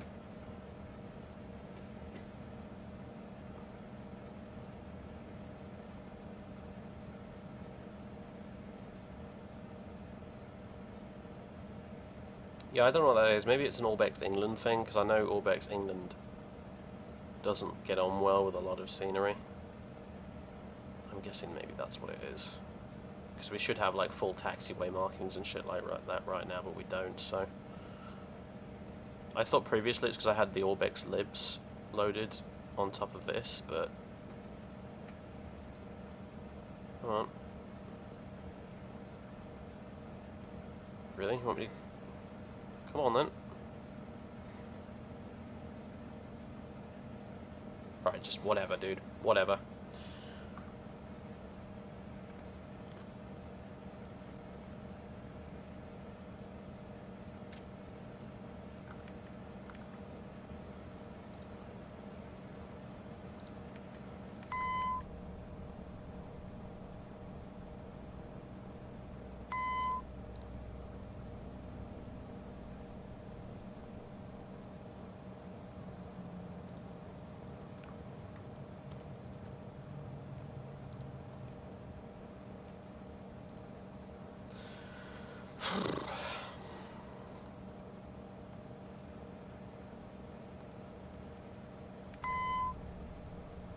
Hello, APU. Thank you. That wasn't a very good parking. Well, screw you too, GSX. Give me a little bow anyway.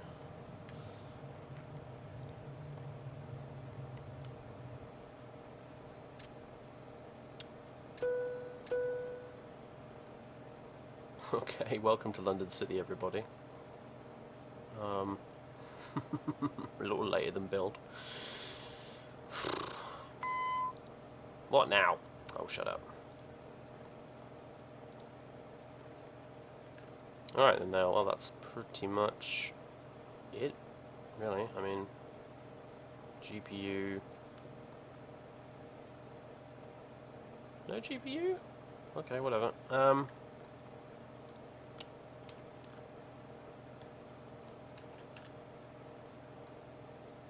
Okay, let's get the exit opened. The exit opens, really. The exit's opened, is what I actually meant to say there. Okay, GPU's on. APU off.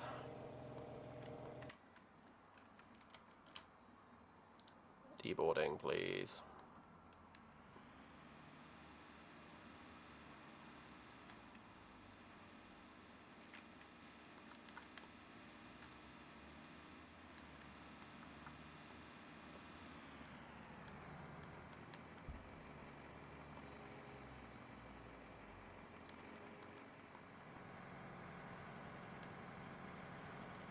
Why does the inside of the jet look like the fucking briefcase from... Okay. Cheers, GSX. You absolute champion. Oh my word. Ugh. No. Yes. Fucking coatl. Anyway, yeah, why does the inside of the jet look like the fucking suitcase from Pulp Fiction? That's all I want to know.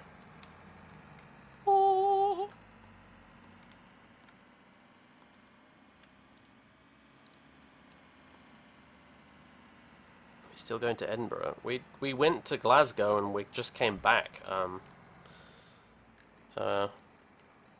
Admittedly, I didn't update the ticker tape thingy on the bottom left there, but yeah, you've kind of missed the whole thing, I'm afraid. Are you actually kidding? Jesus Christ! You know what? Screw it. No GSX for us today.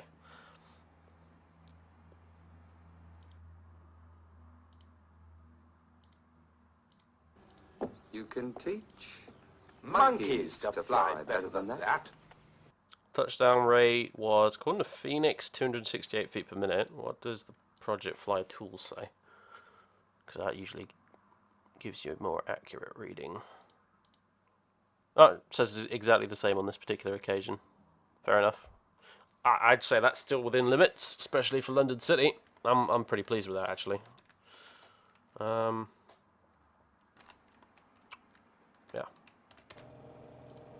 Welcome to London City. Hope you had a nice trip, everybody. Let's get away from the horrible default fuel pump noise. Yeah. So that was a trip I've been wanting to do for a while, and it went better than expected in the end. Mostly because I had the sense to actually go around this time. The scenery glitch now is a bit annoying. I should probably Google that and try and find out what the problem is. I can always go scenery library. Okay. And it'll let it reload everything. 777 in London City. Very funny.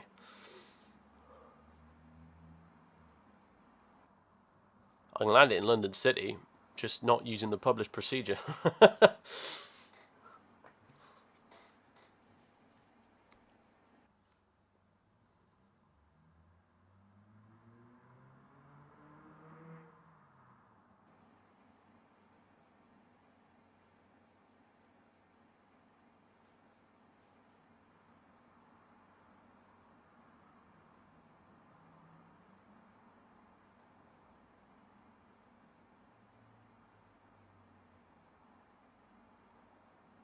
Uh-oh.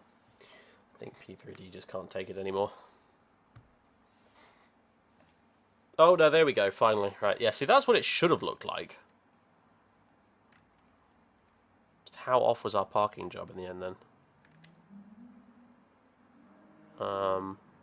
Yeah. Pretty fucking off. Whatever.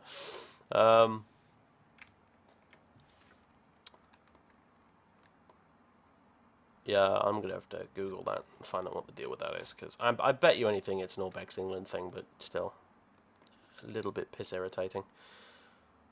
Because it did that last time as well, so... Oh well, anyway. Yeah, we landed in one piece with, under the circumstances, a fairly solid landing. So I'm quite happy, honestly. That was really, really good.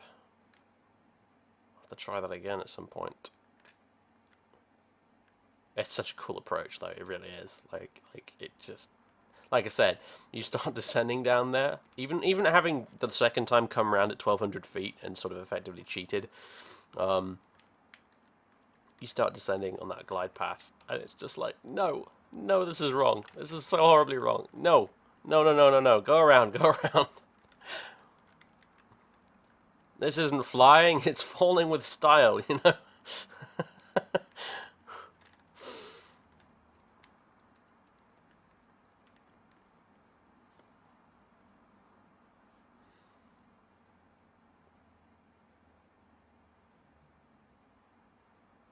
To resolve this with Orbex, delete the EGLC.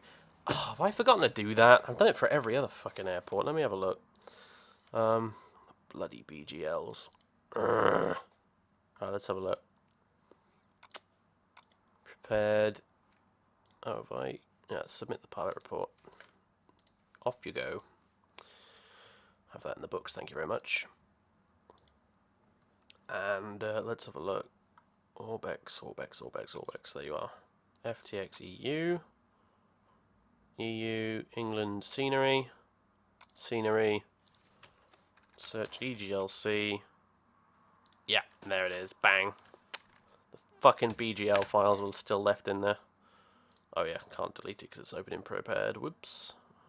Well, once I've exited the sim, we can delete that. But yeah, you have to do that for all the other airports. I just forgot to do it for London City, apparently. Whoops. No, I haven't put sweet effects in because I tried to and then couldn't figure out how to do it because the instructions are written in broken English. And I really didn't quite get it. So you'll have to walk me through that at some point, but I gave up in the end. I thought I'd installed it correctly, and then I got a P3D fatal error crash every time I tried to start it up. So I was like, well, yeah, screw this.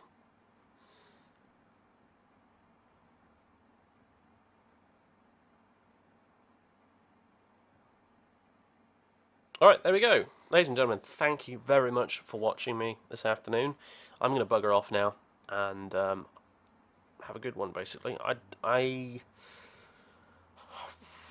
probably not going to be on later. I might if I've got time, but I probably won't be on later. I've got other shit to do, and I've been up since the crack of stupid this morning, so probably going to be pretty goddamn tired. So yeah, and like I said, that's kind of why I'm streaming now instead of late tonight. So anyway, hope you enjoyed that, everybody. I thought that was bloody good fun. It's more interesting than your average A to B flight, and yeah, I'll have to do it again at some point. And yeah, cheers everybody. Toodle pip.